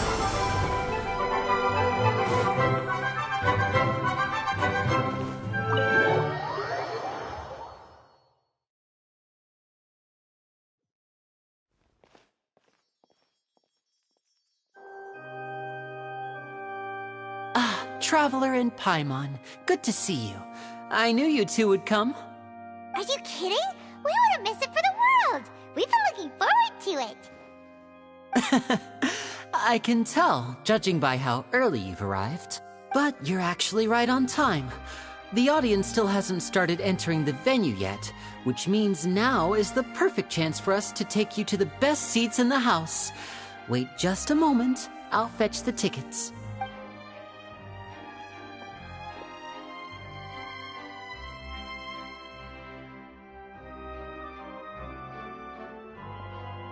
The Opera House has assigned seating, so you always have to make reservations. I've already reserved your seats, and here are your tickets. Ooh, front row seats! Thanks, Linny! Don't mention it. There's no need to keep thanking me. Hey, Linny! Could you come over here and take a look at this? Oh, I'll be right there. Seems there's an issue with the stage props over there. That's Cal, my assistant, calling me. I'll go lend him a hand. Yeah, we'll just go to our seats. You go ahead, Linny.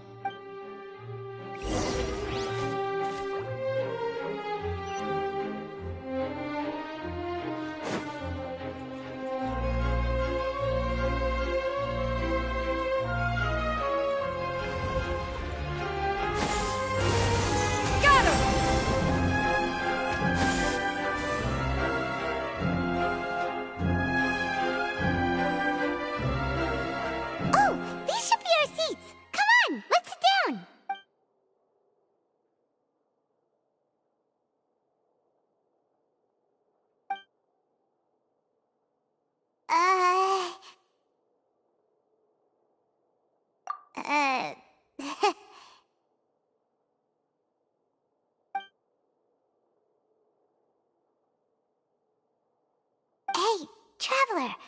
Maybe we should strike up a conversation with the person next to us. Since we're sitting together and the rest of the place is practically empty still, it's kinda awkward if we don't say anything. Oh, you little... Of course you put this on Paimon. Excuse me, I did not realize you felt awkward. I am terribly sorry. I would be perfectly happy to chat with you if that is what you would like. Oh, so you heard all of that, did ya? Boy, you sure have good ears. Paimon thought she was keeping her voice down. Wait, that's not it. Paimon's... Sorry. Paimon's the one who was being rude, talking under her breath like that.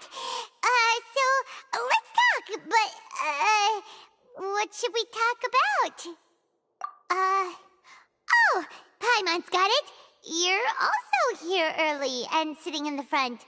Are you a friend of Linny's too? A friend, you say? Well, if Mr. Linny would like to be my friend, I would be more than happy to reciprocate.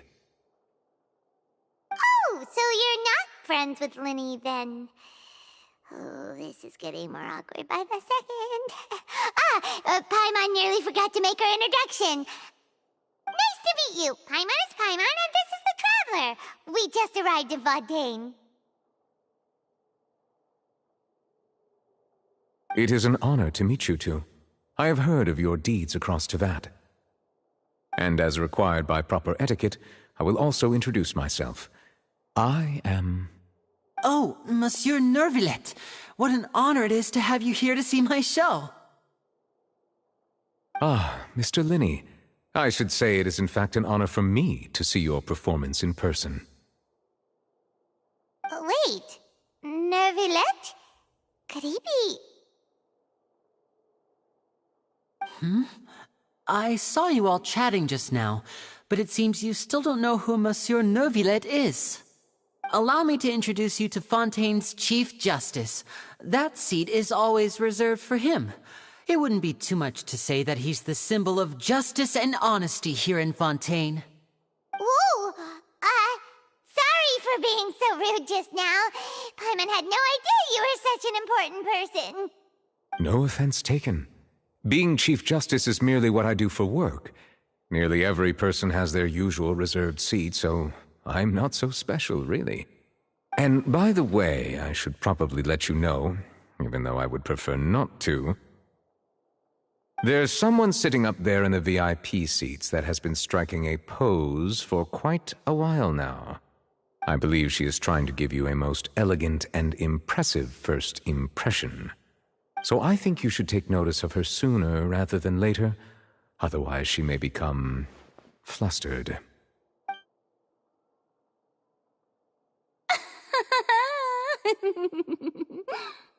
Huh?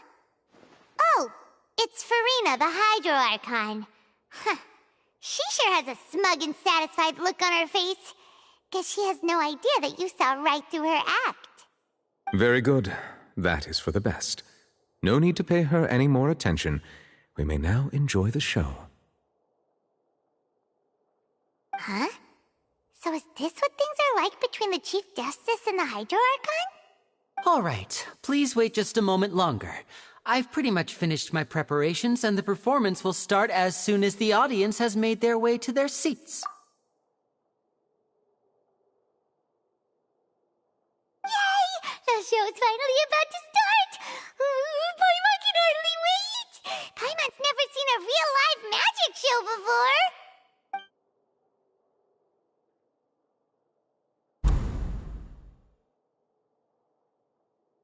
Oh! They're dimming the lights! The show must be starting! Sorry. Paimon will try to stay quiet.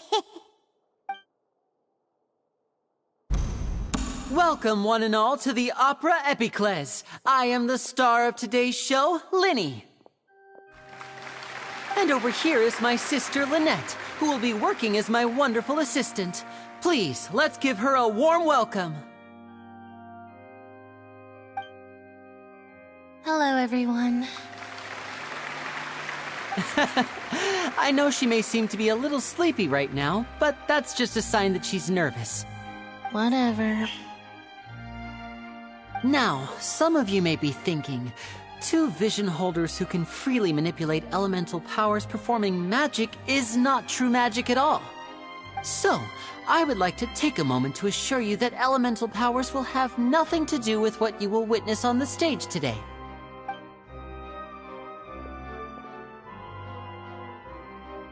Both Lynette and myself have removed our visions for the show. That way, even the gods won't be able to help us. Oh, good point. That's what makes the show real magic. Now, without further ado, let the show begin. Lynette will now exit the stage to make some preparations. I know you might miss her, but don't worry. She'll be coming right back on stage momentarily. Perhaps in an unexpected way. I'm sure she'll be stealing the spotlight soon enough. Oh, and before I forget, there's one more thing I should say. You never know what can happen in the blink of an eye. A magician's greatest skill is making things disappear or appear. The possibilities are endless.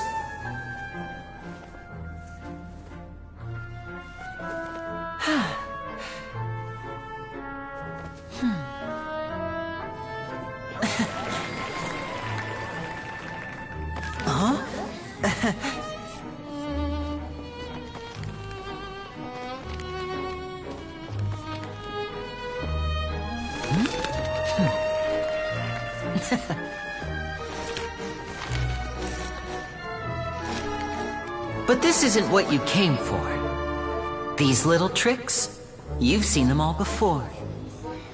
So it's time for something truly extraordinary, don't you think? This one's a little tricky.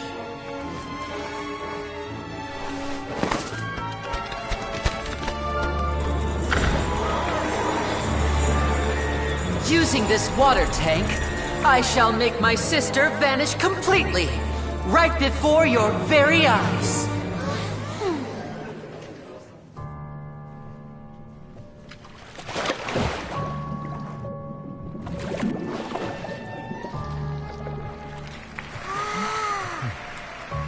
It's actually quite simple. She'll just turn into air bubbles and float right out of the top.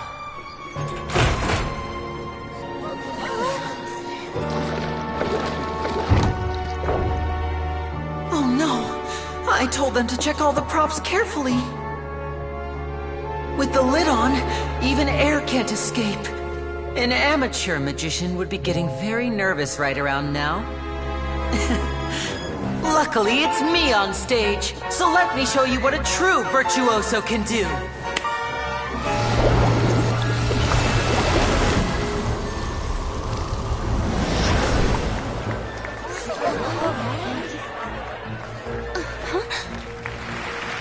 Lynette, are you still there?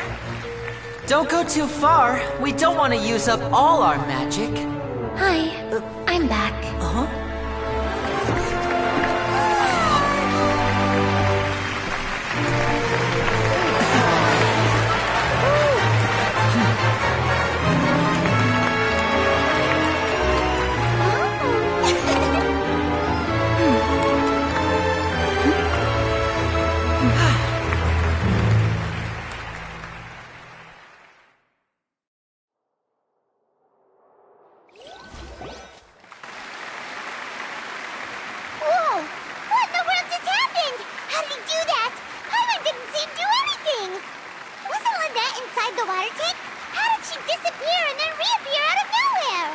If we could see easily through his tricks, then that would mean that his skills are still lacking. To appreciate magic, you should focus on the show happening on stage, rather than getting caught up in trying to see that which has been intentionally hidden. Guess you're right. Paimon couldn't believe her eyes when Lynette reappeared. Amazing! Thank you everyone. I'm glad you enjoyed that performance. But our magical journey has only just begun. I've prepared even more astonishing surprises for everyone here. The magic of transformation and disappearance can go far beyond what you've just seen. I'm sure many of you are thinking that escaping the water tank was impressive enough, but Lynette is still my assistant after all.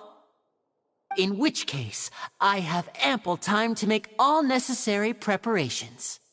So, for my next trick, I will require the participation of one lucky audience member. Please, if my assistants could bring out the magical boxes now. There are 2 boxes, and only 2 boxes. One is here, and one is there in the aisle among the audience. I'm sure many of our clever audience members have already guessed our next magic trick. A swap! Our lucky audience member and I will each enter a magic box. After 1 minute, we will each emerge from the opposite box. Now please, everyone pay very close attention to the box you see here. Don't give me any chance to make a move. Wow! How's he gonna do this? Hey, do you think this is all magic tricks, or does Lenny have actual superpowers? The lucky audience member will be generated by this random number selector. It selects numbers entirely at random. Even I don't know who will be chosen to participate. Now then, let's begin. Let me see. Oh, row 7, seat 3. Congratulations! You now have the chance to experience magic firsthand for an entire minute. Please, come forward. My assistant will take you beside the magic box. I'm sorry, it might be a little cramped inside, but no need to feel nervous. We've carefully arranged everything for you to be as comfortable as possible. You don't need to do anything, but no matter what strange things may happen, don't come out of the box. If the magic is interrupted, who knows where you might end up? You might even find yourself in the Fortress of Meropide. Oh, okay. All right. Before I enter the magic box, there is one more thing I need to ask the audience to do. Could you all give me a countdown? Like this. 60, 59, 58. Just keep counting down. You can go a little faster or slower if you like. I won't be able to see anything in the pitch black box, so I'll be relying on your voices to know when time is up. Oh, and no tricks now. If you quickly count from 60 in just 30 seconds, then I'll be in a tough spot. Ooh! Paimon kinda wants to count faster after hearing him say that! No, that won't do. I can see it in your eyes. You still can't be trusted. Let's practice together. Come on, repeat after me. 60, 59, 58. 60, 59, 58! That's right, perfect. Keep it going. All right, I'll see you all on the other side once you've finished counting.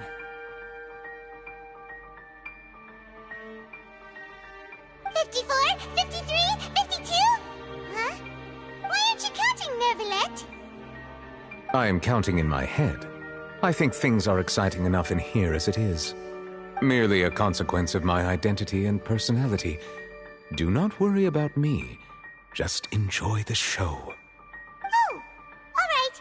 You look so serious that Paimon thought you might be feeling uncomfortable or something. 40, 39, 38! Mr. Linney, are you all right in there? Is everything ready? Yes, I'm fine. I'm just double-checking the direction of the magic. It would be a disaster if we get sent to the wrong places. For example, mid-air right above the audience. Even though he's saying that, Lenny doesn't seem nervous at all.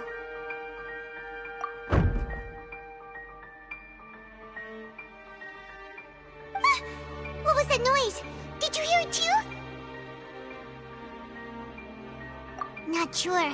Anyway, it doesn't seem like anyone's worried about it. 25, 24, 23! What's wrong, Mr. Linney? I can still hear you moving in there. I seem to have accidentally knocked over a decoration. I'm trying to fix it, but it's pitch black in here. I can't tell left from right. Never mind the decorations. There's no time for that. The show is what's important. No, that's unacceptable. I want my show to be perfect. Don't worry, we still have 20 seconds. Hear them counting? 19, 18, 17!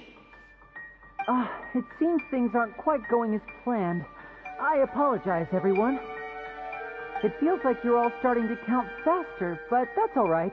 I know it can be tiring to do such a long countdown. 10 seconds and change is still plenty of time. 10! Almost there now. 8! Whew. Swapping two people is harder work than you might think. Even a master magician like me can't guarantee I'll get it right the first time. Hey, wait! Is this the back one? I can't tell. They both look the same inside. Huh? Nope, that's not it. I'll try again. 7! Hey, slow down! Honestly! 5! 4! 3! Whoops! That doesn't count! 0!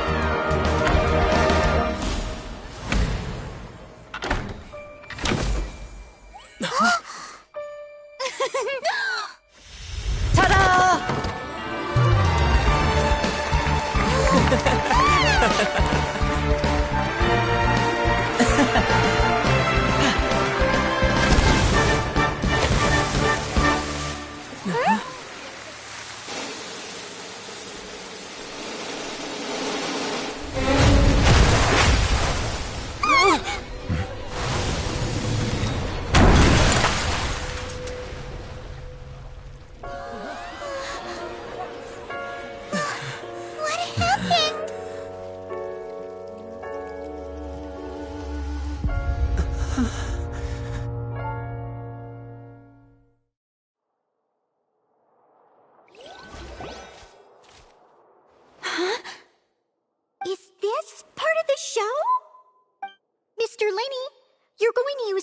equipped to fix the stage now, right?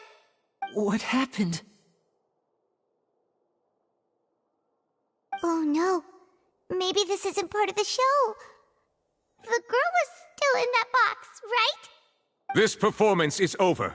Medical staff with me. Guards, secure the scene and detain all the performers. Seal the exits. No one is allowed in or out at this time. Yes, that's right. If this was just an accident, then we must investigate the cause. But if this was all part of some scheme, then those accountable will not escape the judgment of the God of Justice! No need to be alarmed, you two. We'll get to the bottom of this soon enough.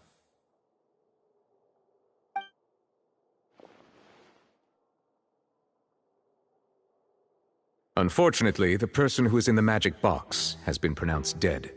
His name was Cowell, one of the assistants in Linny's magic troupe. Apparently, the fireworks on stage ignited the ropes that were suspending the water tank, which then caused the tank to fall onto the stage. As of now, we are still not sure why we found Cowell in the box, rather than the guest from the audience. And after an initial search of the area, the guards have confirmed that the girl is nowhere to be found. It appears that this incident was not merely some mishap with the performance. And there are many indications that it is connected with the case of the serial disappearances of young women.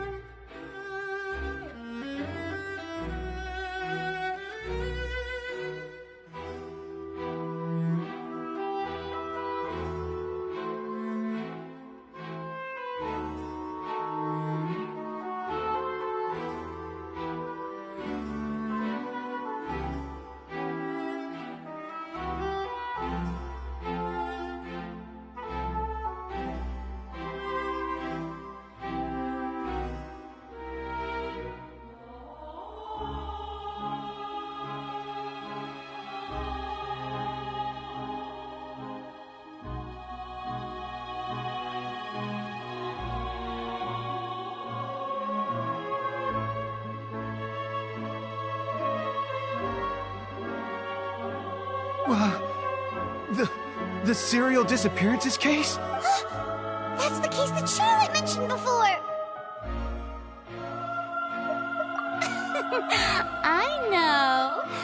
I know the truth. I can see through the whole thing. Really, using such a shallow and obvious mystery as his finale. Did he really underestimate us that badly? I say that our powerful magician, Mr. Linney, is now the prime suspect for the serial disappearances case. Huh?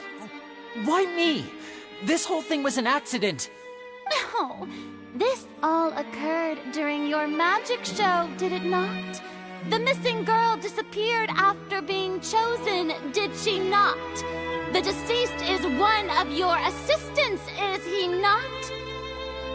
Now that I think about it, that whole speech about magicians making things disappear was nothing more than a provocation, a bald-faced challenge.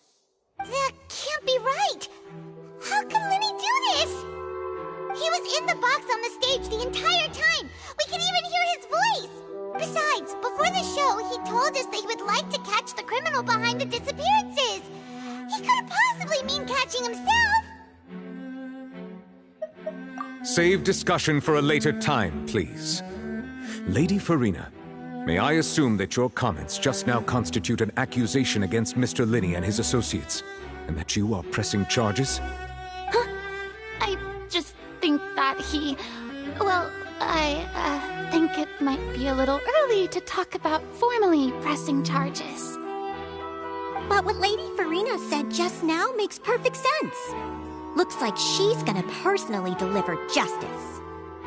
A kidnapping and murder carried out under the cover of a magic show. Lady Farina said it all. I mean, of course, my dear people.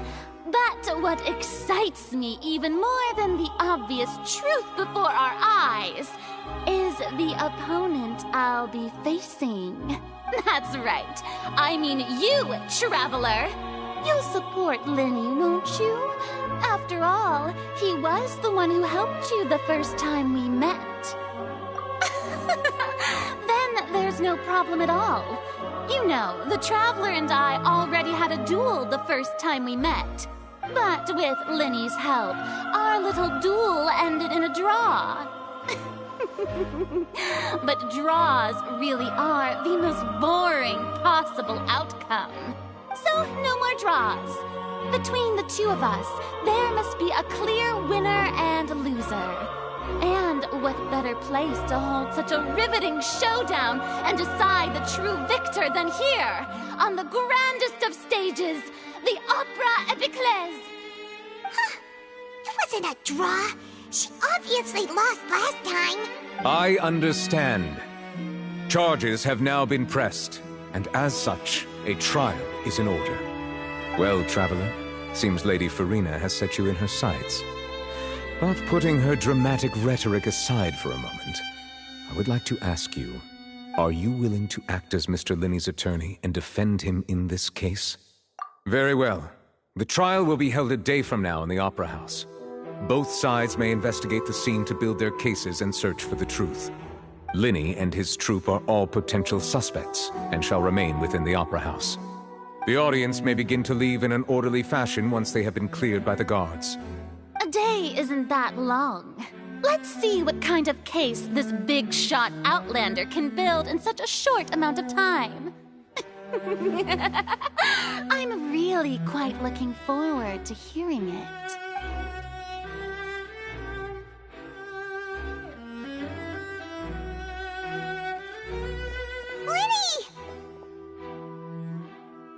Sorry about everything that happened just now.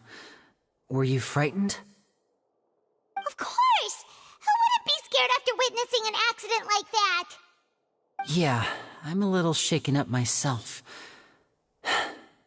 How could this happen? And poor Kel. I know you already claimed that you would defend me, but now it's just us talking. Tell me, do you think I could possibly be the murderer? Good to hear. Thank you so much for trusting me. I'm sure everyone sees me as the biggest suspect at this point. But if you ask me, the whole thing is mysteries layered upon mysteries, such that all that's left is confusion. I don't know whether what happened there on the stage was purely an accident or not.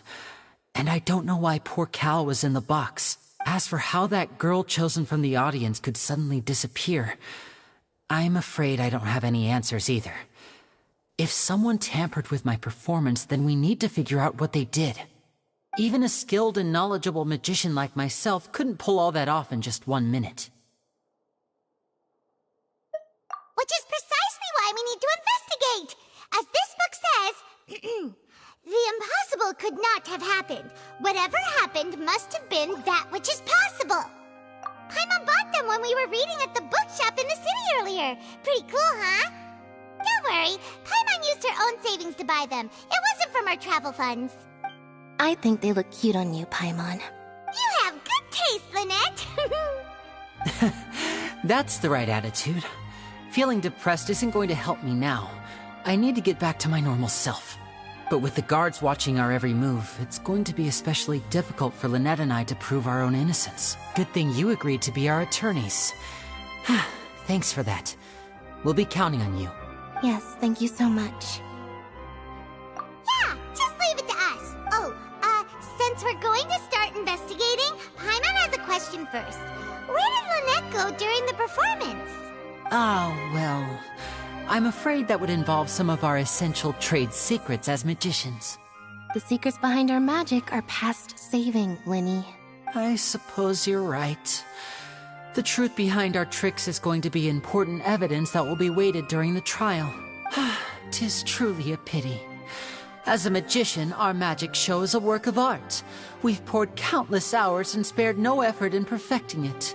But if revealing our secrets will help you uncover the truth behind what happened, then it will be well worth it. We should go somewhere else if we're going to discuss our magic tricks.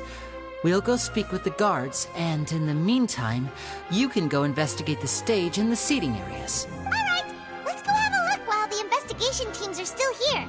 Detective Paimon is on the case!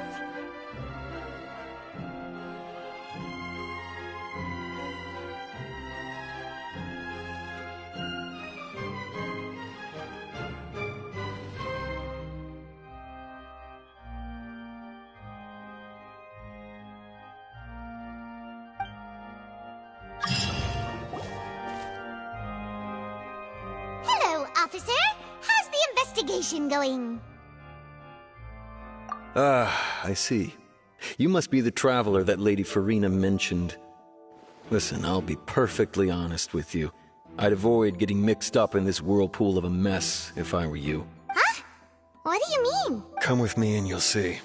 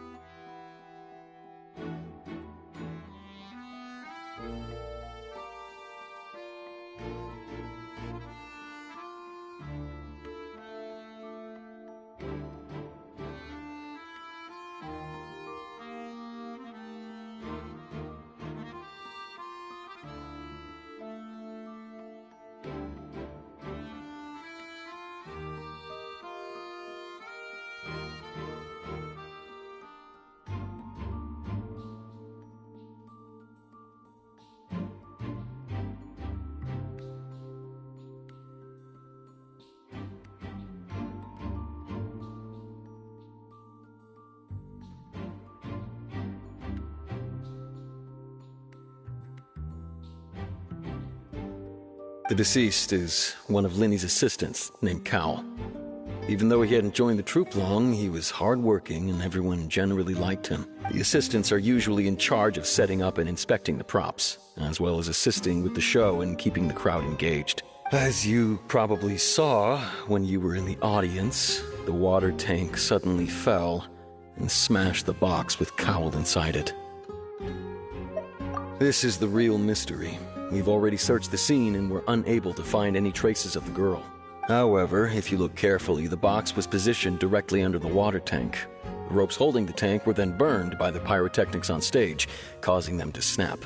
All these factors lining up so perfectly makes it hard to see this as a mere accident. If anything, the more logical explanation is that the whole incident was intentionally planned, and Linny is the most likely person to have access to all these areas. But he doesn't have a motive. Are you both good friends of his? Well, you can't say we're good friends, but we've known each other for a little while. So in just a short time, he was not only able to win your trust, but even convince you to act as his attorneys. I know there's no such thing as magic. The real trick of a magician is holding the audience in the palm of their hand. I've seen a lot of cases, and I can tell you that people are the least reliable kind of evidence. Sorry, I tend to be pretty straightforward. Just know that I'm warning you for your own good. Anyway, you may investigate the scene of the crime yourselves if you're curious. Who knows, maybe you'll be able to come up with some new evidence.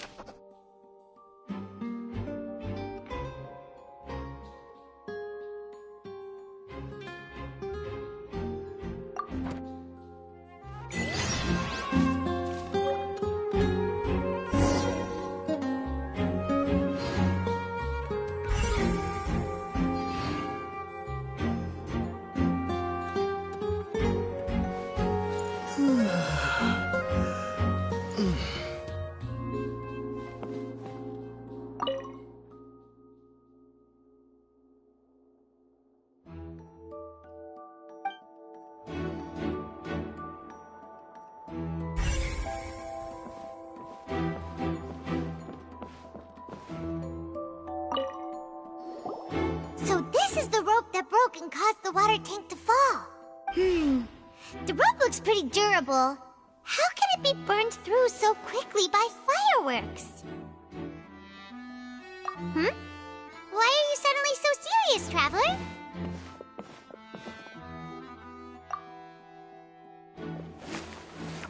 Whoa! Look! This bit is made from different material! Most of it was burned away, but there's still a little bit of it left. So if a rope meant to hold something was made with that kind of material in it, then that means... Wait! Why don't you write all this down? Let's take notes!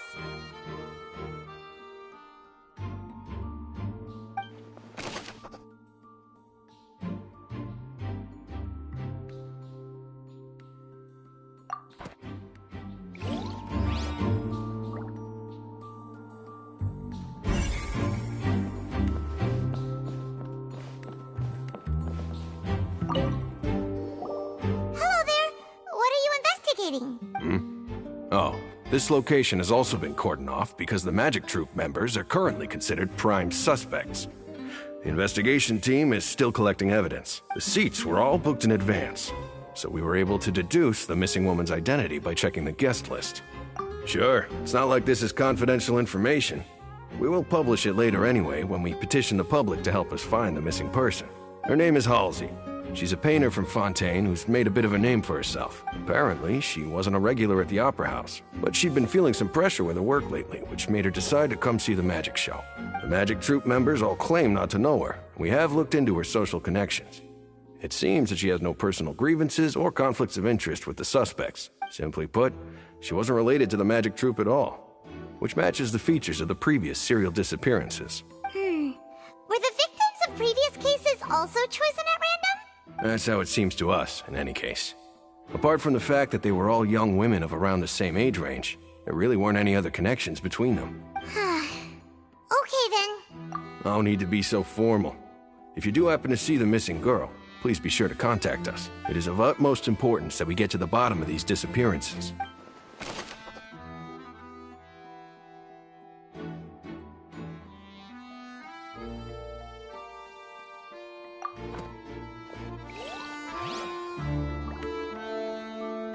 If you do encounter Miss Halsey, please contact the guards immediately.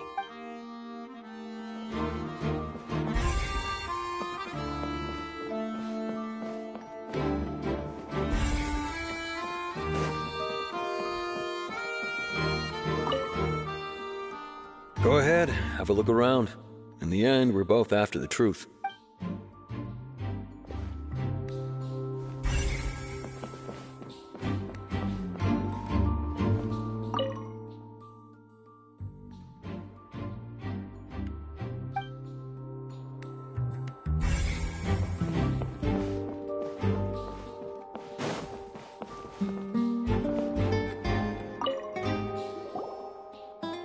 The investigation team has some new findings. Turns out there's an issue with the random number selector after all. See? I told you. What if the machine picked some big guy's seat? You think the murderer would have still made his move then? Sorry to interrupt, but we're helping Linny and Lynette with their side of the investigation. What were you saying about the number selector? There's something wrong with it? You're trying to help them? That'll be a tall order. Linny used the machine to pick a random member of the audience during his performance, right? The lucky girl that later disappeared. Well, we thought there might be a serious problem with the machine, so we had it taken away for further inspection. It turns out that the seat number it picked wasn't random at all. The machine picks that same number every time. I'm sure you already know that you have to make a reservation in advance to get a seat, regardless of whether it's a trial or some performance. In other words, Linny knew who would be sitting where from the very beginning. That much checks out. Linny reserved our seats for us, too. Bet you see why I was saying it'd be tough to make a case for Linny. Even though it's bad for Linny's case, Paimon had better write it down.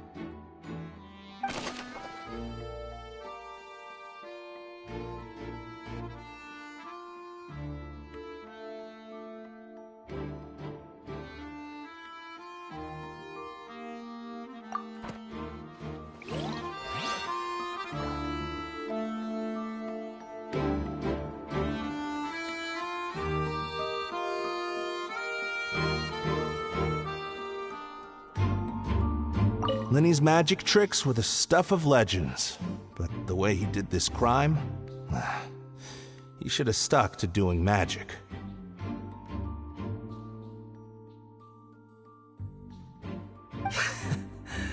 Look, doing magic tricks is one thing.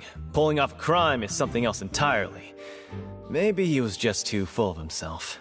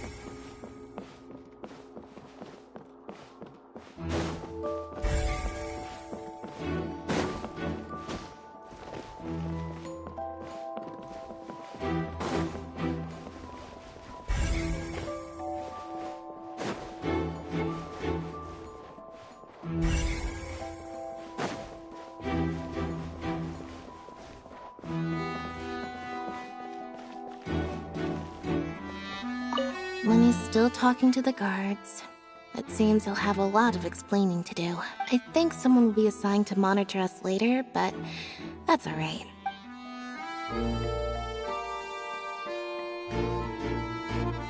Linny's still talking to the guards. I think someone...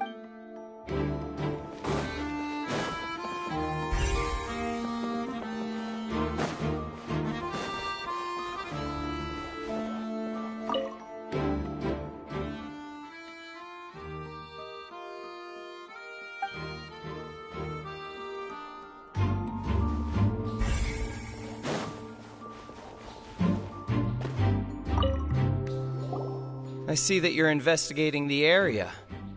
Well, it just so happens that I'm interested too. If you find any new and interesting leads, be sure to share them with me, alright? We don't have too many thoughts yet. Then why don't I tell you my hypothesis first? The way I see it. And I'll start it with that loud thud. The thud? Oh, you mean the sound that happened during the countdown? Yes, exactly. It wasn't terribly loud, but I suspect that most people heard it. It's just that everyone was awaiting the results of Linny's trick with bated breath, so no one paid it much mind. But now that the incident has happened, the thud has become an important clue. That makes sense. So, what do you make of it? I'm of the opinion that it may have been the sound of Linny's accomplice. Lynette, perhaps. Jumping atop the water tank, or something like that. And when the pyrotechnics went off, she cut the rope, sending the water tank crashing down. But wasn't the noise we heard too loud for that?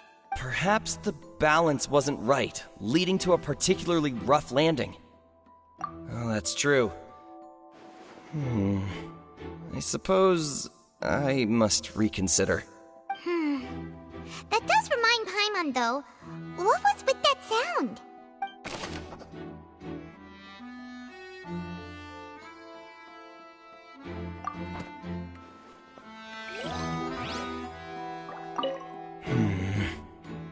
Could it be that I didn't see it happen?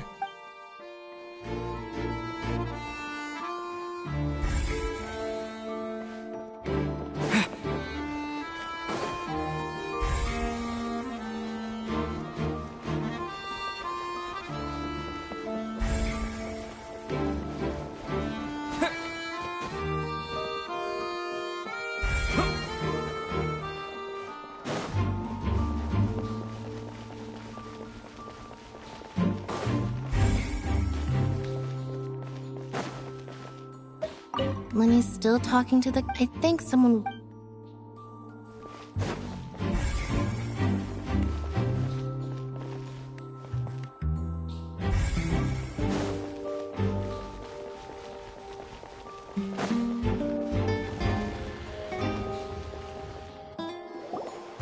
Hey, you! Yes, both of you! Over here! I've been keeping an eye on you for a while now. Huh? You mean us? That's right. If I'm not mistaken, you're also among those who wish to cut down the thorns and pursue the truth. No? And by the looks of it, you're not from Fontaine. Well, you're right on the more about that one, but who are you? Have you never heard of the Spina di Rosula? From mediating disputes and providing protection to solving conundrums, you name it, Spina di Rosula does it. And I, Navia, have the honor of being its renowned president. Though those who play by our rules call me boss. I'm Silver, her attendant. Pleased to meet you. And I'm Melus. Demoiselle's various daily needs and affairs are under my purview. Huh? Boss? Demoiselle? What gives with the names? Well, I am the second-generation president. Melus and the others are still used to my previous title. My apologies, Demoiselle. Should you prefer, boss, I will endeavor to use that instead. No need. You don't have to call me boss. Just Navia is fine. Okay, if you say so. Not that we're members of Spina di Rosula anyway. All merely trifling details. Never mind. Now, back to the situation at hand. That's right. I've always kept an eye on the serial disappearance cases. My interest stems from a matter back from my father's time. Judging from the look of things, I find Linny an unlikely mastermind. Really? We think so too! That's why we're looking for clues now. But how did you come to that conclusion? Intuition, naturally. My unparalleled intuition. Farina sure was quick to point the finger at Linny without any decisive evidence whatsoever, wasn't she? But that's not uncommon for her. If you remember, the Justice had to interrupt her and ask if she was pressing charges just to keep her from getting carried away. Anyway, a trial begins the moment someone levels charges. And, of course, there was no way Farina was going to back down in that situation. Sounds more like you just don't trust the Hydro Archon. Well, what's your opinion? I must admit that she can be interesting at times, but liking her doesn't mean that I'll blindly agree with her. All right, I've answered your question. Now, it's time you answer mine. Wait a minute, did that answer count? Well, I say it does. But don't worry, you won't hear any pointless questions from me. In your opinion, do you think it's right to treat a trial like it's an opera? Well? And why would that be?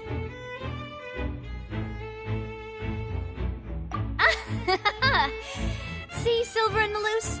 I told you they'd be different. Most astute of you, demoiselle. I, too, think that the Traveler's response was most excellent. No matter how wonderful the script or how fervent the audience's expectations may be, the trials that go on stage here must be based in fact. And if that can be done, boss, then... All right, that's quite enough, Malus. Anyway, I like your answer. You pass with flying colors.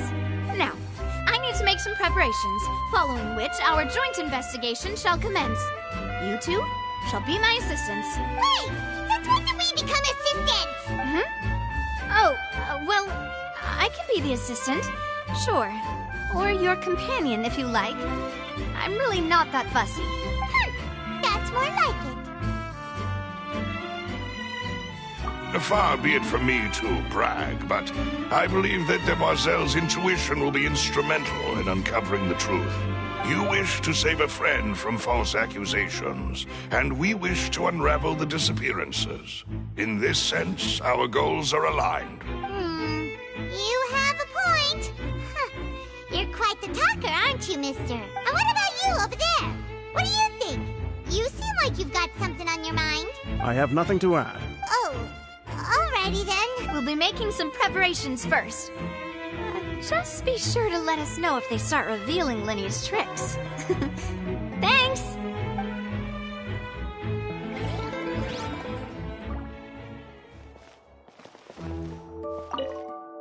Speaking of that, I think magic shows would be very popular in Poisson. I can see that. Maybe I should try to learn some magic. If I could make things disappear, cleaning my room would be a cinch. You need not worry about such things, demoiselle.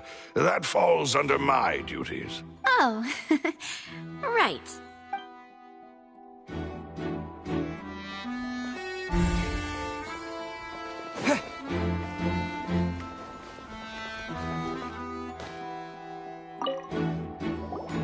Sorry, but no one can freely enter or exit the Opera House at the moment. If you wish to leave, you must register your identity with us first. No, we're not leaving. We're representing Linny and Lynette as attorneys, so we're investigating the case. Were you always guarding this entrance? Yes. After the Chief Justice gave the order, everyone coming in or out must undergo a strict inspection. So the missing girl couldn't have left from here. At least, not from that point on.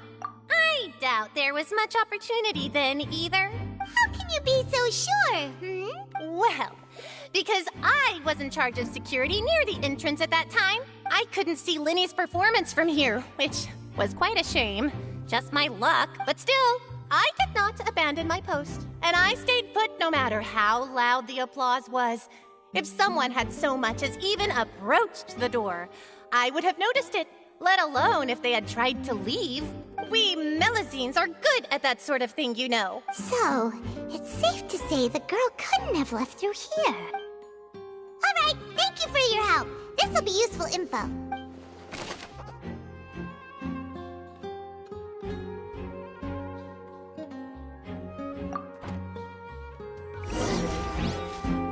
We've checked everything of note here at the performance venue. Paimon wonders how Linny's discussion with the guards is going. Let's go see, shall we? Ooh, things are getting interesting, huh? We're about to see how magic is made. My apologies, but access to the venue is restricted at this time. Please register first. Skyward! Scatter!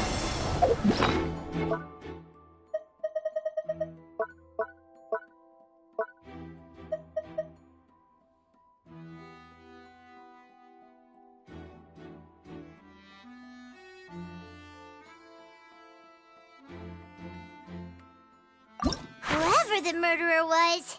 They must have made preparations well beforehand.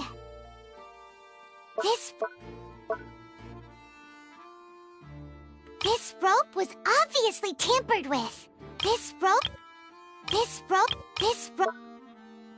Whoever.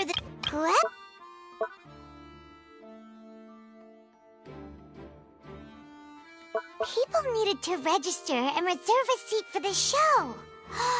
That, combined with this number selector, could allow you to pick a young lady instead of some old fogey. Why would it be him? How strange. Gosh, no wonder the serial disappearances never got solved. We all heard that noise, didn't we? The performance would not have been visible from where the doors were guarded. If Paimon were on duty, she would have snuck back into the audience seating. The performance would not have been visible from where the doors were guarded. If Paimon were on duty,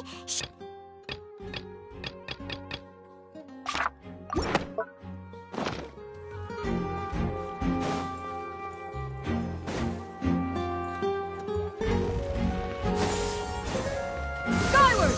Scatter! Understood. Then I will be going with you. Just so you're aware, I will be monitoring your actions and making notes as necessary. Very good. Thanks for being so agreeable.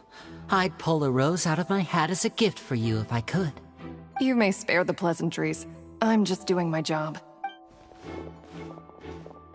You've arrived. Who's this? Me? I'm Spina di Rosula's guardian angel. If you've got a problem, I've got the firepower. Sorry, I got a little carried away there. Call me Navia. I'm a partner of theirs, and will be helping investigate this whole situation. And these are my companions. Would you mind if they join as well? Fine by me. Oh, new helpers? I would be most grateful. Well, let's just say we're tagging along. It's not every day you get to see the secrets behind magic performed on such a large scale. I appreciate your kind interest. Come with me. We'll be heading below stage.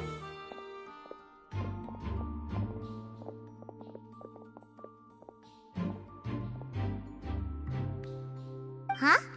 Below stage? Yes, a world of secrets is hidden beneath this magic box, prepared specifically for this switcheroo trick. But before I reveal everything, you should have a look first. Notice anything strange here?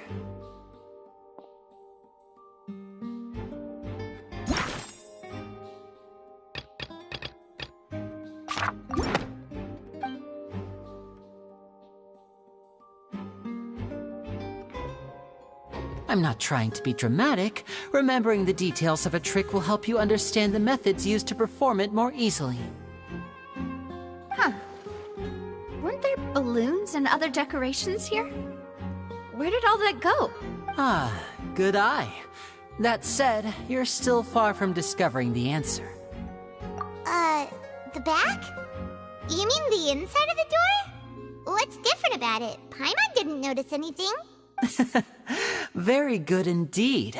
I thought you might not be able to catch that, given that you were sitting in the first row. The back of this door was patterned. Those patterns are now gone, replaced by a smooth wooden board. So, if you put 2 and 2 together, what do you get? Exactly. All right, let's go. I'll tell you how it works as we head down. Oh, so there was a passageway under the magic box! I knew you'd figure out most of it as soon as you saw this place. The 2 magic boxes are positioned right above the 2 entrances of the tunnel. See this flatbed trolley? The box with the lucky audience member in it would be shuttled over to the other side using the trolley. This trolley can raise and lower and even rotate, ensuring that the box will face in the right direction. I see. So that's the purpose of the box inside another box. Precisely. The inner box would descend after the audience member was put inside and be moved along the trolley. all while the outer box would remain on stage as if nothing had ever changed. So that's how you did it! Once the box was lowered, the trolley would store some energy through this device here, with which it would complete the rest of the steps. The audience member would only be able to feel some slight movements in the dark, and by the time she walked out, she would already be back on stage. Right! You were talking that whole time, and you even came out for a moment near the end! Ah, yes. A phonograph operated by Lynette was used to achieve that effect. My assistant and I had already scripted our conversation beforehand. When the countdown began, I had already gone to the opposite box via a tunnel using that ladder. And what about Lynette? Where was she? I was in the mezzanine space in the back of the box. Oh, interesting! That's how we were able to coordinate Linny's lines with the assistant. And, by the way, I was the one who walked out of the box at the end. I mean, we are twins. All it takes is a change of clothes and no one can tell who's who.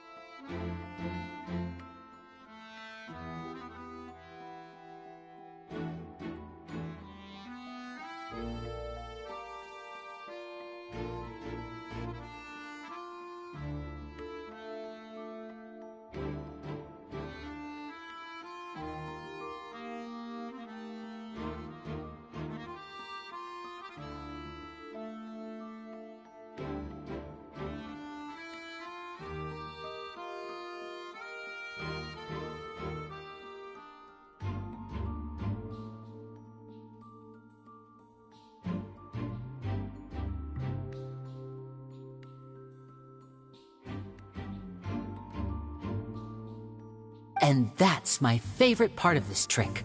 Only Lynette and I can perform it. So that's how it all worked! Wow! Every detail you revealed was more amazing than the last! Lynette would briefly walk out of the box and then go back in, jumping into the tunnel and escaping before the box on the trolley could finish ascending.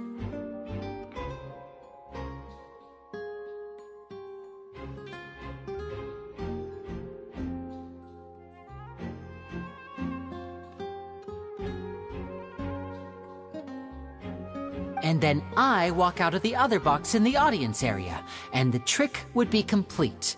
The operative word here being would.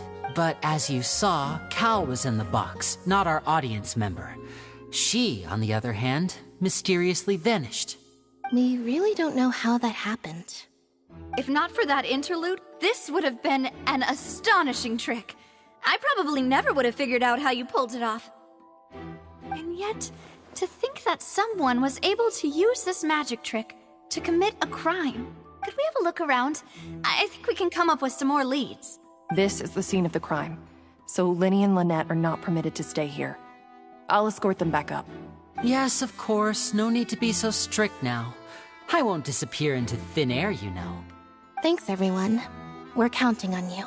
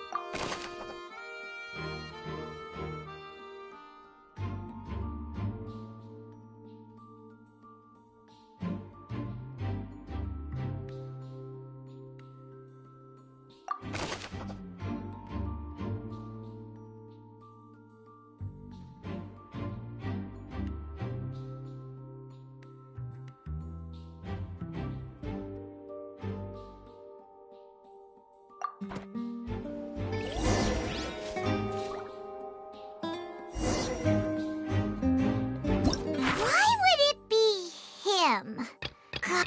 Well, there was no chance Paimon could have seen that the box had 2 layers.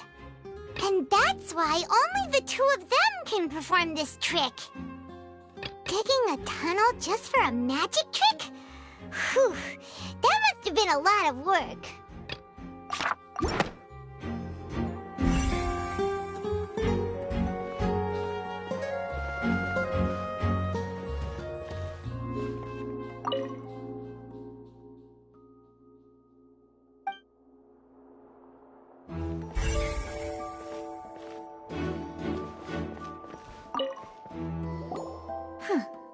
What's this? Looks like a hook tied to the end of a rope. Huh? There's all kinds of odds and ends here. Perhaps it was a prop for a different trick. But why would it have been left here? Whatever it is, let's make a note of it first.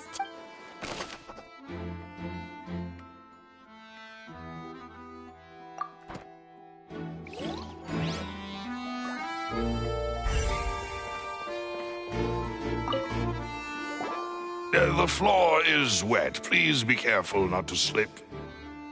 Speaking of which, why would there be water here?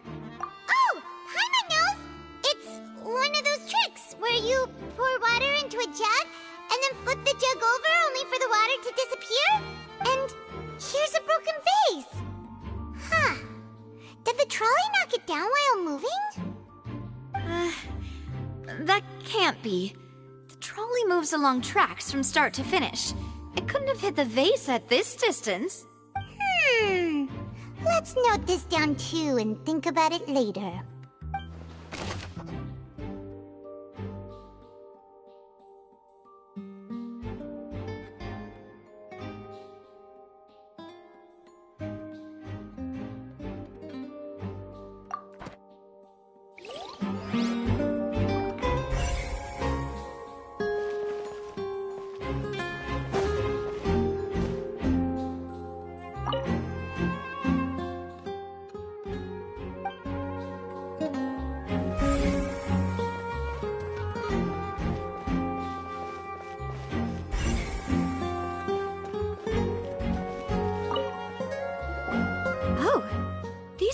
That the lady chosen from the audience was wearing, right? Her clothes are here, but she's nowhere to be found.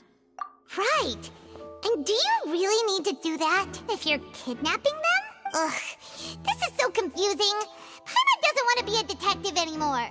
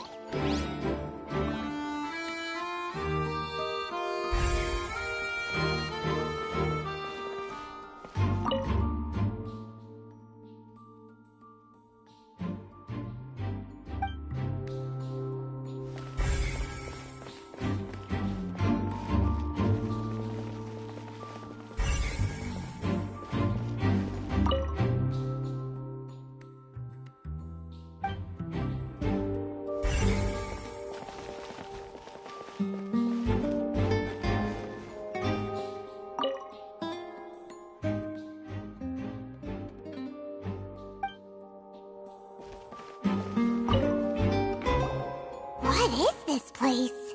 It seems someone could fit through here. Huh. Could this have been the suspect's escape route? Alone, perhaps. But if they had to pull another person with them, the space would be too narrow. But there are no other ways in or out of here.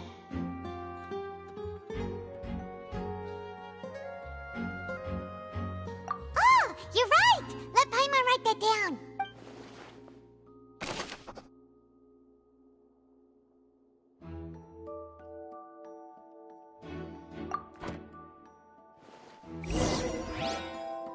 Seems we're just about done investigating down here.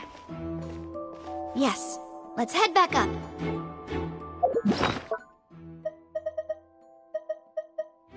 Why would it be him? Whoever the murderer...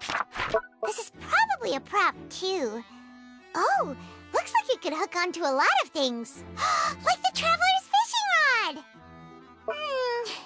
This flower vase is probably a prop for the show.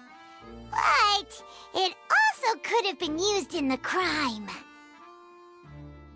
Paimon doesn't get this at all. You think about it for a bit, Traveler. People needed to... digging... That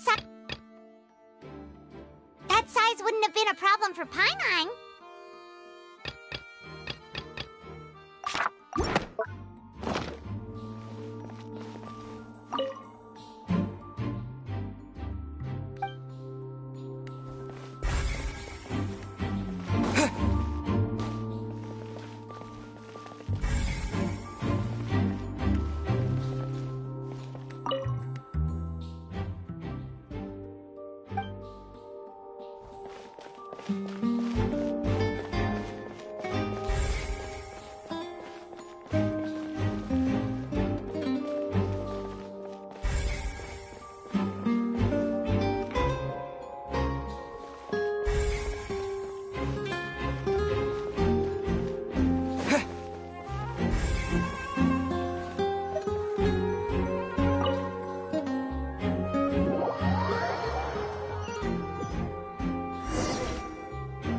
Well, we've ascertained the state of the crime scene. Let's find a place to sort out our findings once Malus returns.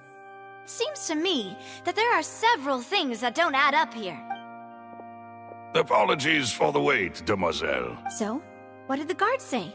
Did the criminal escape through the vent? They believe the odds of that are very low, since the vent leads to the Opera House's basement. The guards have checked the area carefully. No one left through the basement during the performance or after the incident, and no one was found hiding there. So the tunnels become like a secret chamber then! You know, like the kind you usually see in novels! The plot thickens. Halsey's disappearance and Cowell's death are both quite inexplicable. No wonder Farina was so confident in her accusation. All the current evidence points toward Linny and Lynette. In other words, the charges are very likely to be upheld unless we make some considerable progress. Charges and then trial. So if the charges are upheld, they'll announce a sentence?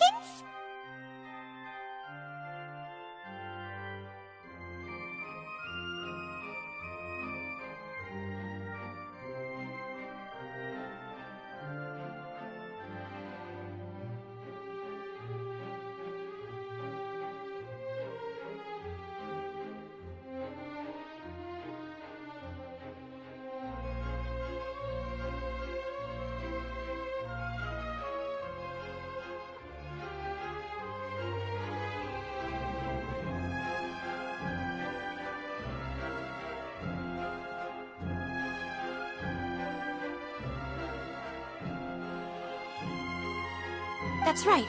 This is how a trial goes in the Opera House. During the proceedings, the Chief Justice and the oratrice will hear statements from both sides. That's right. This is how indemnitium is produced. The statements from both sides, the defenses from attorneys, witness testimonies, and even the audience's emotions will all be projected on the oratrice. To put it simply, it's as if the oratrice has its own will, and is a judge in its own right. This also precludes any kind of favoritism on the part of the Chief Justice. Not that this has ever happened anyway. Once both sides have finished speaking, the Chief Justice will make his final decision. This, too, will be used by the Oratrice as a reference. Then, finally, the Oratrice will be consulted by officials. The result it returns is the will of justice itself. Huh? So that machine is the one that actually decides? Paimon thought Neverlet called the shots. In practice, there is very little difference. Both have always come to the same judgment, which is why people have great faith in the Chief Justice. Yes, the guards also asked me to convey that none of us will be allowed to leave this place before the trial. Huh? Why? Because we've chosen to act as the twins' proxies. That makes us persons related to the case. They're concerned that we might be colluding with outside parties, or that we might find outside help to disrupt the case. And even if that were not so, it could prove problematic if we happen to spread key information about the case ahead of time. I'm ready to break out at any time. Whoa, whoa! There's no need for that! Paimon thinks they have a point. That said, are they providing food? Of course. I just hope you don't mind the lack of options. I'm afraid that catering to all tastes is not in the cards, nor is any guarantee of balanced nutrition. In that case, let's just sort out our findings together here. Pity. I was hoping to take you to try some of Fontaine's famous desserts, too. I mean, what better way to properly think through our findings than over some tea and sweets? Huh. Breaking out suddenly doesn't seem like such a bad idea after all. Just kidding, just kidding. Paimon will still do her best, even if there are no snacks. What do you mean, no snacks? Of course we'll have snacks. If we cannot buy some, then we'll simply make some. Huh? Here? But how? Understood, Demoiselle. Everyone, please come with me.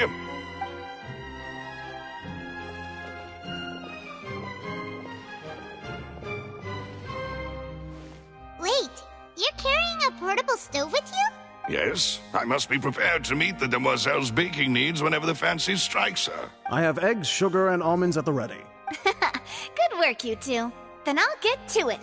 Please sit tight for a moment. You'll get to taste my awesome snacks soon enough. These three are quite the interesting group.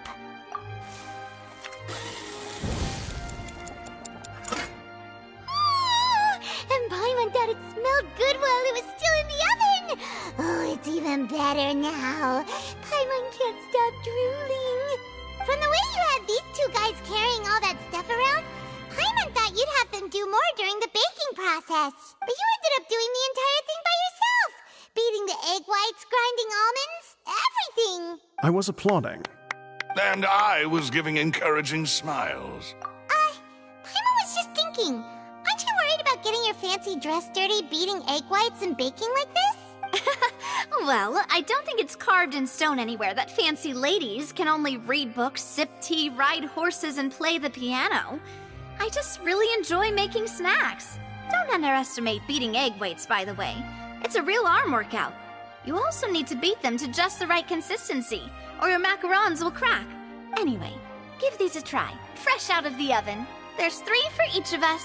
Only 3? Well, eating too many sweet treats might send all that sugar to your head. You wouldn't be able to think clearly about the case on a sugar rush, would you? Tea is ready to be served as well. This is Demoiselle's favorite, strong black tea with a floral fragrance that clears the mind and lifts the spirit. No need for concern. I'm merely doing as I should. All right, then. Down to business. As Paimon mentioned previously, the tunnel seems to be something of a secret chamber. However, we can assume that Linny and Lynette were not alone within it. Some criminal also occupied its sealed confines. The magician twins could have committed the crimes, of course, but they lack any logical motive. Exactly! Why would they do such a thing right when everyone was watching?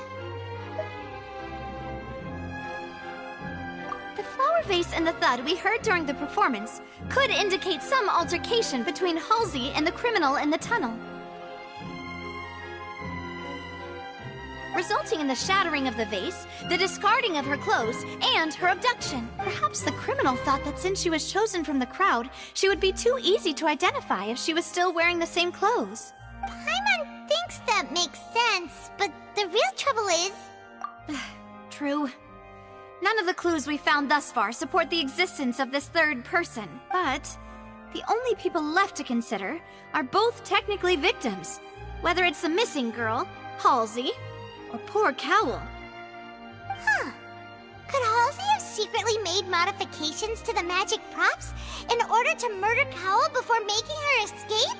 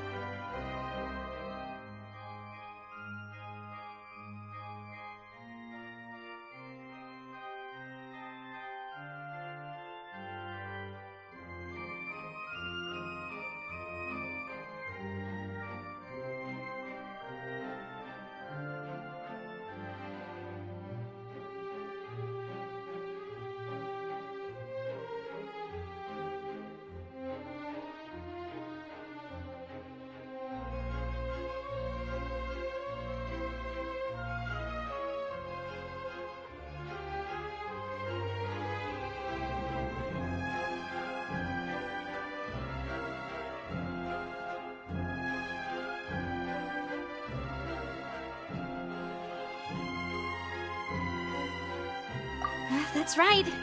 And even if she had tampered with the setup, she would need to understand the entire trick to pull it off. Nor does she have any motive. The guard said that she has never had any dealings with the Magic Troop's members. Were we not thorough enough in our search? From the sound of things, this is turning into an impossible case. Your macarons are amazing, though, Navia. They smell great! They're nice and crisp and super sweet! They are my specialty, after all. And I see you've already had 5 of them. What? 5? Oh, that can't be right. Paimon only counted 3, honest! Please don't worry about it. At my age, a few less sweets might actually be a good thing. No! Being greedy is one thing, but Paimon knows how to count. Besides, Paimon knows that if she ate too many, then others wouldn't have enough. Wait, even you don't believe Paimon? How could you? If Paimon ate those 2 extra macarons, then may they turn into stone in her stomach! All right, we get it. Well, I suppose one of us might have gotten too engrossed in our chat and eaten them by mistake. No big deal. Malus, set up the stove again, if you would. Huh? What are you doing? Making sure everyone gets 3 macarons, of course. Exactly. We don't want to trouble you. As you wish, demoiselle. And I have the egg, sugar, and almonds. Well, this really is your hobby, huh?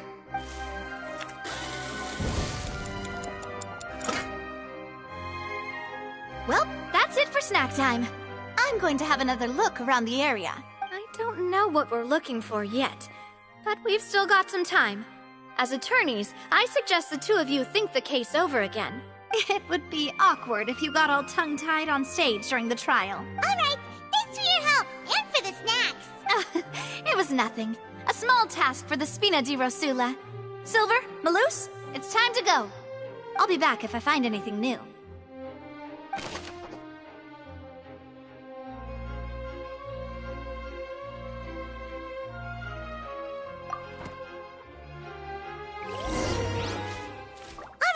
It's time to put our heads together. We've got to get our defense ready for the trial. Oh, it's probably gonna be a long and difficult case. There's no point in worrying about that now. We just need to prepare. Here, take Paimon's notes. They should help you review the situation.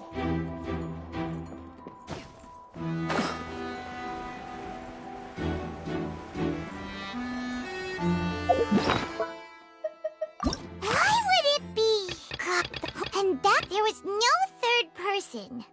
And Paimon didn't eat more than 3 macarons either. That's...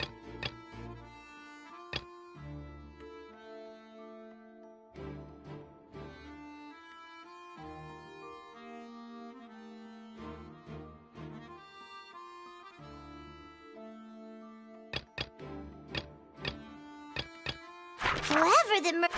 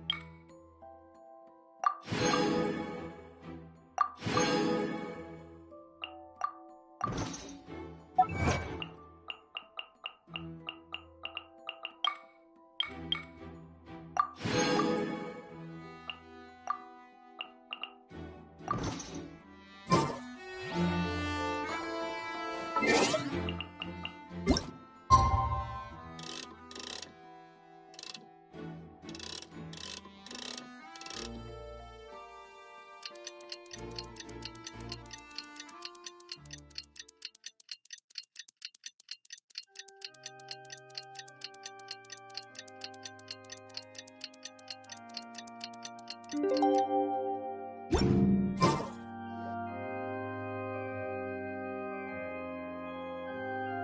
do we do?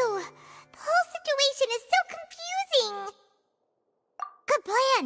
Impossible things don't just happen. We'll get to the truth one way or another. Just relax. Even if everyone else suspects Lenny and Lynette, at least we will be supporting them from the stands. Besides, I doubt Farina understands any more about what happened than we do. Thanks, Navia. Well, we'll be going then. Best of luck to you.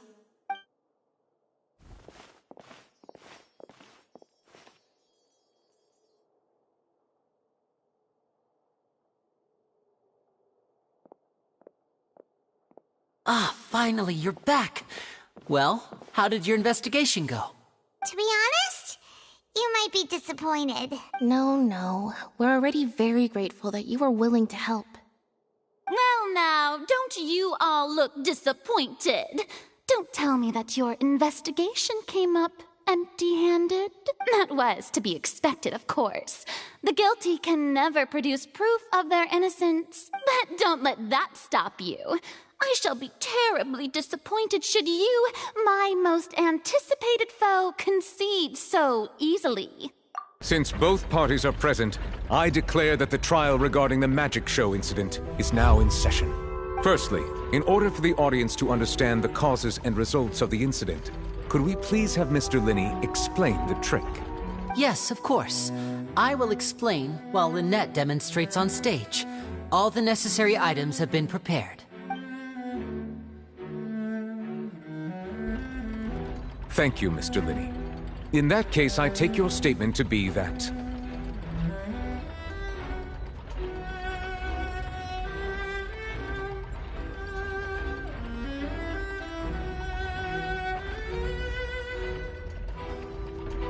you ran to and remained hidden within the magic box in the audience stands once the trick began, and thus could not have committed the crime. Is this correct? Yes, that's correct, Your Honor. In that case, I call upon the prosecution. Lady Farina, do you wish to refute his statement in any way? Why, of course I do. Allow me to take the first shot and break this case wide open. Mr. Linney is clearly lying. There is no way you could have been in the box the whole time if you were to abduct Halsey and murder Cowell. In fact, I'd say you were hardly in that tunnel at all. That is simply your hypothesis based on the presumption that I'm guilty. Oh, is that so? And if I may ask, what did you hear while you were inside your box? The roaring countdown of the crowd, of course. That's how I kept track of the time and built anticipation for the finale. And you didn't hear anything else at all? Nothing that might leave an impression of any kind? No, nothing. I see. But when the count reached 30 seconds or so, there was a thud. One so loud that I believe practically everyone heard it. Huh? Hey, hang on. Something's not right here. Yeah, I'm sure he could have heard a noise that loud from inside the box. I was right by the box, and I definitely heard the thud. Look at those scales. Could those mean... Well then, ladies and gentlemen, allow me to use the words of the magician himself. You never know what can happen in the blink of an eye. Indeed, it seems his alibi can also collapse in the blink of an eye. Of course, I have armed myself to do far more than smash your alibi. Confidence cannot go unfounded, and my foundations are rock solid. Tell me, aren't you and Lynette actually from the House of the Hearth? The House of the Hearth?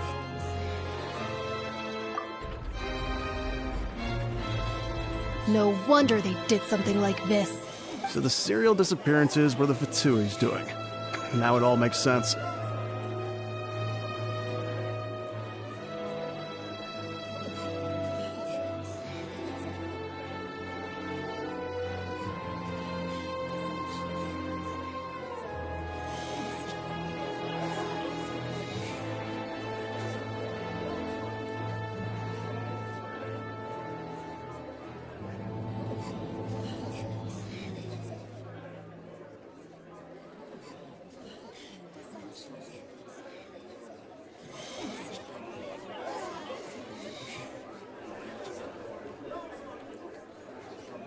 I've got a feeling that what happened on stage probably wasn't just an accident.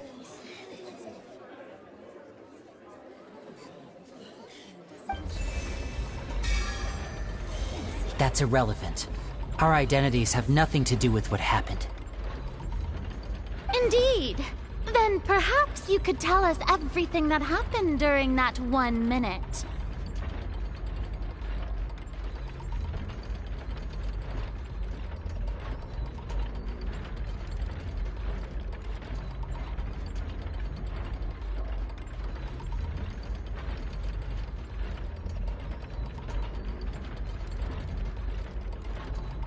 Your first priority is to prove yourself innocent after all. I'm sure there is little that needs to be kept secret now. Unless your script already has holes in it.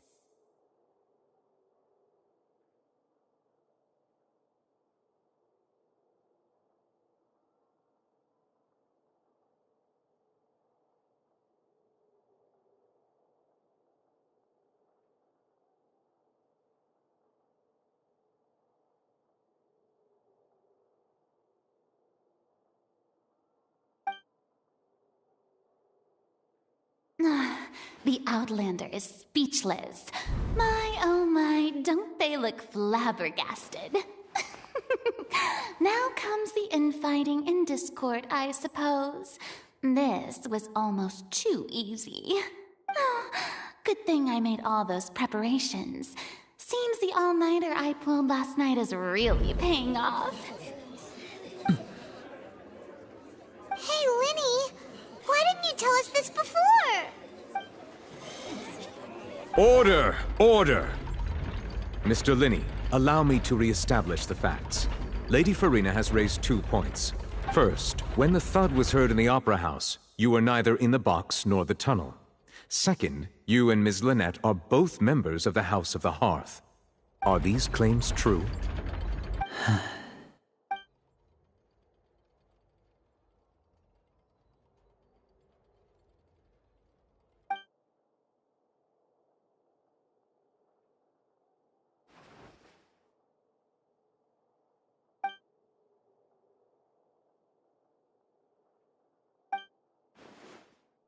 Please answer my question, Mr. Linney.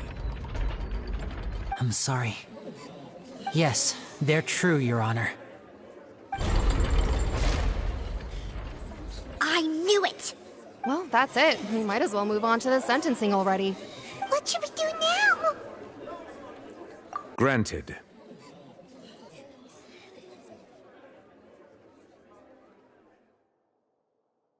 In that case, what is your request?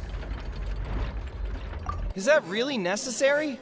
They're already as good as guilty. The defendant deceived their own attorneys. What is there left to discuss? Order! Order, I say! Your request is reasonable, and we shall adjourn. This trial will reconvene in 1 hour.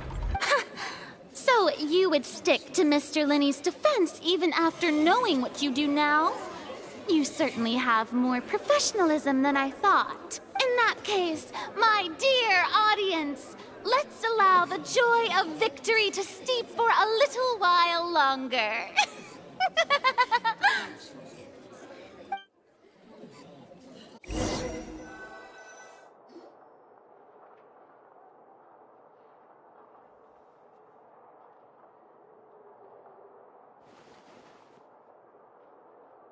Well, this is awkward. I didn't think the Hydro Archon would dig all that up. I'm sorry, Traveler and Paimon. Yeah, sorry. Paimon doesn't know where to start. We trusted you two. We based our entire reasoning on the assumption that you weren't bad guys. Not to set the wrong tone or anything, but Paimon's really mad! I'm very sorry. I know you're angry, and reasonably so, but please, let me explain. I know you've clashed with the Vatui several times before. I wouldn't be surprised if just hearing the word is enough to make you upset. But our organization is very, very large, and the Harbingers have very different personalities and goals. Right now, we want to save people. As many as we can. That's right. I'm sure we're on the same page when it comes to this nation and the disaster that its people might face. I knew if it weren't for our respective identities, we could become good friends. That's why I didn't wish to flat out lie to you, but chose to hide some details instead. The truth is very important, but being completely transparent about everything would see us spending more effort than we need to. Right. So, you be the judge. Heck, if I were you, I fear that I'd even struggle to trust me at this point. You met a Fatus who works as a magician, a trickster by trade. All by coincidence, too. But still, I'm asking you to trust me. I am no criminal. At least, not in this case. Sorry. Please forgive us. Well, you both say that, but... Right, let's hear your answer first, and no lies now! Of course. I'll answer any question you ask. We've been trying to find out how the Oratrice operates. We want to know why it has consciousness. Why can it deliver sentences accurately? During our investigations, we learned that the machine's core is beneath it. From that moment on, Lynette and I have been designing this box swap trick, with the objective of getting close to the core. Is that why you needed a whole minute? That's right. In truth, the audience would take about 75 seconds to count down from 60, while I would only need 15 to get to the opposite box. So, after jumping into the tunnel, I accessed the Opera House basement via the vent, and went to investigate the room in which the core is stored. That air vent was created during the construction of the tunnel specifically to execute this step. Well, nothing. As soon as I reached that room and was about to investigate, I heard someone's voice. Which should have been impossible, of course. I was quite certain that I was the only one in the room. That voice seemed to recognize me and tried to speak to me. I chose to err on the side of caution and retreated the way I came. On the way back, I saw the broken vase and the clothes on the ground, but the countdown was almost finished, so there wasn't time to give it any thought. After that, the homicide occurred just as you saw. Well, that explains why you didn't hear the thud. Because of that prophecy I told you about, of course. We must know all we can about this nation's secrets in order to deal with that prophesized crisis. That's the only way we can save everyone. So, there you have it. The whole truth. I swear, I didn't hide anything from you this time. It was never my wish to proceed under this cloud of mistrust either. But like I said earlier, you can be the judge. If you want to leave because you don't trust the Fatui, there's nothing I can do to stop you. Well, Traveler, you decide. Paimon will follow your lead however you choose.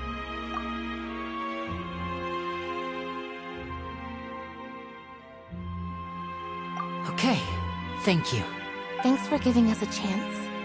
The current problem is that the scales are tipped pretty badly against you two. If we want to refute the Hydro Archon's accusations, we're gonna need a seriously watertight defense.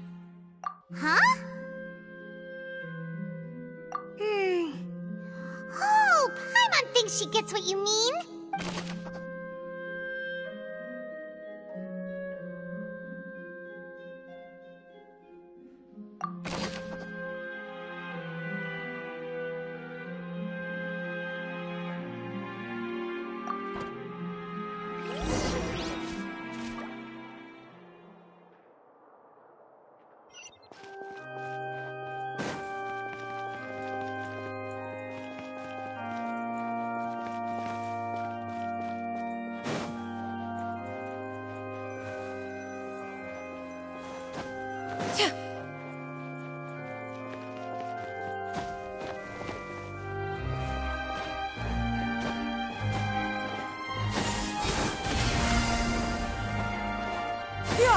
Skyward!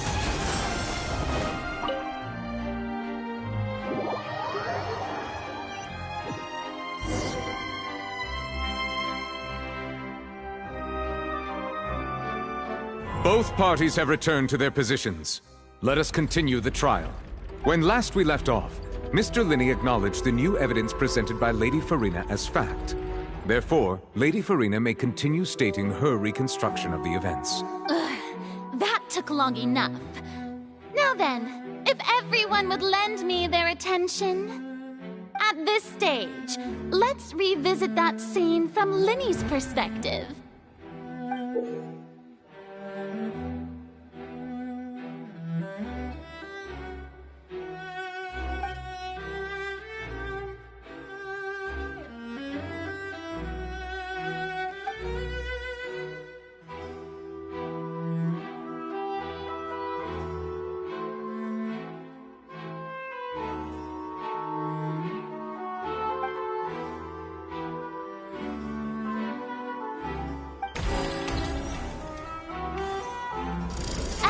Countdown began, he entered the tunnel. When the flatbed trolley passed, he opened the box and got into an altercation with Halsey, which caused the loud thud. He did not realize that this sound could be heard by everyone in the opera house, which is why he claimed earlier that he could not hear the sound. Finally, he used the vase to knock her out, before making her change clothes to prevent others from recognizing her. At this time, Cowell arrived in the tunnel, having heard that strange noise, and caught Linny red-handed. So Linny proceeded to knock him out too before stuffing him into that box. Afterward, Linny passed the unconscious Halsey to his accomplice through the magic box in the audience stands, before operating the devices such that Cowell's death would be ruled an accident.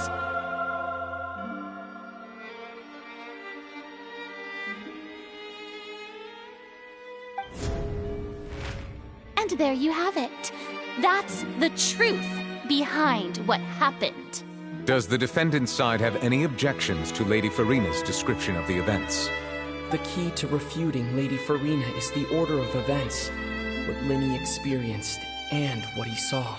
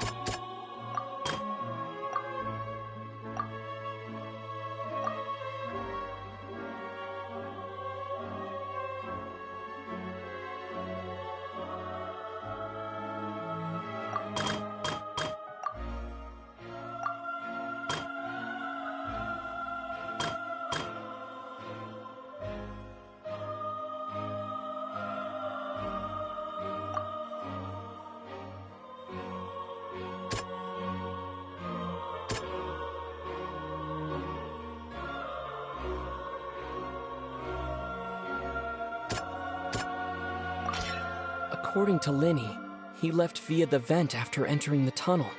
He couldn't have had that altercation with Halsey.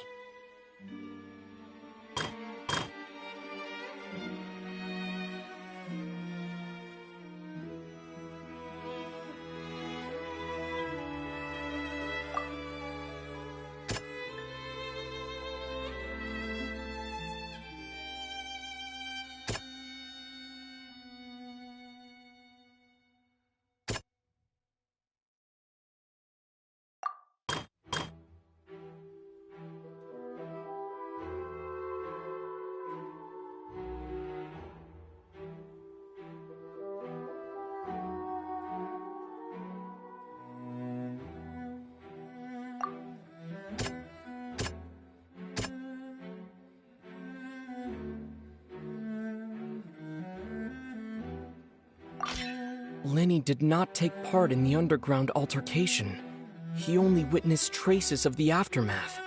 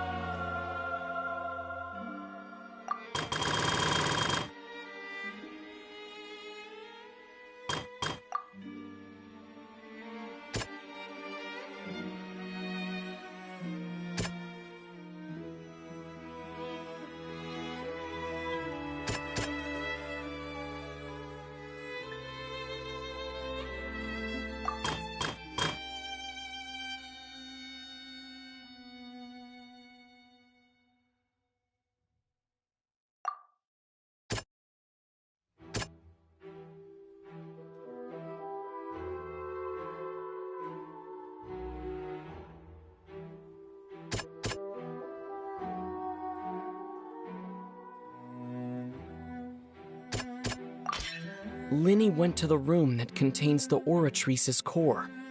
This is the actual truth. Attention! Ace Detective Paimon has something to say!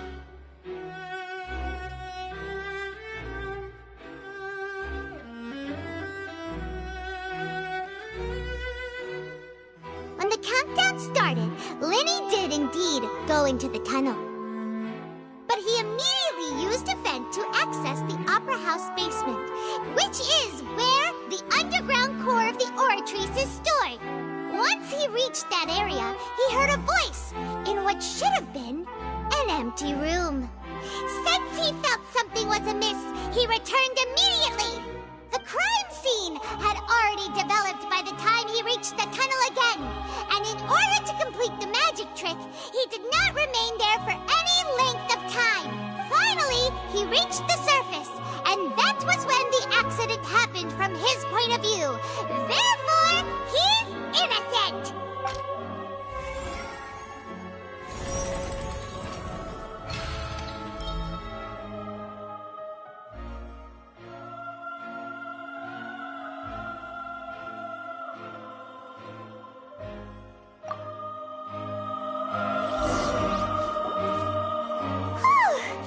Paimon did it!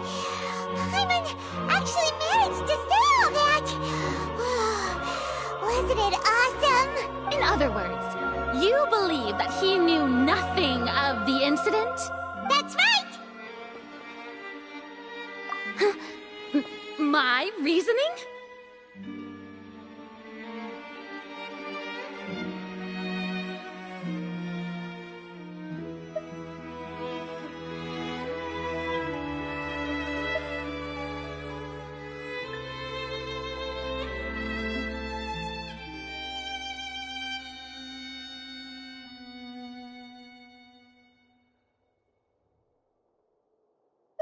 If that's the case, then if Cowell hadn't entered the tunnel, who was the entire setup meant to kill? Assuming that what you say is true, Linny only needed to kidnap the young girl to cause a new disappearance case. What would the point of killing someone on stage be? Oh, they have a point. That's right, you tell them! And that's why they're partners of mine. They've managed to turn things around. Oh, well, your denial is very strident, I'll give you that. But what proof do you have to back your claims?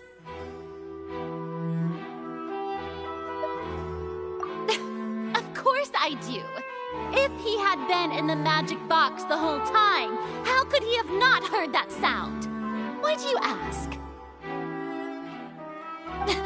You're saying that he wasn't.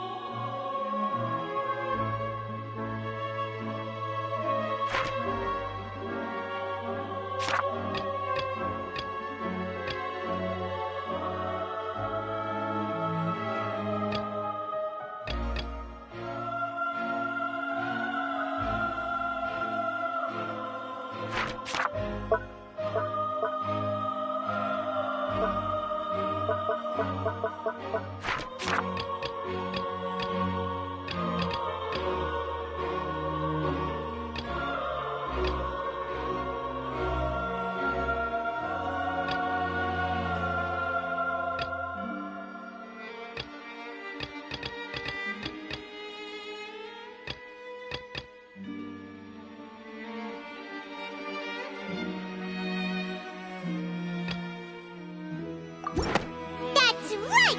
Linny wasn't in the box or in the tunnel. That's why he didn't hear anything strange during the performance. This means that when the crime happened, Linny had already entered the basement via the vent. The same clue you used to disprove his alibi has now become the best proof! How do you like that? Well played. To think you'd use such logic. Well then, if it wasn't Linny who committed the crimes, then who was it?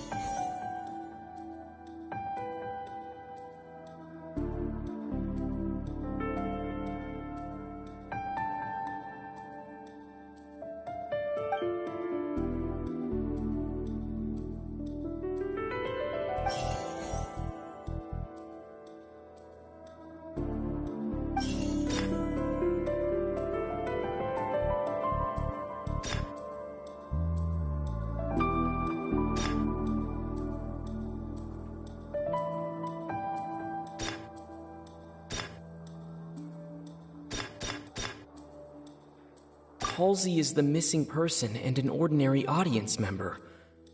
Or did she have her own scheme all along?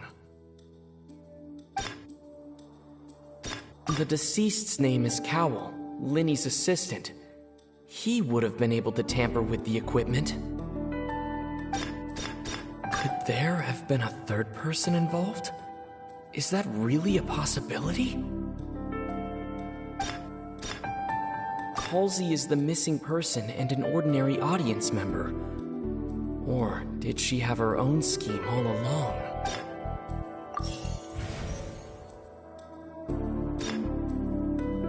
Could there have been a third person involved?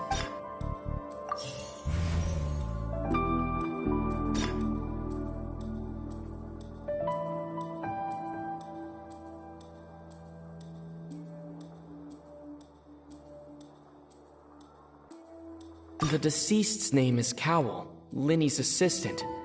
He would have been able to tamper with the equipment.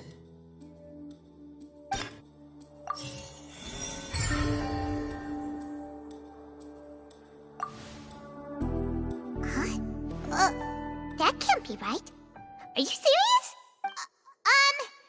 The killer was, in fact, Cowell, the deceased! Oh, is that so? How interesting! Let's hear your reasoning then. What I must do next is recreate the truth. What Cowell did, and how he went from would-be perpetrator to victim.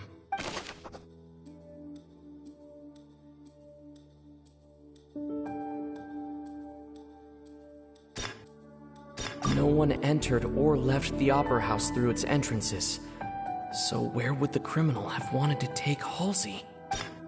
The deceased's name is Cowell, Linny's assistant. He would have been able to tamper with the equipment.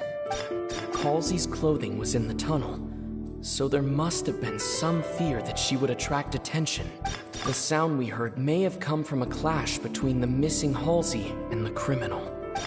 Linny was not in the tunnel at that moment, which gave our criminal ample time.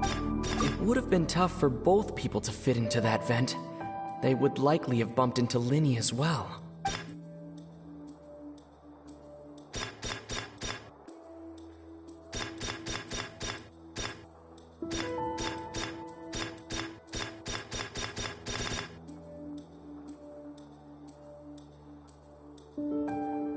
No one entered or left the Opera House through its entrances. The sound we heard may have come from a clash. Linny was not in the tunnel at that moment. It would have been tough for both people to fit into that vent. They would likely have bumped into Linny as well. Linny was not in the tunnel at that moment, which gave our The sound we heard may have come from a clash between the...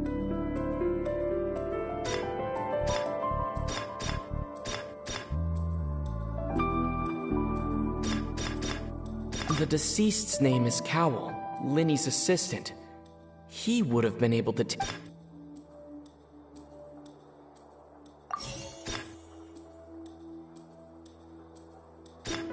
No one entered or left the Opera House through its entrance.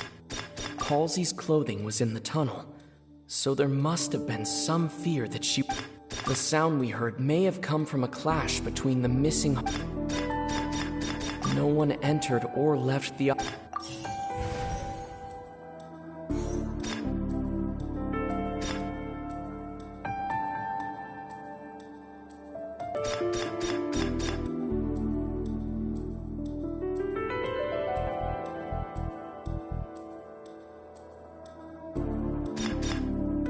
The sound we heard may have come from a clash between the missing... No one entered or left the Opera House through its entrances. So where would the criminal have wanted to take Halsey? Halsey's clothing was in the tunnel, so there must have been some fear that she would attract... The sound we heard may have come from a clash between the No one entered or left the Opera House through its entrance. Linny was not in the tunnel at that moment, which gave...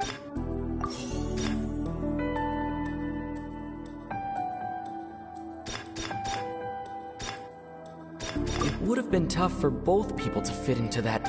The sound we heard may have come from a... No one entered or left. Halsey's clothing was in the tunnel, so there... The sound we heard may have come from a clash between... It would have been tough for both people to fit into that vent. Linny was not in the tunnel at that moment. The sound we heard may have come from a... Halsey's clothing was in the tunnel.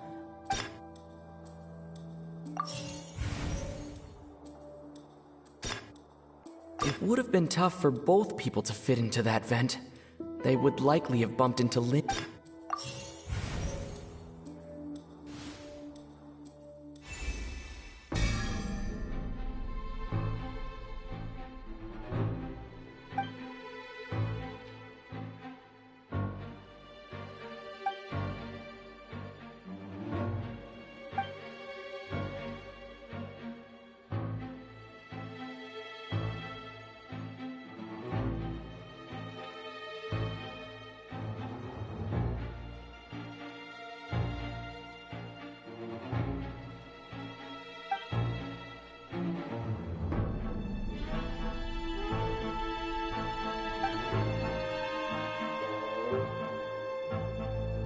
What's wrong, Traveler? Are you still having trouble figuring things out? I see how it is. So this was all just a bluff. And here I thought you had something to show for it. But it seems you're still far from the truth. Look, since we're at a dead end, why not consider a different track? Just like the trick as it transpired, the end result must have been utterly different from the magician's initial design. If only we knew how Halsey disappeared. Well, that would be nice, but the tunnel only has 3 exits, and none of them seem very likely. And it's not like this is a magic trick where you can just make a real live person disappear. You know, like you did from that water tank, Lynette. Excuse my interruption, dear opponents, but do you not see that the crowd is growing impatient? There is no greater sin in this opera house than an awkward delay in the performance.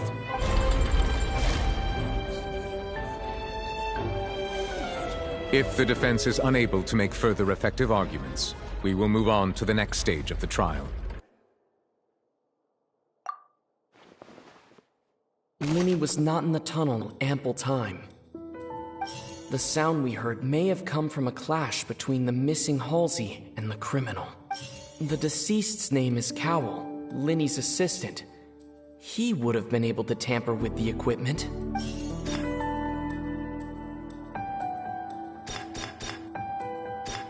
No one entered or left the opera house. Halsey's clothing was in the tunnel, so there must have... It would have been tough for both... The vase was not broken by chance. It was used to cover important evidence. The water.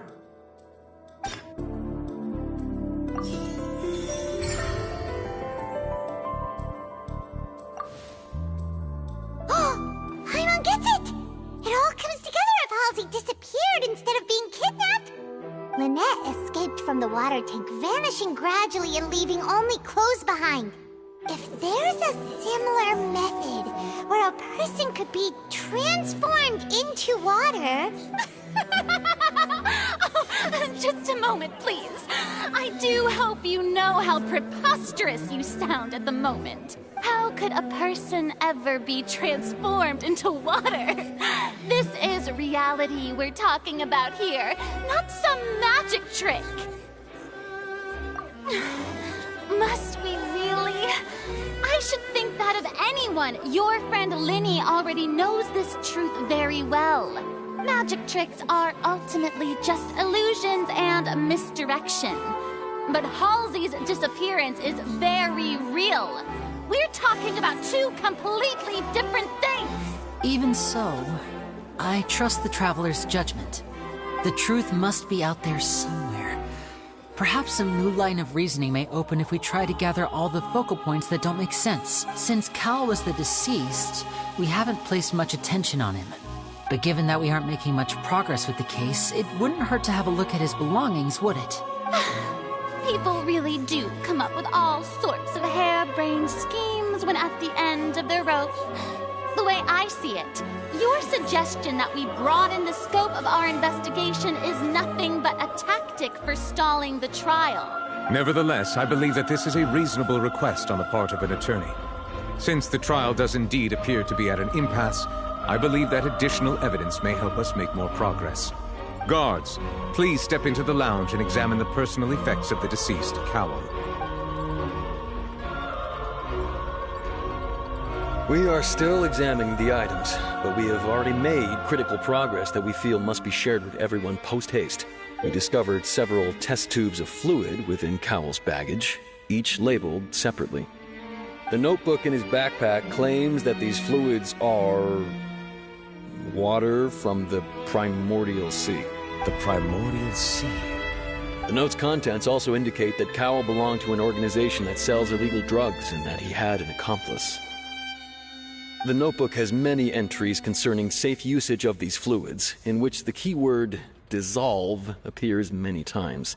One of these tubes was labeled Opera Epiclese, along with yesterday's date. It is empty. The notes also state that these dissolution properties work exclusively on people from Fontaine. It's likely that Halsey was chosen as some sort of test subject.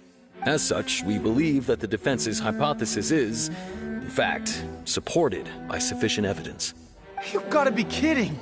People dissolving into water? Could something so ridiculous actually be true? Wait a moment. This reminds me of a certain prophecy, but it's just a coincidence, isn't it? Huh. If people can become water, does that mean that the water tank's real use was as a means to hide water stains? And if Cowell was targeting that girl...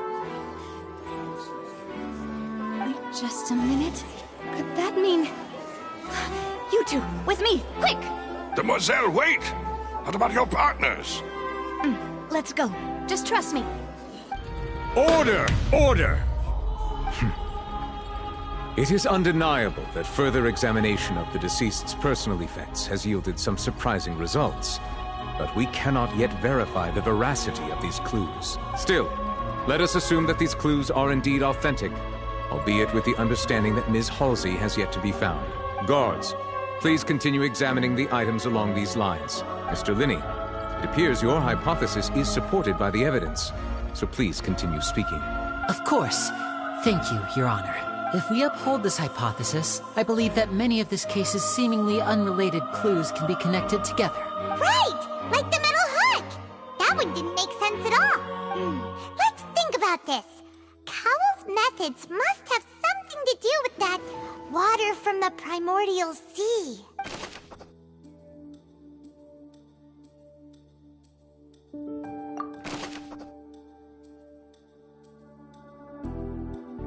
The rope that held the water tank up was lit by the fireworks and snapped. As such, the focus here is on the water and not the tank. The deceased's name is Cowell, Linny's assistant. Now it seems like the hook rope was not meant for another magic trick, but was instead some form of triggering mechanism. The water from the primordial sea should already have been prepped before Halsey entered the magic box. Lynette was in the magic box on stage the entire time. Did she have something to do with this? I remember there was something else within the inner layer of that box. The deceased's name is Cowell.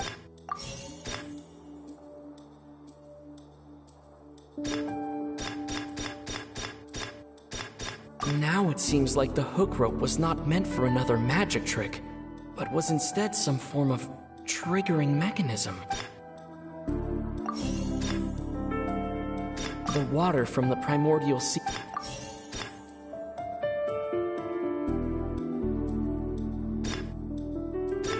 Now it seems like the hook rope was not meant for another magic trick, but was instead some form... I remember there was something else within the inner layer of that box. Lynette was in the magic box on stage the entire time. The rope that held the water tank up was lit by the fireworks and snapped. As such, the focus here is on the water and not the tank.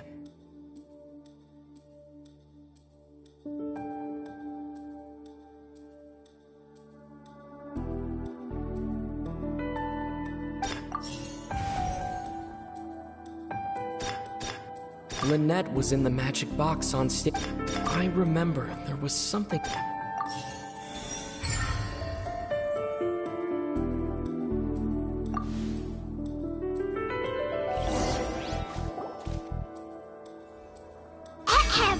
It's Ace Detective Paimon's time to shine again! In the original plan, Cowl would tamper with the water tank rope and the number selector securing his target. When the magic box containing Halsey was lowered, the metal hook would retract gradually and pierce the balloon at the top of the box.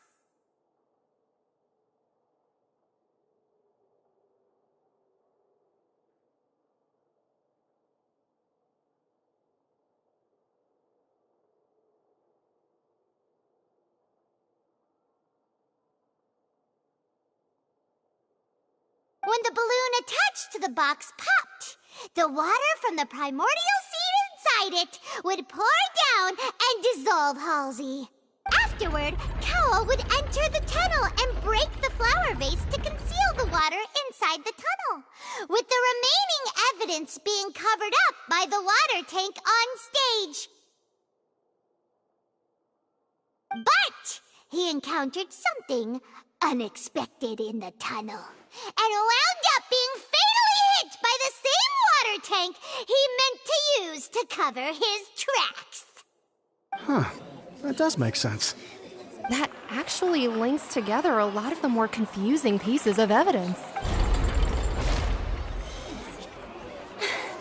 Oh dear, what do I do? Even I think they sound convincing now. Have I falsely accused an innocent person? What a humiliation.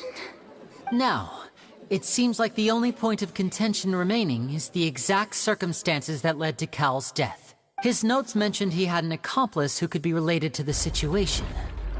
On that note, the guards have just contacted me indicating that they uncovered new evidence. I shall now invite him on stage to share it with us. Thank you, Your Honor. We were just inspecting the luggage of the other people involved in this case, and we found an identical sample of the water from the primordial sea among Linny's personal effects. What? That can't be. Oh, I see. Well, how wonderfully comedic to have your own counterattack only to come back and wound you. Does this not clear all doubt? My dear citizens, my loyal audience, allow me to present my reasoning and bring this performance to a swift close.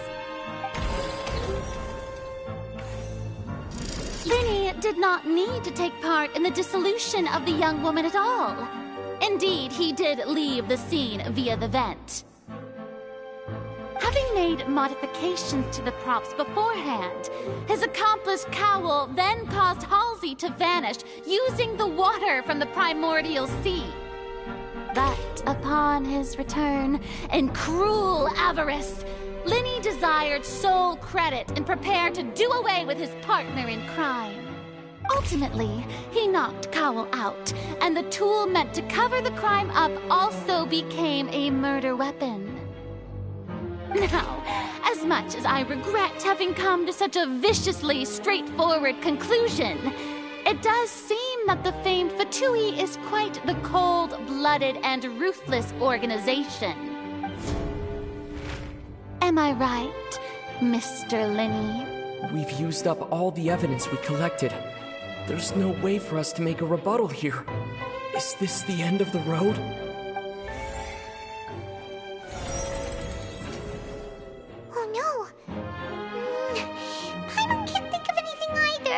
It doesn't look like there's any way around this.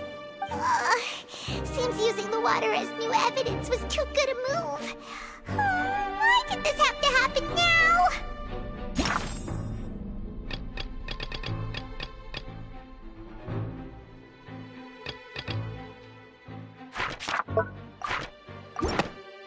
I think we've all seen enough now, and we have ample witnesses to my flawless reasoning. I believe this is indeed the finale! Now then, my good, noble Chief Justice, should we not, in your view, move... Excuse me, everyone, but I must interject! Miss, I must ask you not to shout, and to respect the ongoing legal proceedings. Oh, come on. Don't be hasty. I have a good reason for interrupting, you know. Now, would anyone here like to take a little break from all this debate and see a little magic? I'll show you an amazing trick. One that can bring a young woman who has disappeared back in the flesh, right before your very eyes.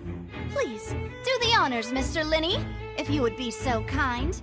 What in the world is she saying?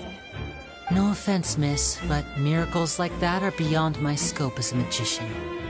Come on now, don't be silly. Magic is all about misdirection, isn't it? It often conceals the truth while presenting a fascinating illusion. But once everyone believes the illusion, can't magic reveal the truth to them once again? And wouldn't such a trick be the most marvelous finale to today's performance? Come on, Lenny and Lynette, give it another go. Don't worry, Spina di Rosula has made the necessary arrangements on your behalf. But, as the magic makers and stars of the show, I think I should leave the final performance to you. I understand.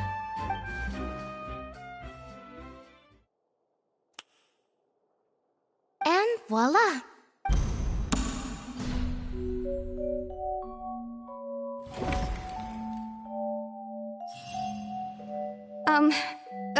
Sorry for the interruption.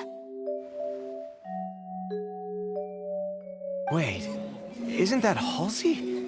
So the whole thing about people dissolving wasn't true after all? To be clear, I'm only here because this person told me that if I testified, the merit of doing so would lessen my sentence. I was hiding outside this room listening to the proceedings because I was afraid that I would be the one put on trial. I was just feeling happy that no one had noticed me, and then before I knew it, she caught me. That'll teach you to underestimate us three. Where should I begin? I'm sorry. I'm the one who killed Cowl. I admit it. What? Why? Firstly, my name isn't Halsey. It's Lillian, and I'm originally from Mondstadt.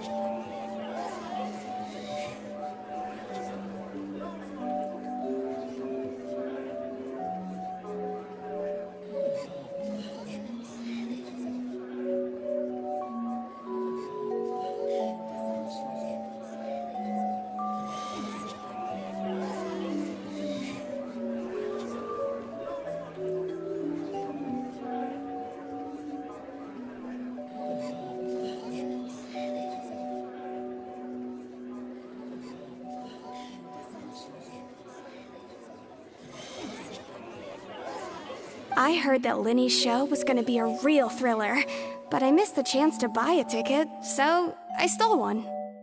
That's how I make a living. I steal stuff here and there. And I'd never been caught before. But I was noticed at the harbor a few days ago, and I barely got away. Linny was the one who caught me in the act. Hey, no wonder you look familiar. So you were the thief! Liddy even mentioned that you were pretty skilled. Well, and I thought that would have been the end of it, but then the number selector chose me. He even mentioned the Fortress of Meripede. That's a prison, isn't it? So you can imagine how shocked I was. I thought he was on to me for sure. So I played along with the show while looking for an opening to flee, but then I got water poured on me for no reason, and then someone jumped into the tunnel to nab me. I wasn't going to take that lying down, so I knocked him out and stuffed him into the box. There was nowhere to run from there, though, so I had to change my clothes and hide in a box containing performance costumes. I slipped out after the first guard arrived at the scene and continued hiding inside the opera house. Can a person even hide in there?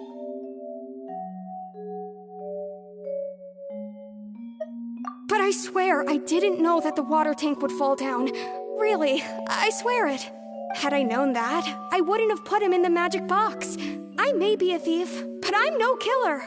Well, that makes everything pretty clear now, doesn't it? This time, we need to tell the entire story from Lily-Ann's perspective.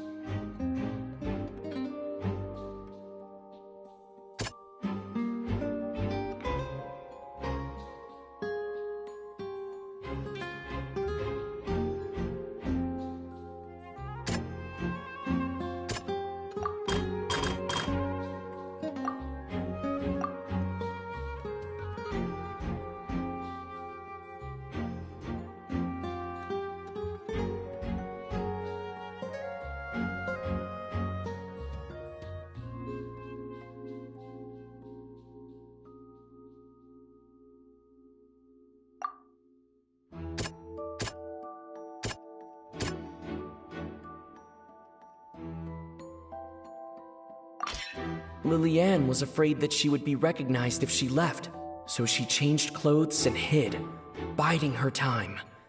Just what one might expect of an experienced thief.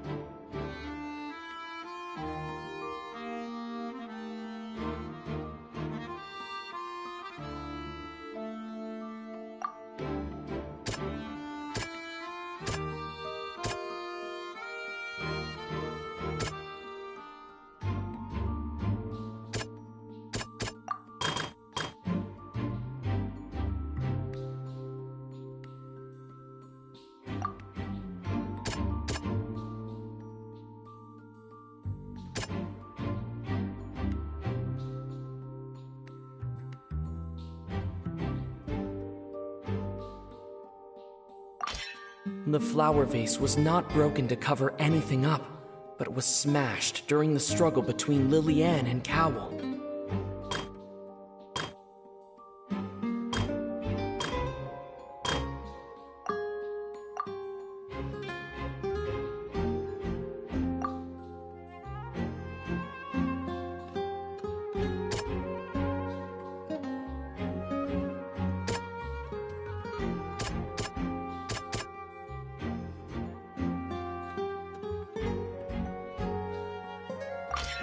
The strange sound wasn't from a fight. It was Lily-Ann's attempt to break out when she was frightened. And it's Ace Detective Paimon time! Having been selected out of the blue, Lily-Ann panicked. Her panic only intensified after she entered the tunnel and had water poured on her head. So she kicked the door open, producing the thud we all heard. Hearing the commotion, Cowl leapt into the tunnel, only to discover that Lily-Ann had not dissolved. He did not know that Lily-Ann was not from Fontaine, but was a thief who made her way in by stealing a ticket. Mistakenly believing that the water from the primordial sea needed time to take effect, he tried to force Lily-Ann back into the box. The two broke the flower vase during the struggle, but Lily-Ann came out on top, knocking Cowl out and putting him in the box. With no way of escaping, she changed her clothes and hid in the costume trunk until the performance ended.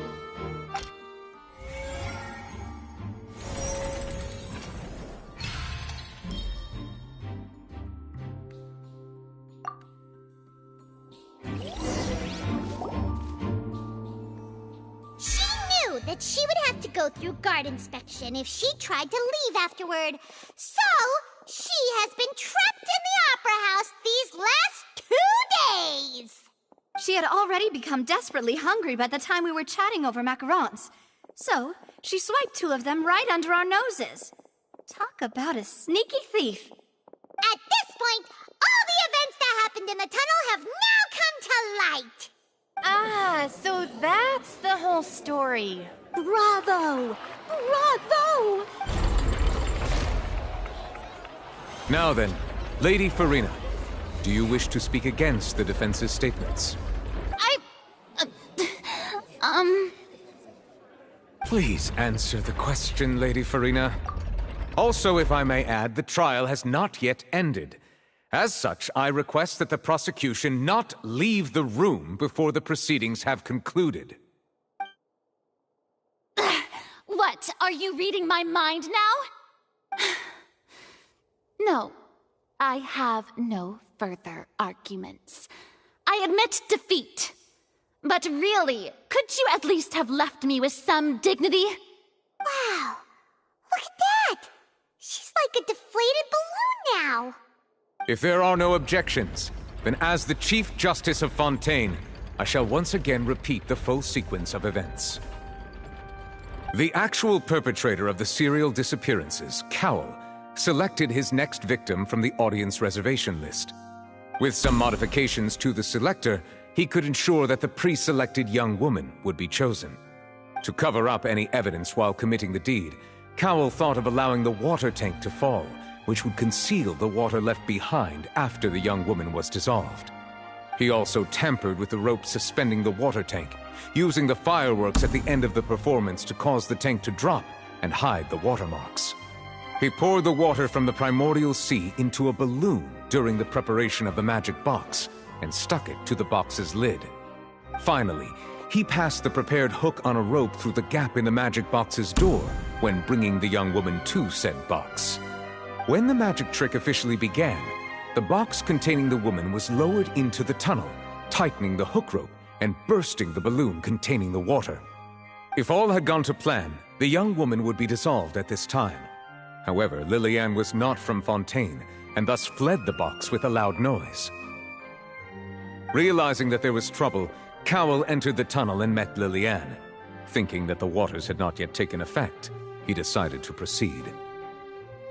However, his opponent was more capable than he thought, and he was overcome, knocked unconscious, and placed into the magic box, and thus became his own final victim. Lily-Ann, according to her own statements, then changed clothes and hid until the performance ended, before hiding in other parts of the opera house. As for Linny, he was in the underground structures within the opera house, and was thus ignorant of these happenings. From this reconstruction of events, we can conclude that Linny, the accused, is in fact innocent. While there is much in Linny and Lily-Ann's conduct that should still be investigated separately, this case, at least, can be handed over to the Oratrice to make the final decision.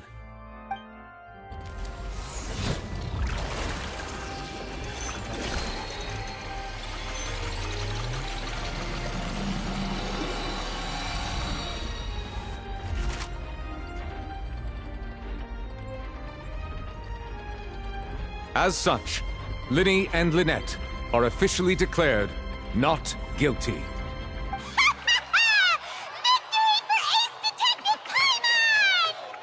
Great work, partners. Thank you all. Thank you so much. Next, I think we deserve an explanation, Guard Vaughn. How did you find the water from the primordial sea in Linny's baggage? Right! Your discovery caused me to make a serious mistake, you know. Or was that not a discovery, but false evidence that you dare to bring before this court? I suspect that the accomplice mentioned in Cowell's notes was not Linny, but you, yes?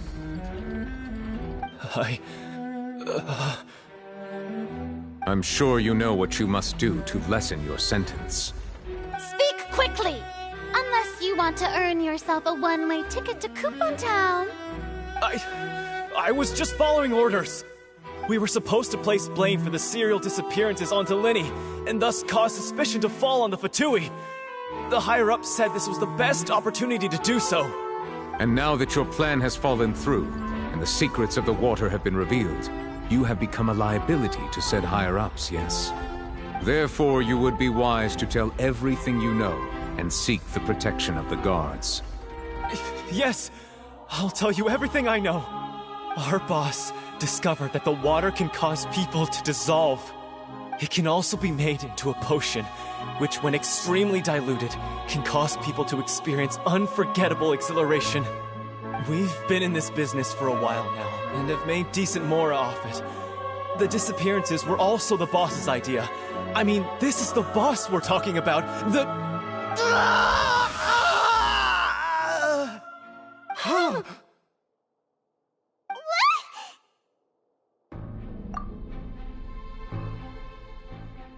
And now he can no longer talk. Such ruthlessness.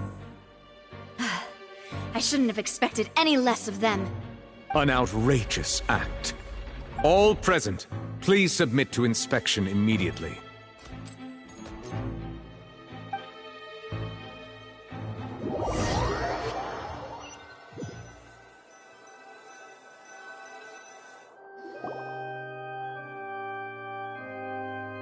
So, we're just going back now? That's true, but... Traveler, Paimon! Please wait. Linny... I know you may not want to speak to me right now. Maybe you don't even want to look at me. But still, let me thank you again for defending me to the end, even after you learned that I'm a member of the Fatui.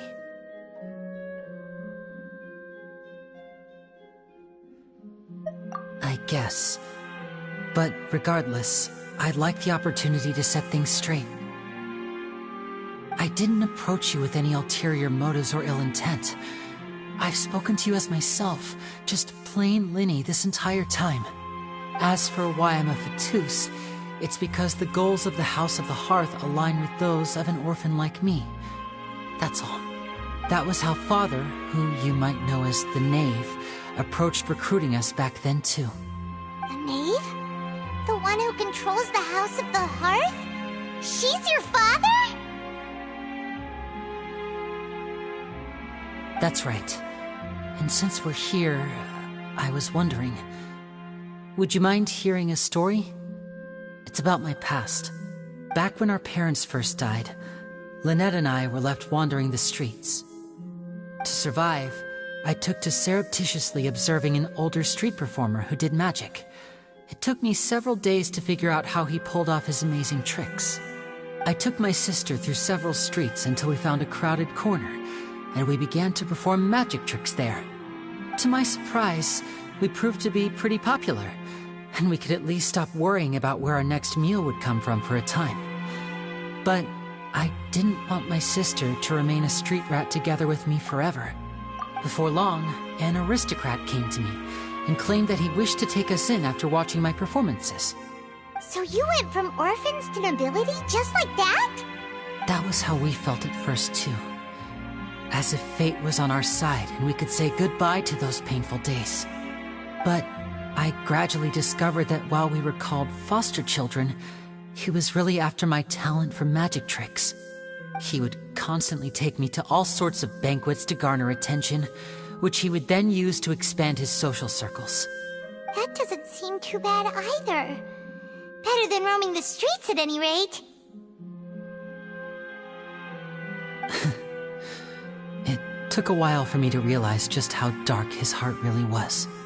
After one particular performance at a banquet, I discovered that Lynette was not on the same return vehicle as me. I waited a long time after we returned home, but she did not come back. I went to that noble's bedroom and asked him about her whereabouts. The answer he gave me was, she caught the eye of the most eminent person at the banquet, so I sent her over as a gift. I mean, you'll be able to perform your magic regardless of who your assistant is, yes? Oh no. So he was gonna... But wouldn't Fontaine's laws deal with such people? As far as outsiders are concerned, this is a relationship akin to adoption or foster care, and they have their ways of escaping the eye of the law. I managed to ferret out the location of the mansion of that so-called eminent person and hurried through the night. But by the time I leaped over the walls, avoided the guards, and made my way in, all I saw was the moonlit ground covered in blood, and the knave standing there in the darkness. So, she'd already taken care of that guy. That's right.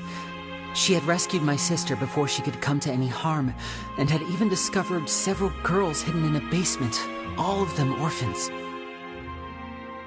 Father, the knave, might have seen something in me, and so she made me an offer.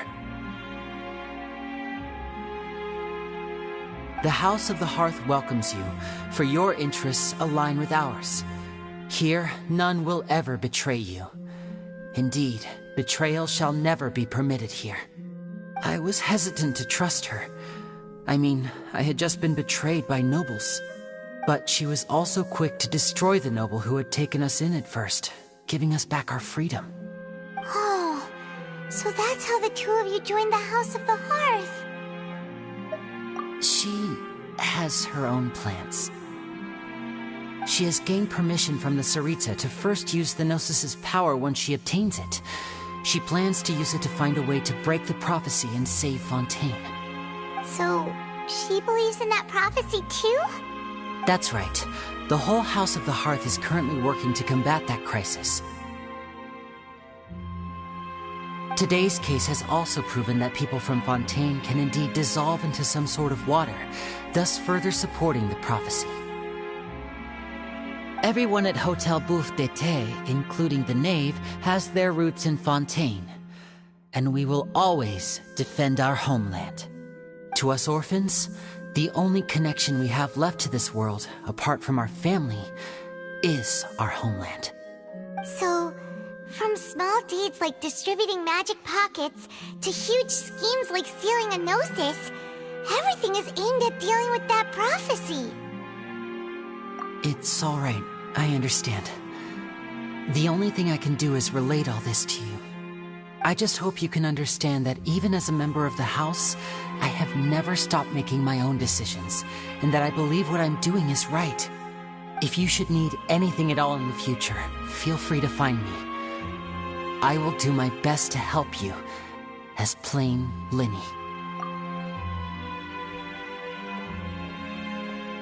Bye, Linny!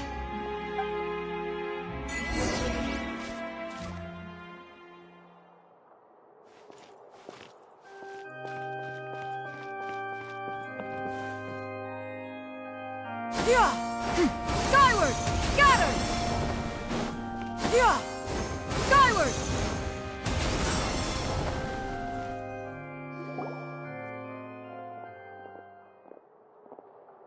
Hey there! What was with the disappearing act you pulled right as the trial ended? Were you looking for us, Navia? Well, this whole thing isn't exactly over, is it? I do feel that we're getting closer to solving the serial disappearances case, though. Don't you think so, too? Huh? What's wrong, my dear partner?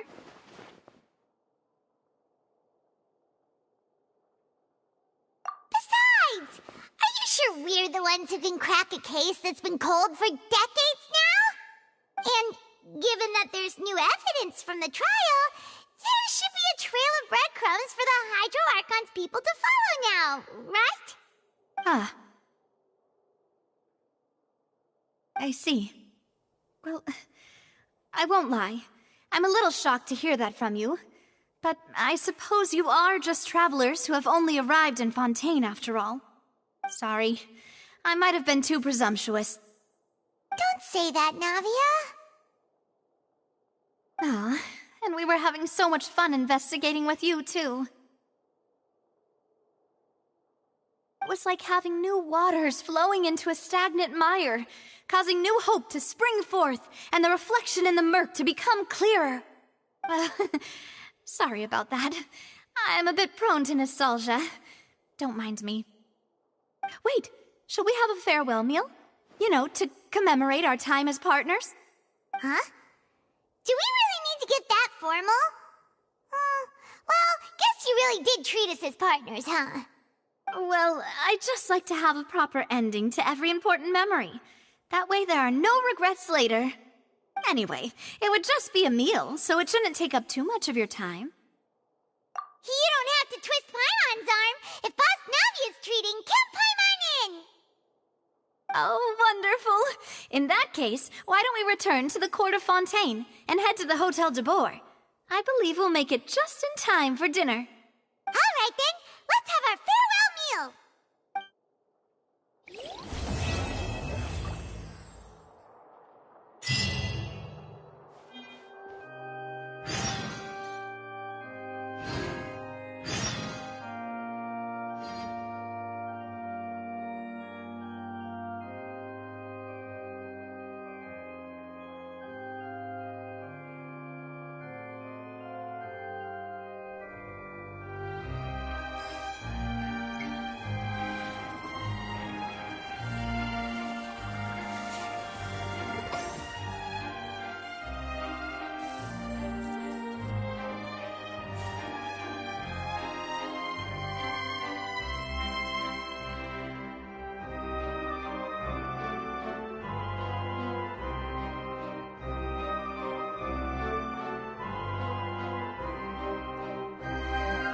The secrets of the mechanical arts are too profound to convey in a few simple words. Oh, but why must the listener grow weary whenever I begin to divulge them?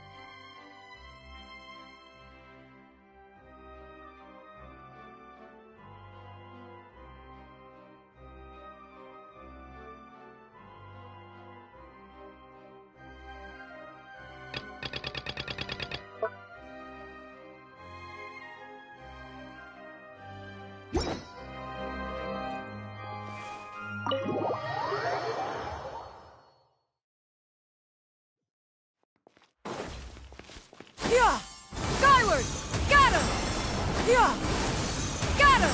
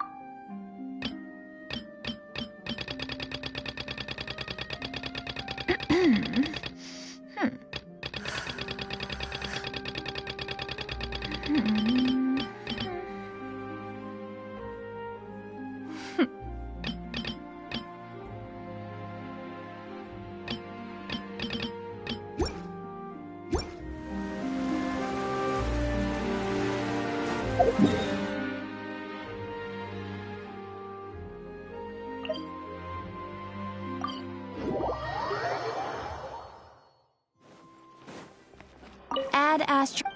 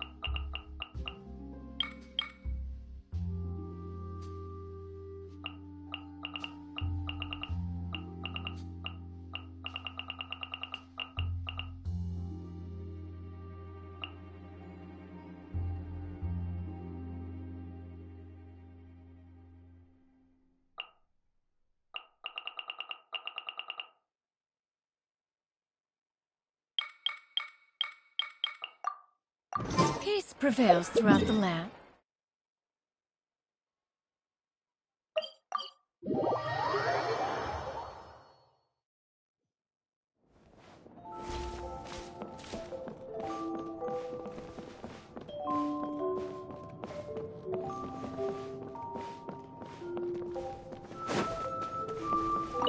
The scoundrels who slink around in here are fools, all of them.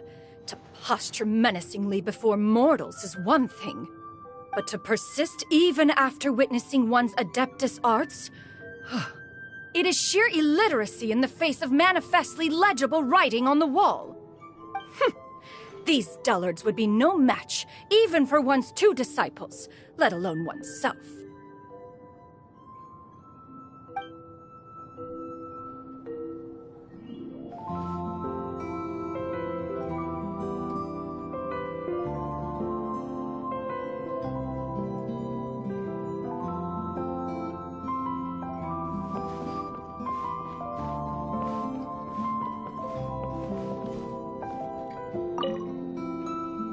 Sometimes a throwaway comment in a conversation outside of the battle can be the decisive factor in who wins and who loses. So even in the downtime between battles, I intend to stay alert and ready. Leave the intelligence gathering to me. You should rest.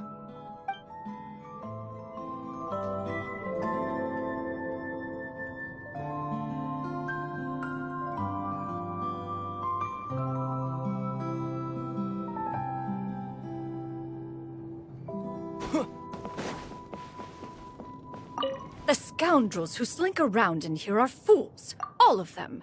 To posture menacingly before mortals is one thing. But to persist even after witnessing one's Adeptus arts? It is sheer illiteracy in the face of manifestly legible writing on the wall. These dullards would be no match, even for one's two disciples, let alone oneself.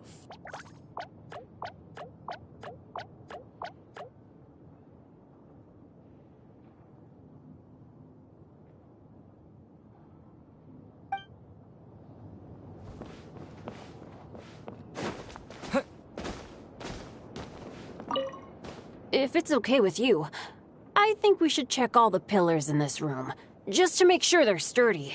If I spend too long in one place, sooner or later, accidents happen. It's not me I'm worried about. But if I'm gonna keep on adventuring with you, we gotta make sure everybody else is safe.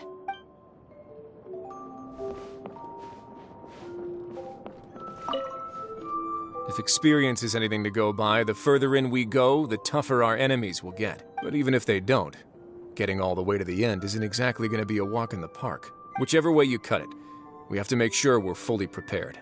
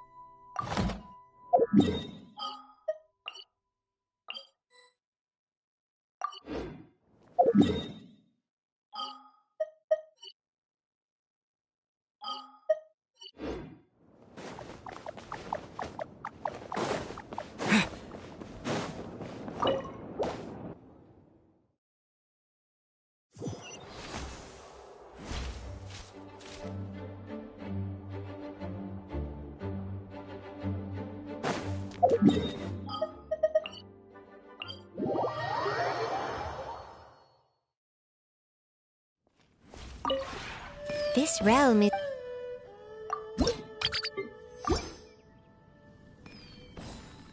If you ever...